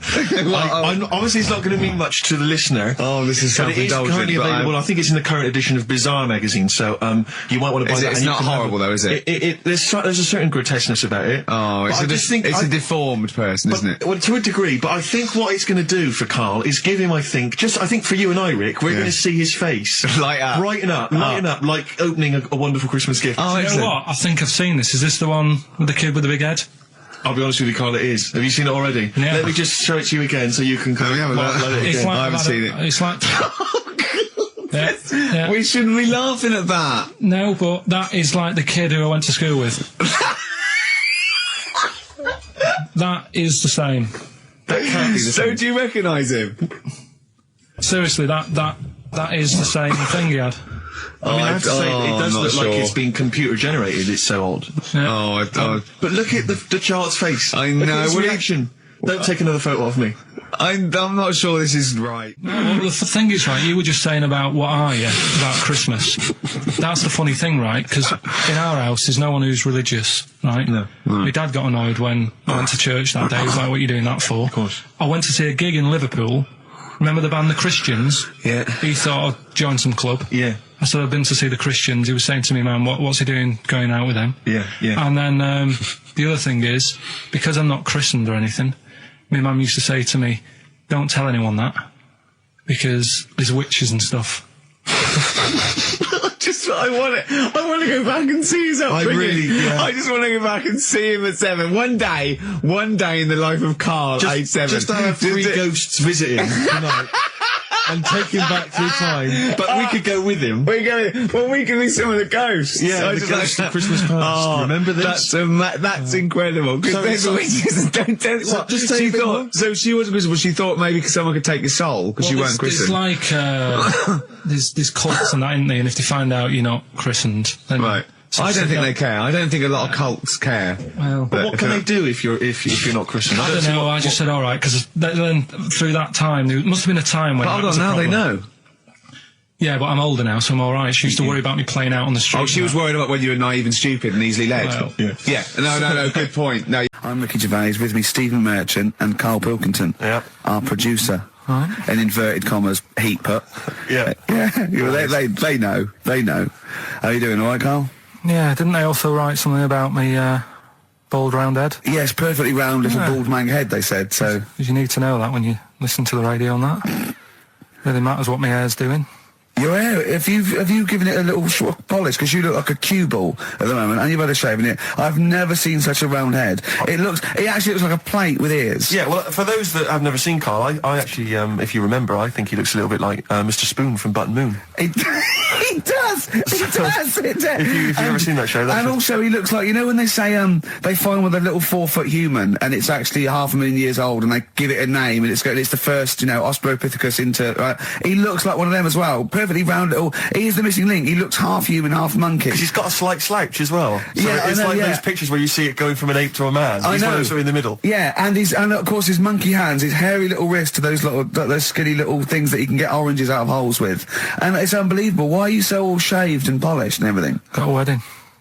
What? Got to go to a wedding today, so thought I'd, clean myself up a bit. Yeah. Shouldn't you be wearing a suit or something? No, I'll go home and put something on. Oh, okay. But Suzanne said, make an effort. I sort of had a shave and that, and then I came out of the bathroom. She said, "Oh, your head looks a bit sort of eggish." She's right. She always worries about when I have a shave because I just, That's your girlfriend, Carl. I know. Saying that. Just think. So don't worry about Heat saying it. The funny thing is, it's Boyd Hilton, I think, of Heat that wrote it. And he's got a little bald head. Yeah, no, don't slag him off. Yeah, but on the end of his review, does it say, written by Baldy Boyd? No, because it doesn't matter. It's a magazine. Don't worry about it. Looking forward to the wedding? A bit boring, isn't it? But you got to do it. They're probably listening. Should we do a shot? It'll be a great day for them, but I know what will happen. Suzanne will see, all the fuss and that, and then she'll get ideas, and I'll have to let her down and all that. Why is it you don't want to get married again? I always forget. It's just... Who's it for at the end of the day? I've been with Suzanne for 11 years, right? Sure. We're happy. Well, I am. That's what counts. You're never happy. I am. I'm all right. Yeah, no, I know you're happy with Suzanne and everything, but apart from that, you're never happy. You are the most grumpy, moany thing in the world. I mean, I get annoyed, but I'm always happy. I was annoyed here. I was happy coming here, but there was a bloke behind me walking and scuffing his feet. He had a pair of those stupid skulls on, and he was clicking and scuffing. Wear some shoes you don't have to click. Pick your feet up. Flip-flops annoy me. But I'm happy. I'm just annoyed. You are just like, oh, the world's on me. It's rubbish, this. I know the world's great. It's just sometimes people annoy me by being there, But Steve said I should be locked in one of those towers that princesses used to be locked in fairy tales, because everything annoys me. But you're grumpy. I'm not. I'm all right. XFM 104.9. We're not here. This next clip is one of my favourite clips. Look, it needs no introduction. Here it is. Finally, White Van Man. What do you make of the fact... What I'm saying is, why were they shouting Vera? Because pigs don't come to the name, do they? Hey? I don't know the ins and outs of pig, how to lure a pig into your trap. Can I just tell you some very, very interesting things about pigs? Please do. Right. One, everyone knows they have a corkscrew-shaped penis, right? A corkscrew-shaped penis. That's the tail, isn't it? Two, they can't look up. They can't put their head back and look up, right? Three, they can have a 30-minute orgasm. Rick, is it only pigs that have got a corkscrew-shaped penis? No, and landlords. Okay. Very handy. Right. Here's one for you. Go on. Like insect facts and stuff. Go on. If a man was a flea... You could jump over St Paul's Cathedral. No. What? Wrong. It's gone up now. It's... the big wheel. The big wheel. It's the Millennium Wheel. Now. It's gone up now. Play a record. You're the best. Carl, let me ask you now. Carl, you will be a little bit unnerved about this. Have you seen the film Jurassic Park? Yeah. You know what happened there? Well, according to the Sun here, it says scientists are planning to clone mammoths for a theme park. Look at his face. Look at that. He looks like a dog caught in the headlights of a car. He's terrified. I love Carl. He sprung to attention Carl. there. Is that the best news you could have? Man moths.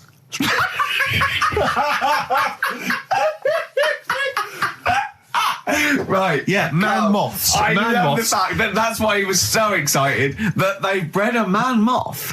What is this? Yeah, it's a human being that hides in your wardrobe and eats an entire jacket in a day. Yeah. What do you mean, man moths? Mammoths. Mammoth, the big hairy cow from the Ice Age. I mean, elephant. You're not so excited about that, then? You can take or leave bringing back mammoths to life, but a man moth... A man moth is a different matter.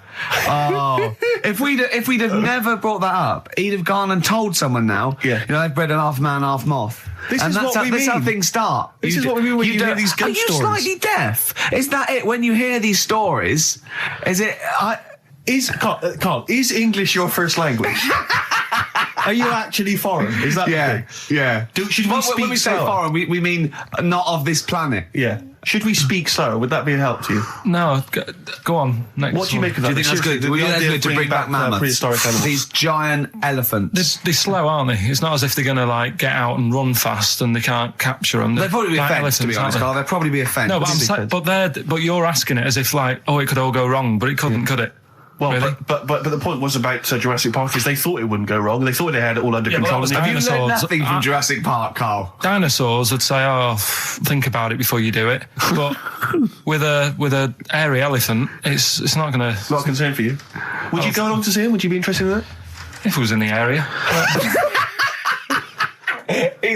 He's great, isn't he? I'd love a queue, Nothing right? impresses No, him. but what I'd like to do is Carl sitting like Yoda in a little cave, and I'd just like to see people like Tony Blair and Stephen Hawkins in a queue, and they go and say, "Carl, got a bit of a problem." And thinking of cloning a man and a moth. Problem? Not an issue. No, if I'm in the area, I might cruise around and have a look at it. Otherwise, just don't send it near my clothes. Oh, that's fantastic. So it's just for a second. As the words man moth came into your head, how excited were you? I mean, were you both terrified and excited? For the moment when you thought that they'd cloned a man and a moth? I pictured... what kind of face did he have? Did he have the moth's head or was it a man's head? Just a little man head. Right, what was his face? What did it look like? He just was like a bit shocked. Perplexed, yeah. It was like he'd been grafted onto the body of a moth without his consent. And when he was asleep, he'd woken up. He just went in to have a goiter removed, and they said, "We've replaced your goiter with the body of a giant moth." Yeah, is that all right, Mr. Jenkins? So he had the head of a little. Was it a little boy or a man? Little man. Right. Okay. And he's just bumping into a lamp. He's just bumping into a lamp. If you went into hospital and they'd done something, what's the worst thing they could do, right? What would you rather have done, right? You wake up and you've got lobster claws for hands. Right. You wake up and you've got duck's feet. Or you wake up and you've got one horn coming out of your head. The worst thing? Yeah. Probably the horn coming out of my head. Why? Get in the way. That'd be useful, wouldn't it, in fights and stuff? And for like parties, people would play Well, I quoits. suppose the lobster claws would also be quite handy there. All right, this is Carl, the producer of Ricky Gervais and Stephen Merchant on XFM 104.9. We're playing out some of the best bits. Hope you're enjoying it. Here's another one. Carl, it was you that worked out the maths and worked out I was 28 because they just worked out I'm 27. You are 27. No way. 4.9, I'm Ricky Gervais, with me Steve Merchant and Karl Pilkington. We've had quite a lot of emails, as ever, Rick. I should just say, because we're very lazy. It's a much listened to show. We're very lazy people, and we rarely reply or read out the emails. But I never read the emails. Absolutely so never I read rely, if I haven't replied to them, or my mail, Steve opens my mail and reads my emails. So if I haven't replied, it's just because he hasn't passed it on to me. Yeah. Okay. But I haven't passed it on to you because I know you'll never reply. Sure. So, I'm just cutting out that. But just want to say thanks for the emails. We do read some of them, and we do appreciate the fact people send in jokes. I appreciate it. I love it. But as long as I have to do anything towards it. Sure, we had an email from Jack. He just said he missed the last 2 weeks' shows. Has he missed anything? Not really. No, it's the same stuff. Same I think last week Carl was having a go at Chinese people not aging well. He had a go at the gays, and he came up with a ludicrous story about a monkey that was impossible. Yeah, exactly. So I don't think Jack's missed much. No. Go on. No. We've just had an email from the Pringles people. Oh, right. Good, because it's finally started to happen. I hear these stories about people getting given cars and Armani suits and trips abroad, and we haven't had no, but finally people are starting to, realise what we're doing, our impact on society, and we've got a whole box of Pringles sent to us. Not on those little tubes, the proper tubes, the foot-long tubes. Yeah. So... and what have they said? Well, the Pringles guys they want them back. No, they've said they like the show, and if you want more Pringles, give them a call and they'll send you more Pringles. Yeah. I bloody love Pringles. Yeah. Pringles are... The thing about Pringles is, they're Moorish, right? Yeah. But how would I put it? You know the sort of thing when I open them, yeah. And by that when I pop, right? Yeah. I have to eat the. Well, okay, how can I put this? When I pop, I can't stop. What do you mean? I don't. Well, when I pop them open, I can't stop eating them. Right. When you pop, you can't stop. Yeah. Yeah. I think that's because of the chemicals. I think that might be the reason. But they're good. Chemicals, They're good chemicals. They're the best chemicals. Pringle chemicals. They're not bad chemicals. Like Lovely. you're using chemical so warfare. yes, I want some more Pringles. Yes, what else more, do they more do? Pringles. It's interesting, actually, you were saying that like other people, you know, like Kylie, I imagine, would get given sort of maybe sexy underwear. You got Robbie Williams where he gets the Armani suits. You get sent the crisps. Yeah, Which seems appropriate. Yeah. Oh, but it's nice to be sent. Go on. Talking of Pringles, on the Finchley Road tube station, on my way in, there's a lot of Pringles there, isn't there? Well, I'll tell you a job I don't like. What? I wouldn't want to be doing. The woman, there's a little woman who sits in the little snack stall on Finchley Road station. Yeah. And I don't know how to describe it, really. She is surrounded by snacks. She can't move for snacks. Does it look like American Beauty, but with different... Not dissimilar to that. Yeah. It's a little hut on the station. And it's like, if you go to the seaside, you can put your head through one of those cardboard cutouts and it looks like you're a big fat person or whatever, and you can have your photo taken.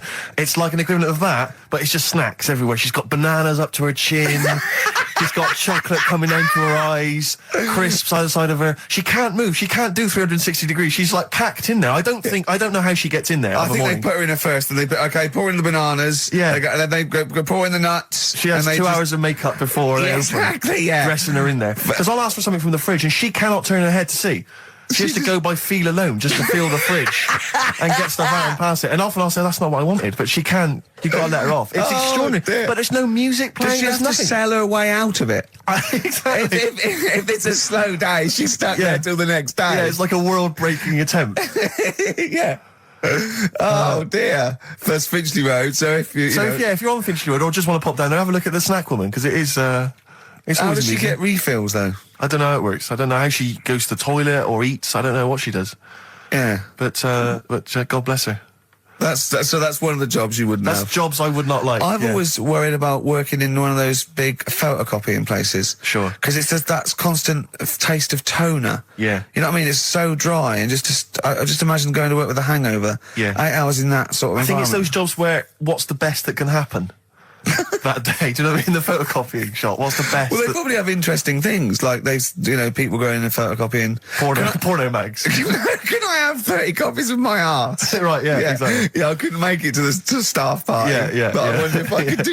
Stop on XFM. Carl's back. He's cheering up a little bit, because I think he's vented his spleen a little bit on cities around the world that aren't as good as Manchester. So, is any of your family left in Manchester? Because they all moved away, didn't they? You came here. Your dad's moved to Wales, for Christ's sake. Well, your family are all around brother joined the army. Get anywhere. Just take me anywhere. We don't know where he is. His sister's moved away, so no Ireland. one... Yeah, there you go, you see? So, that's just one family. That's one family who love Manchester. Exactly. All right? Tell you what, Steve. Go on. Look what I did find out in the week. Yeah. World record, right? Person with the longest trump. With the longest what? Wind. Fart. Right. Right? 2 minutes 42 is the world record. Okay. Right? Well, I'm immediately thinking about a relative of yours who I'm sure did longer than that. Who still lives in Manchester. Auntie Nora. Now, Auntie Nora did it for how long? 5 Reportedly, minutes, wasn't it? Starfighter for 5 minutes. But, unfortunately, she was the only person in the room.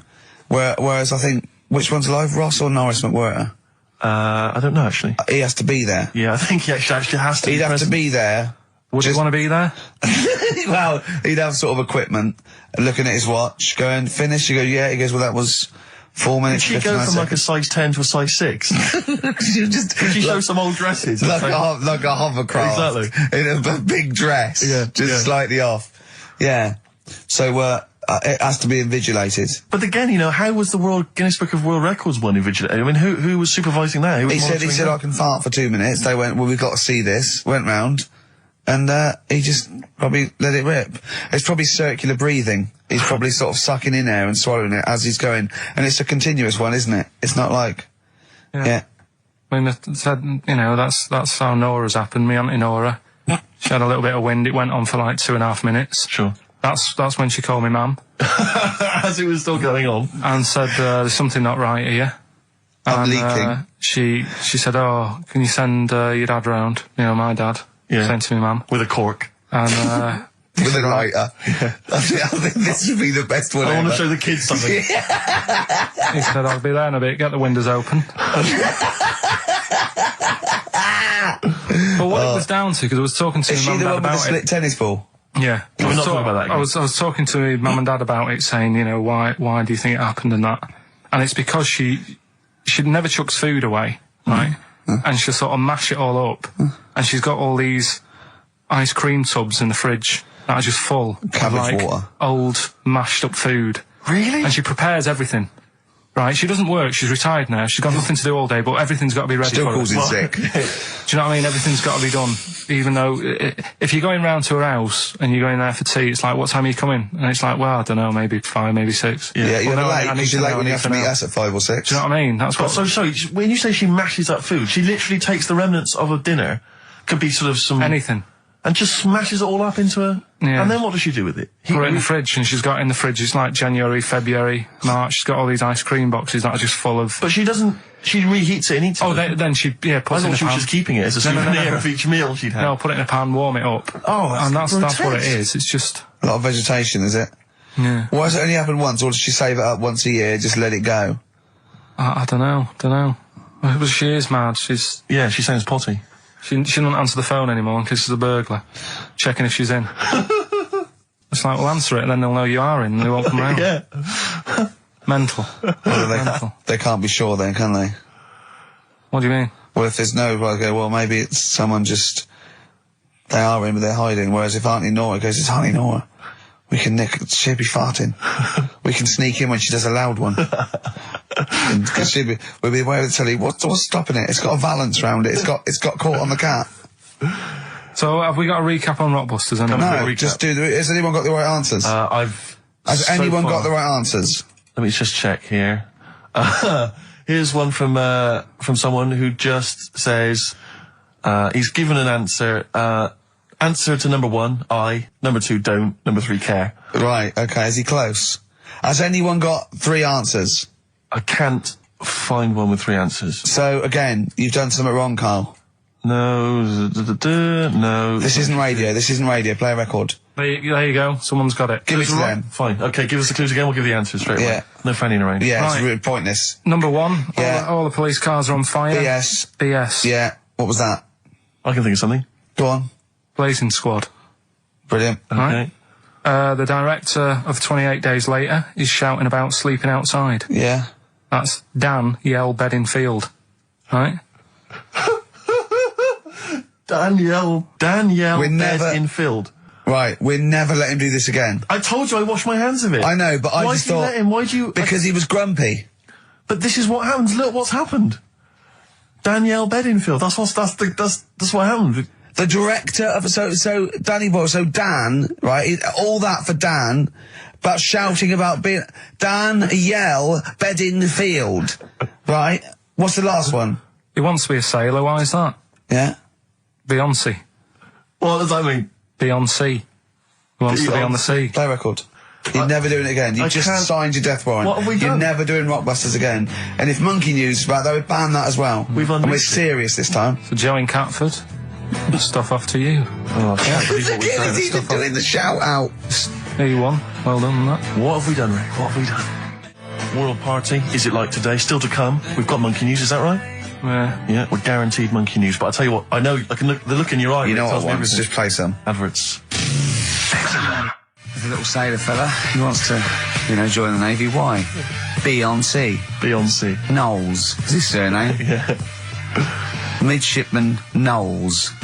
Now, Carl, we're going to do another edition, I think, of Wish You Were Here, because that really cheered you up, didn't it? So, where else you been? Have you been, you've been around Europe, haven't you? You've been to any hot country? You've been to Greece? Turkey? Done Turkey, yeah. Yeah. Been to Turkey. Little fellas. Little midgets working in the canteen in the hotel I was in. Okay. Astley Suzanne as well. Okay. Have you been to Scotland? Once for the Edinburgh Festival. Go on. That's where I looked out in my hotel room, saw a traffic warden putting a ticket on some bin bags.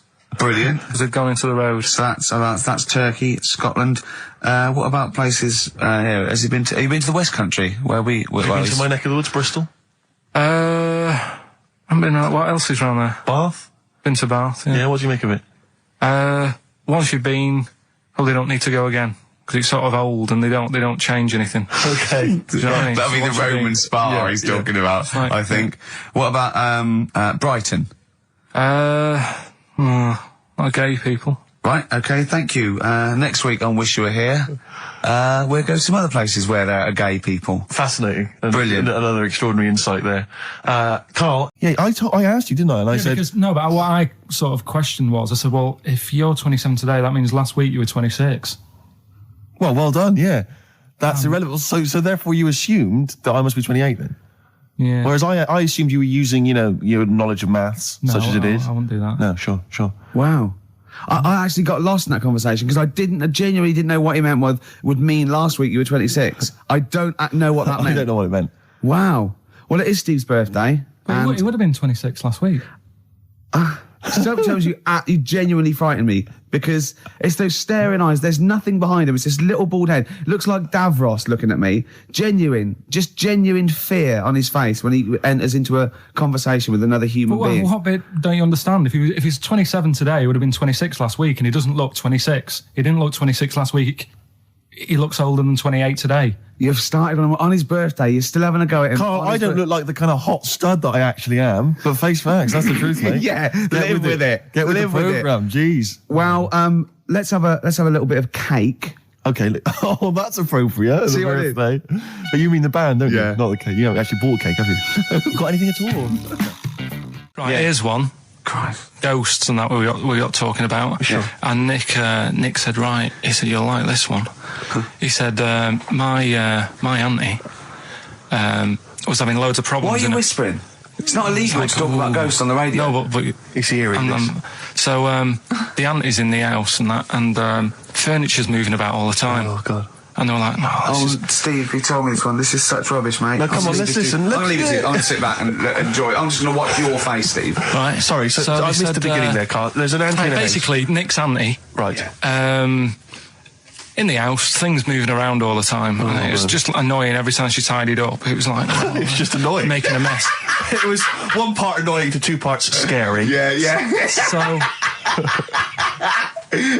stuff was moving around all the time, and they said, right, we need an housekeeper. Rather than having the house a mess, until we sort this out. Stop it! I've got the vicar coming round. Stop moving stuff around. Oh, yeah, go on. They said that shouldn't be in the pants drawer.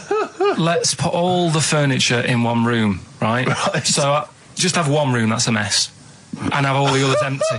Because I love the poltergeist can't really... It can move wardrobes around, but it can't open a door to put it in another room. Yeah. Poltergeist going, I'm just making this room messy. I wish someone would open the door so I could... Go on. Yeah, but... So all this stuff's in this room. So they moved all their furniture into one room? They put, like, the drawers in there and everything. And it was really uncomfortable, because they were all, like, on top of each other. They sat in the room with all the stuff? Yeah, they had to, because that's where the three-piece suite was. Okay. Oh, God. Right? All right. Oh, God. So they sat there, like, all crumpled up and that, but nothing can move because it's so tight. I think things were trying to move, but everything was so tight. They foxed that poltergeist. So anyway, one night they sat there, like, sort of a bit awkward watching the telly and that, and they hear some banging in the next room. So she goes, oh, God, what's that? Oh, he hadn't moved in, had he, the ghost? So to some of the empty rooms. So there's this He's moved some friends and family in. There's this banging about going on. No, so she gets up, right? Yeah. And what it is, they had the baby in the next room because there wasn't much room for the cot. Right, so they left the baby with the ghost. So they go into the room where the baby is, and the banging is like, do you know those plastic balls you get that you can chuck around the room and, like, they go mental? Right. The ones that you chuck once and they keep bouncing for ages. Yeah. That was bouncing around the room. Wow, what, the baby had thrown it? Hitting all the walls, and the baby was there, stood in the cot, sort of laughing. Right. And looking at the ball, and wherever it looked, the ball went. Yeah. And then she said, stop doing that.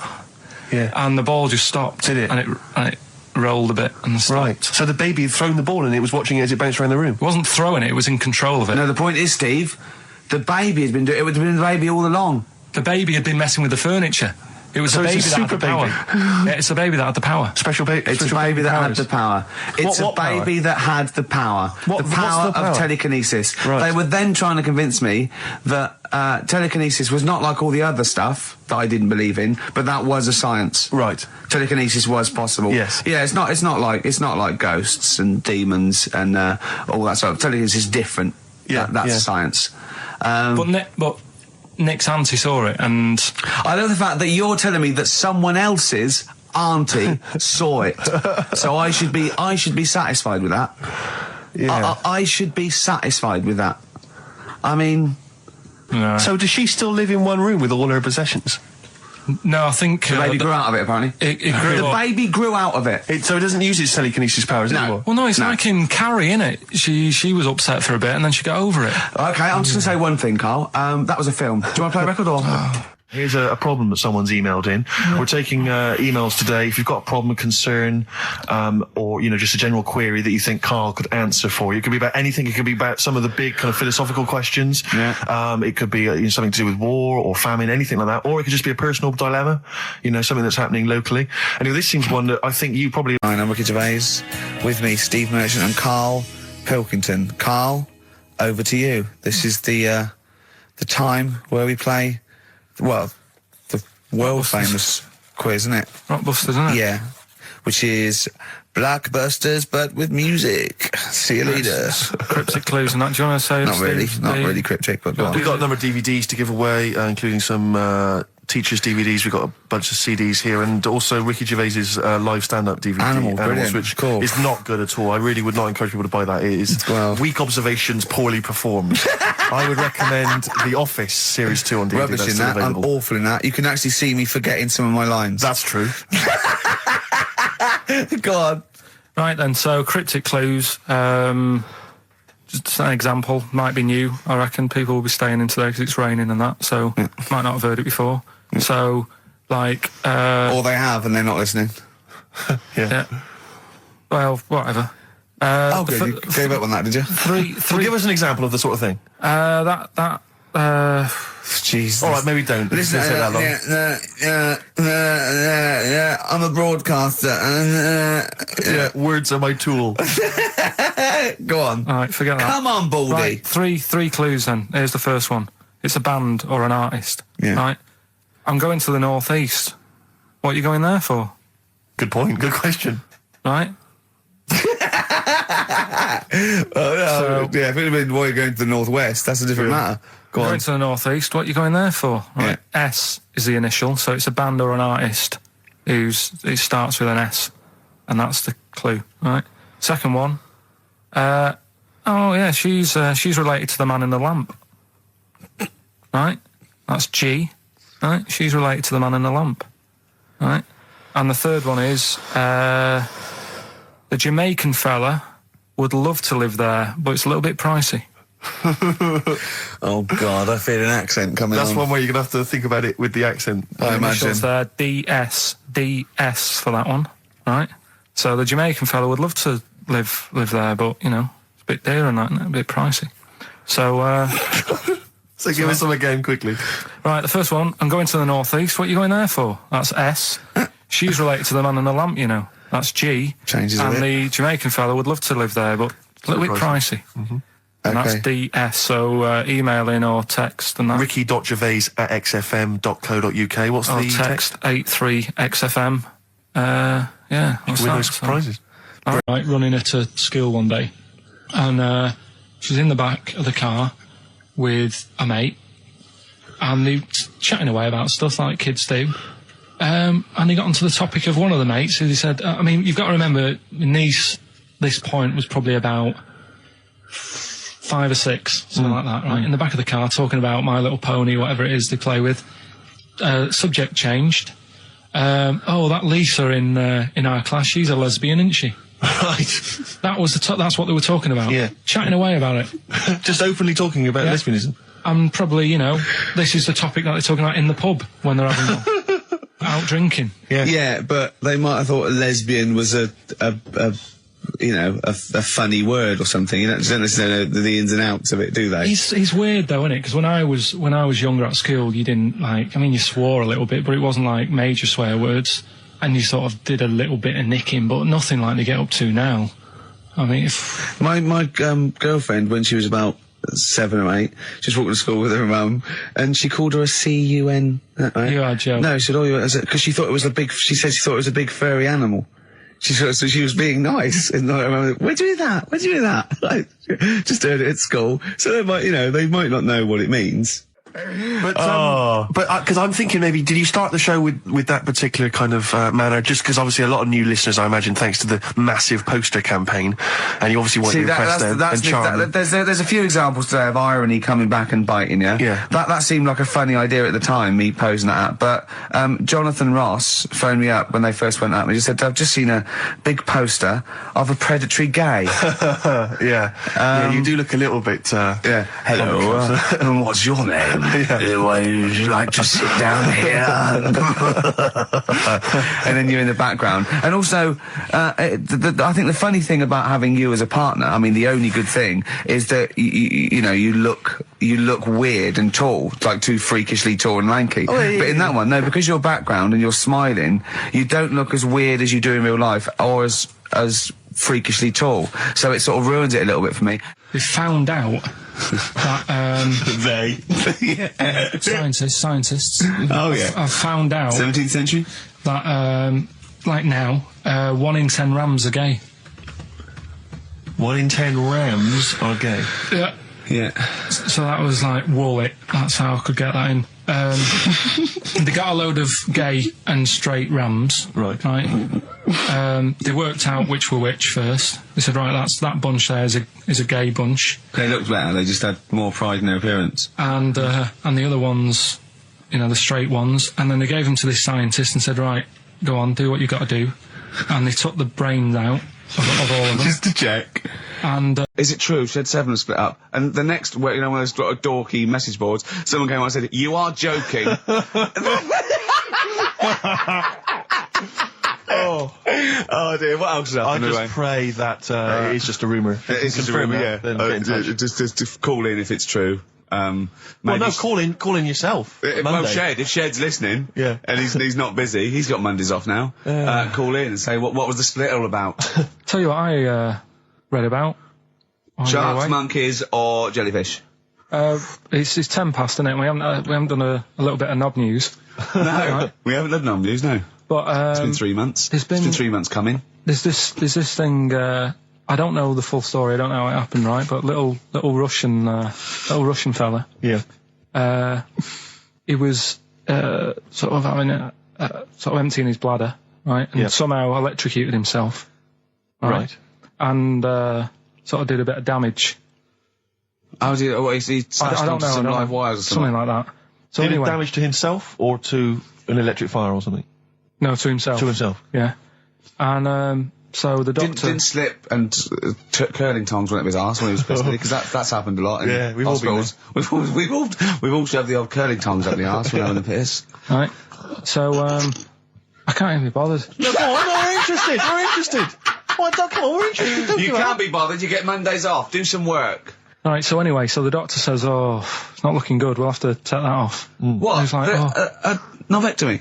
Yeah. Really? But the funny thing is, right? Nothing funny about that. They've done. You're doing me head in. Just tell the story. Just doing me head in. Oh, you can chill out on Monday. I've only got 15 minutes, but I'm going to talk to you every Saturday. I'm going to get the money's worth out of this, because you get Mondays off, and I can't bear the fact someone's getting away with something like that, because it's terrible. So you're going to stick this out, or you're going to have to work Mondays. So take it on the chin, right? Okay. Just finish the story. Yes. I command you. Just do it. Anyway, so they said, he said, will you be able to sort me a little knob out? A prosthetic cock, yeah.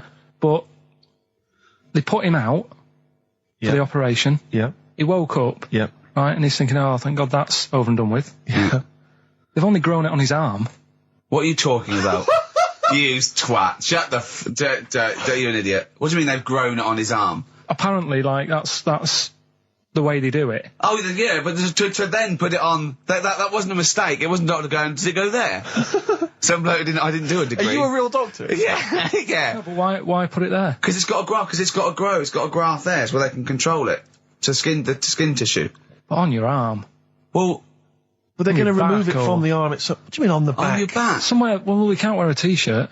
Yeah, but you could. That's ridiculous. He's in hospital. But this way you can still have a little tug, can't he? But they'll leave it there for quite a bit. It's not... Do you know what I mean? It's not going to be like, oh, it's just there for a few days. Yeah. It's there for a bit. That's not good, is it? So he's got a cock on his arm. Yeah, what's up with that? What do you mean, what's up with that? Well, I mean, he could say it's a thumb or something, couldn't he? Yeah. But they remove it. Be good for And attach hitching. it down below later. If you had a knob instead of a thumb and you went hitchhiking, just tickle it, and they can see it like a mile down the road, couldn't they? Posting. Yeah. If I'd lost my knob, I'd go, oh, I'm not going to have all that stuff. Just whack a pair of tits on me. Do you know what I mean? I think, oh, I'll have just forget it. But why not just put it where it should be straight away instead of messing about? Where should it be straight away? You know. On the forehead. Listen, we were talking about depressing news, right? And with that kid and what have you. Yeah. You see that thing in the week? There was 3 bits of depressing news, right? There was one, an old woman who swallowed a fork. An old woman who swallowed a fork. Yeah, did you see She's that? dead, the dork. An old woman swallowed a fork. So what did she swallowed a spoon? Why did she... Yeah, everyone knows she swallowed a spoon. Yeah, when she swallowed a spoon. What's her name? She swallowed a cockroach. Right. Sorry, whoa, is this the old rhyme Sorry, now? is this a rhyme that you've got slightly wrong? No, You've changed it's dog for fork. This is the truth, is it? This is what you read? Oh, no, yeah. Sorry. Never confuse the two. This is what you read on a spurious website So or some mentalist No, hang on, sorry, emailed you. just before you move on from that, there was an old woman who swallowed a cockroach. Yeah. And in order to get the cockroach out, she swallowed a fork? It doesn't rhyme, but it's good. She tries to get it out. With a fork? She went, what for God? I'm thinking she's in a kitchen. Yeah. That'll do. She grabs that, she tries to get it out, and she lets go of it. And it goes, swallows a fork? Yeah. It was in the paper. The terrible thing was it was a gardening fork. it was awful, you know. Or is that stupid? That'd be stupid if it was a gardening fork, wouldn't it? I'll tell you what annoys me though, because I remember years ago, do you know Dr. Steele? Do I know Dr. Steele? Yeah, on, he does... Is he a superhero? The one on, Richard and Judy. Right, what's he, a psychiatrist or the resident He just pops in and Is they've that got the a sort of problem. like the suave sort of... He's not that smart. I know what He's you mean, just a normal doctor fella. Sure. And, yeah, this was like in the 90s, and, Rich and Judy said, we got the doctor in again today. We're looking at things that, you know, have been inside people. And there's this one, right? Fella comes on, with an X-ray. Yeah. It's sat on a pint glass. He sat on a pint glass? Yeah. That's what... He hadn't had it. Sat on a pint glass. I remember that story that was published about the bloke, and this is the excuse he gave to a doctor when he had to go and have something removed. It was a bottle of sort of HB sauce or something up his. What word can we say in case hand resistance? You don't need to. You know, people know what you're saying. Okay. Right. Rectum. Is that all right? No, he didn't need to say it, but... Well, no, he might as well. It's a medical term, isn't it? Doctors say rectum, don't they? Anyway. So the doctor got it out, and the excuse, he said he'd been shopping, been to Safeways, he bought his shopping home, and he popped the shopping on the front step, and he realised he's locked himself out. So he started to shimmy up the drain pipe, but his trousers and pants fell down while he was climbing, and he slipped and fell on the HB sauce bottle, right?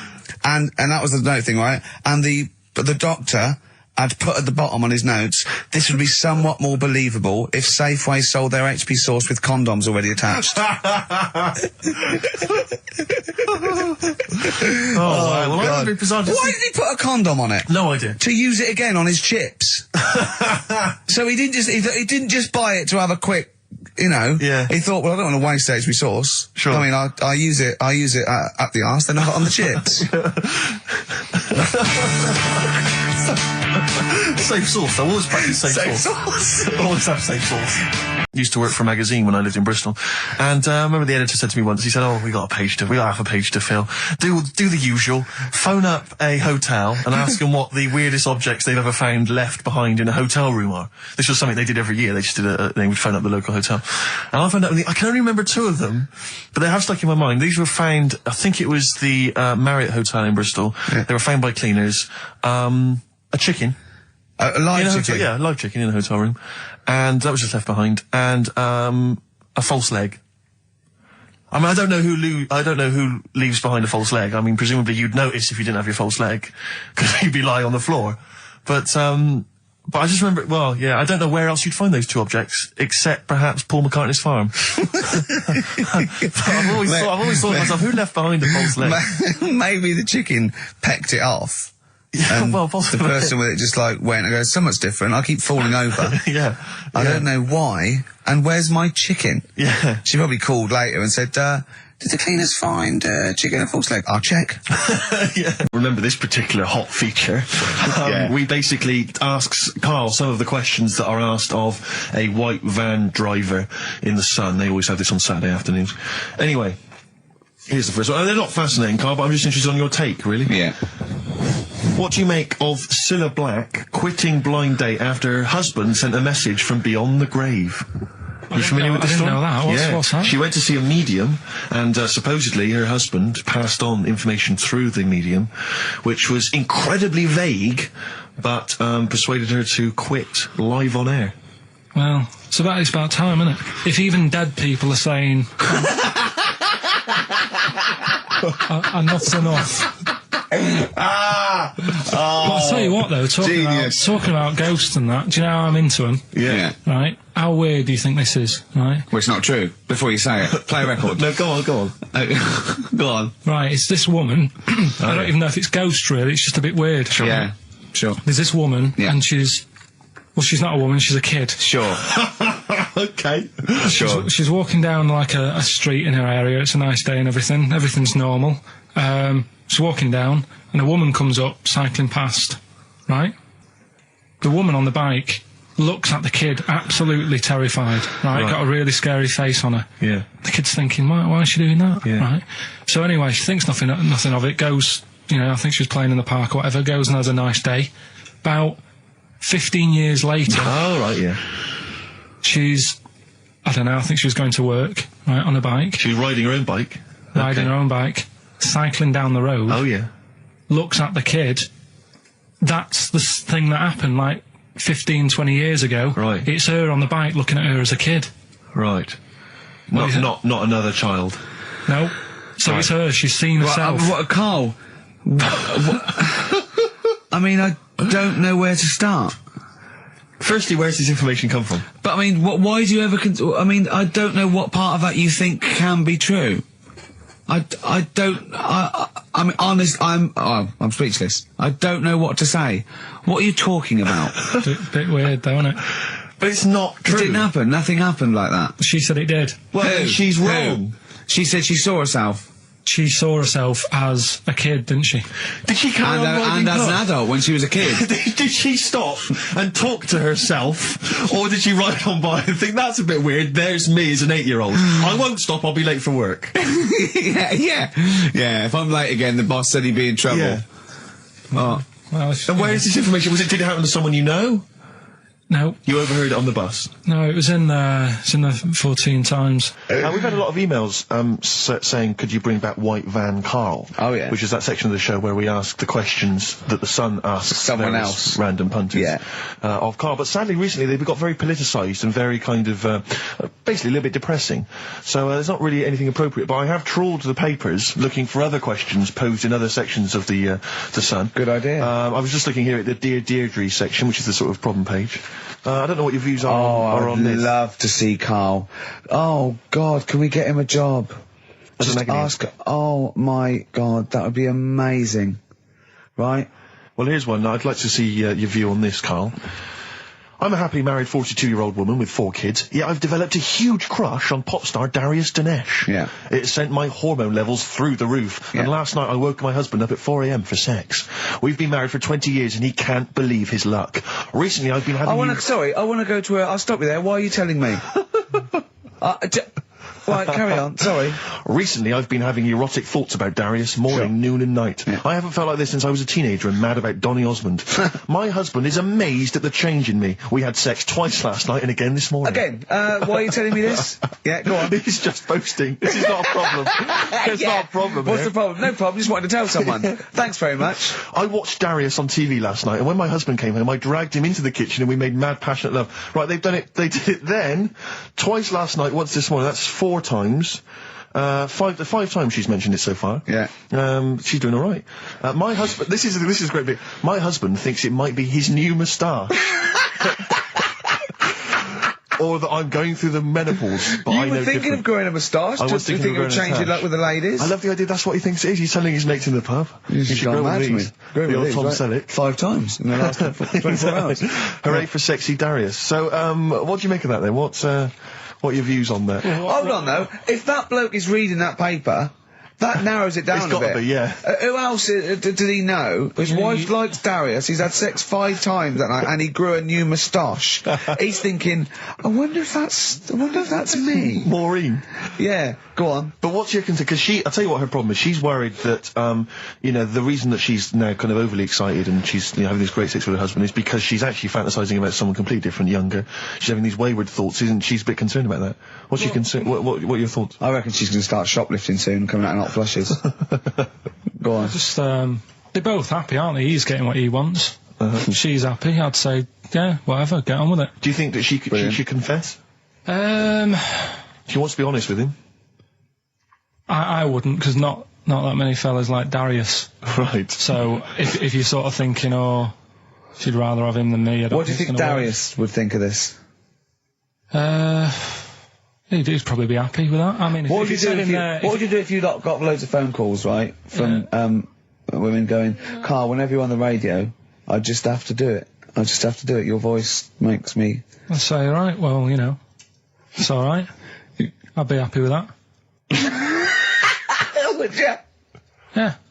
I mean, just in case anyone is doing that.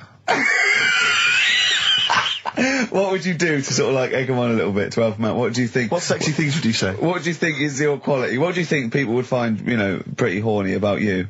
Is it your sort of mank wine, do you think, that? Good evening, Steve. Got some here brought in. It's just a normal soup. It's Rooster's Pride. What flavour soup's that, Steve? Oh, I know you brought that in. It's all a genuine article and it's cock soup. Can I have a close look at that? Maybe there's some more humour I can draw. What, you want a closer look at my cock soup? Just a cock soup. Let me just... It says here, delicious, appetising. 3 to 4 servings. Because you know what I'm thinking of when you're talking about the soup? I'm thinking of innuendo. I'm just thinking of a man's cock. Penises, yeah. Let me just... It's the darkness. 104.9. That's the song I think that single-handedly keeps Shane McGowan in gin for another year. It must do well, though. But I'm sure it does. I absolutely love it. I still love it. I saw it on Top of the Pops too. And it's just brilliant. I mean, he wasn't great at miming, but it didn't bother me. It was miming to a different song, probably. Yeah, in his head. It was great. I had a little visit in the week, Rick. I think you missed out. A little Christmas visit from, I know he's a friend of yours. He's a friend of he's a friend of the nation. Go on. TV illusionist Darren Brown. Oh, yeah. Yeah, he's bought a new pad. Yeah. And he just came around to tell me about it. Yeah. And it's interesting because... Somewhere to keep his guns. Exactly. And I can never know kind of how much, he's just playing with your mind, experimenting. But he was telling me about the place, and apparently... Say he loves you? he's got a B-day in the house. Now, we were discussing B-days because... Never understood that. I've never got my head around it. To this day... He's not meant to. Well, no, but I don't think I've ever met anyone who's used a B-day. Oh, Darren Brown does. He's known as the cleanest arse in Modern Magic. Yeah. I think, Rick, I was the subject of a Christmas con in the week. What, you mean you bought something for £4, then saw it for £3.90 as you walked home? That would make me livid. Because I've seen you really livid. I'm absolutely furious. When I bought my PlayStation, I saw I could get it for a £5 cheaper down the road. I was absolutely And fuming. you'd already walked to about 19 places, God, I remember. I actually left you after about an hour. Yeah. No, I do. I'm furious because I got to get a bargain. I hate feeling that I'm being ripped off. Yeah. And I'll tell you this, I'm loving online shopping. Oh, the savings I'm making, Rick. Really? It's crazy. Really? Getting 15, 20 quid off some things. Is it really? Oh, amazing. But these things, I might point out, are like Jaguars and, Mitsubishi cars. Exactly. Yeah, but it's worth shopping round. No, this was not so much a con. It was a con, but it wasn't so much one of those, just a missed bargain. Yeah. Doorbell rings, answer it. It's a couple of girls. They must have been 13 or 14, maybe. Now, I've always had a problem with teenagers. I'm intimidated by teenagers. In case they call you a dork or something. Well, I mean, I told you before, I was walking down the street once, and there's two guys coming towards me. I mean, real losers. Do you know what I mean? Glasses, the spots, greasy hair. Do you know, really pathetic. And I was sniggering to myself. I was thinking, look at those losers. And as I passed them, I heard one of them look at me and say to his mate, look at that geek. I was furious. I was thinking, I'm allowed to call you a nerdlinger, but gee, I don't expect it back. I was really furious and upset. And so, as I say, these teenagers are at the door, and they were quite aggressive, quite aggressive girls. And they had a piece of A4 paper, and they went, "We're doing a sponsored thing." Yeah. But I didn't quite catch what it was they were doing that was sponsored. I think they sort of fudged it. They went, "We're doing a sponsor." Oh yeah. And I went, right. And they went, "Do you want to sponsor us?" Boy, they picked on the wrong person. I was a bit intimidated. I don't know why I said no. I was worried maybe it was part of some kind of, hidden camera show, Yeah. And so I said, yeah, all right, I'll sponsor you. So they handed me this form, and I always thought you were supposed to have quite an official-looking form for any sponsorship thing. But this was literally a piece of A4 torn out of a notepad. It was the back of a Gareth Gates poster. Exactly. And, with some blue tack on it. Yeah, well, and it said, and I looked at it, and I didn't really absorb it, but it had things like, Mrs. Jones, Mrs. Smith, £5. Yeah. And then no one's actual address, just Finchley Road, nothing too specific. Yeah. So I wrote my name on and put down £3. 'Cause a lot of people were giving fivers, but I thought, I'm not made of money, it's Christmas. I've got to buy gifts and stuff. So I gave him a fiver and asked for change. Yeah. Well, I gave him £3. I said, I'll sponsor you for £3. Best of luck. And they went, can we have the money? And I said, well, aren't you supposed to do the thing? And the woman the girl just looked at me, she just went, no. So I gave her £3. But what difference does it make? Well, I'm assuming, though, that it's not going to any charity. It's no sponsored thing at all. But then, I'm not being funny. The charity that it's not going to, you wouldn't have given to it anyway. It's true enough. So all that's happened is you're £3 down. But I'm £3 down. Yeah, but if it would have gone to charity, it'd be £3 down. The fact that it hasn't gone to charity doesn't matter because you wouldn't have given it to charity. Yeah, but if it had gone to charity, Rick, I'd have felt a little bit superior, a little bit smug. That would have kept me going for another 6 months. Whereas now it's just gone to a couple of weeks off the street, who are scamming people, possibly old people, Rick, and that's who I feel sorry for. They've not got a great deal of money. That's why I'm not worried about myself. I've got a bit of cash. What about the old people? Yeah. Although you are £3 down, which probably still hurts, doesn't it? It's still stinging. That's why I just like to tell you now, get off my chest. It's Merry Christmas. Thing, yeah. Just be careful. If you're living up in North London, be careful. There's two girls that are going around. I expect, they might come to your door. But they might be wary. Be genuine. No, I don't think so. No. They were common. They were very common.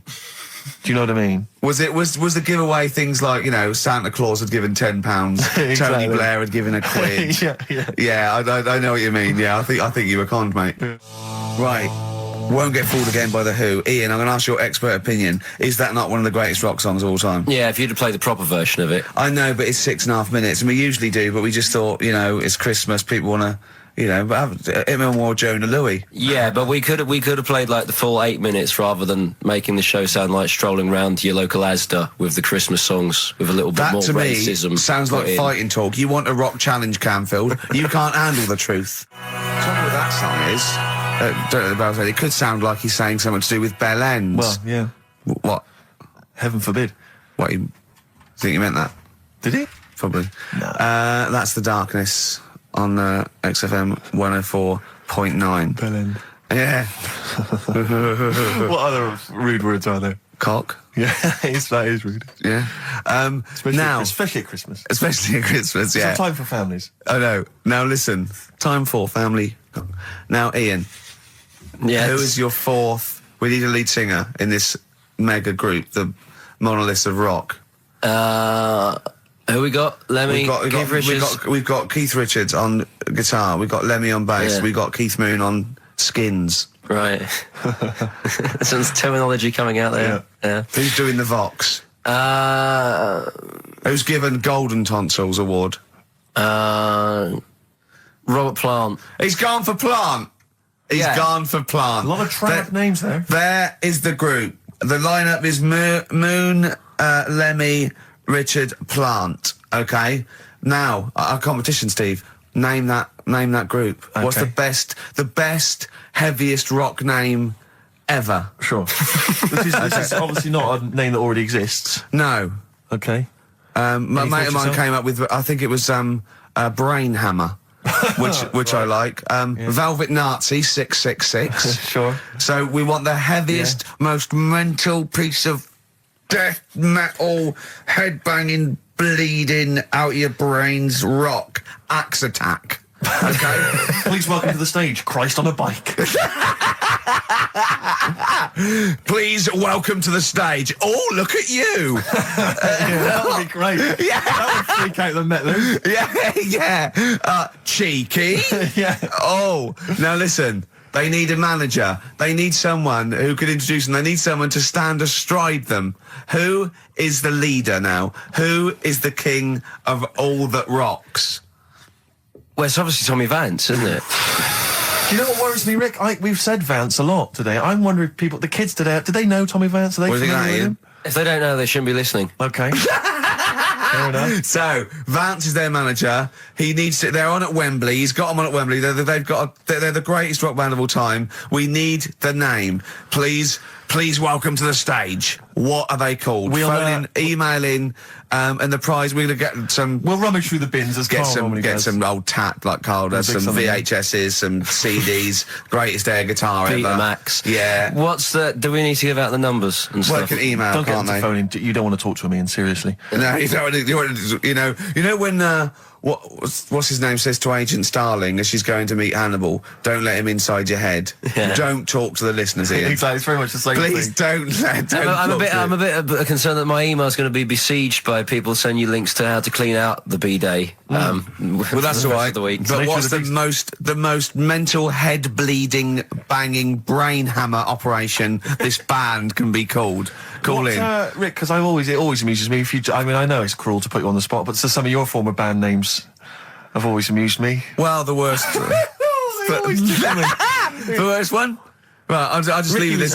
Ricky's had a number of bands over the years. What was the worst one?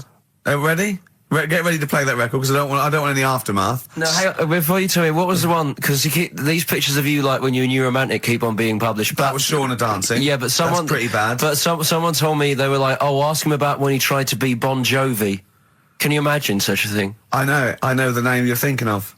Right, here we go. Play the record immediately. I say this. Ready? The Sacred Hearts. Play a record.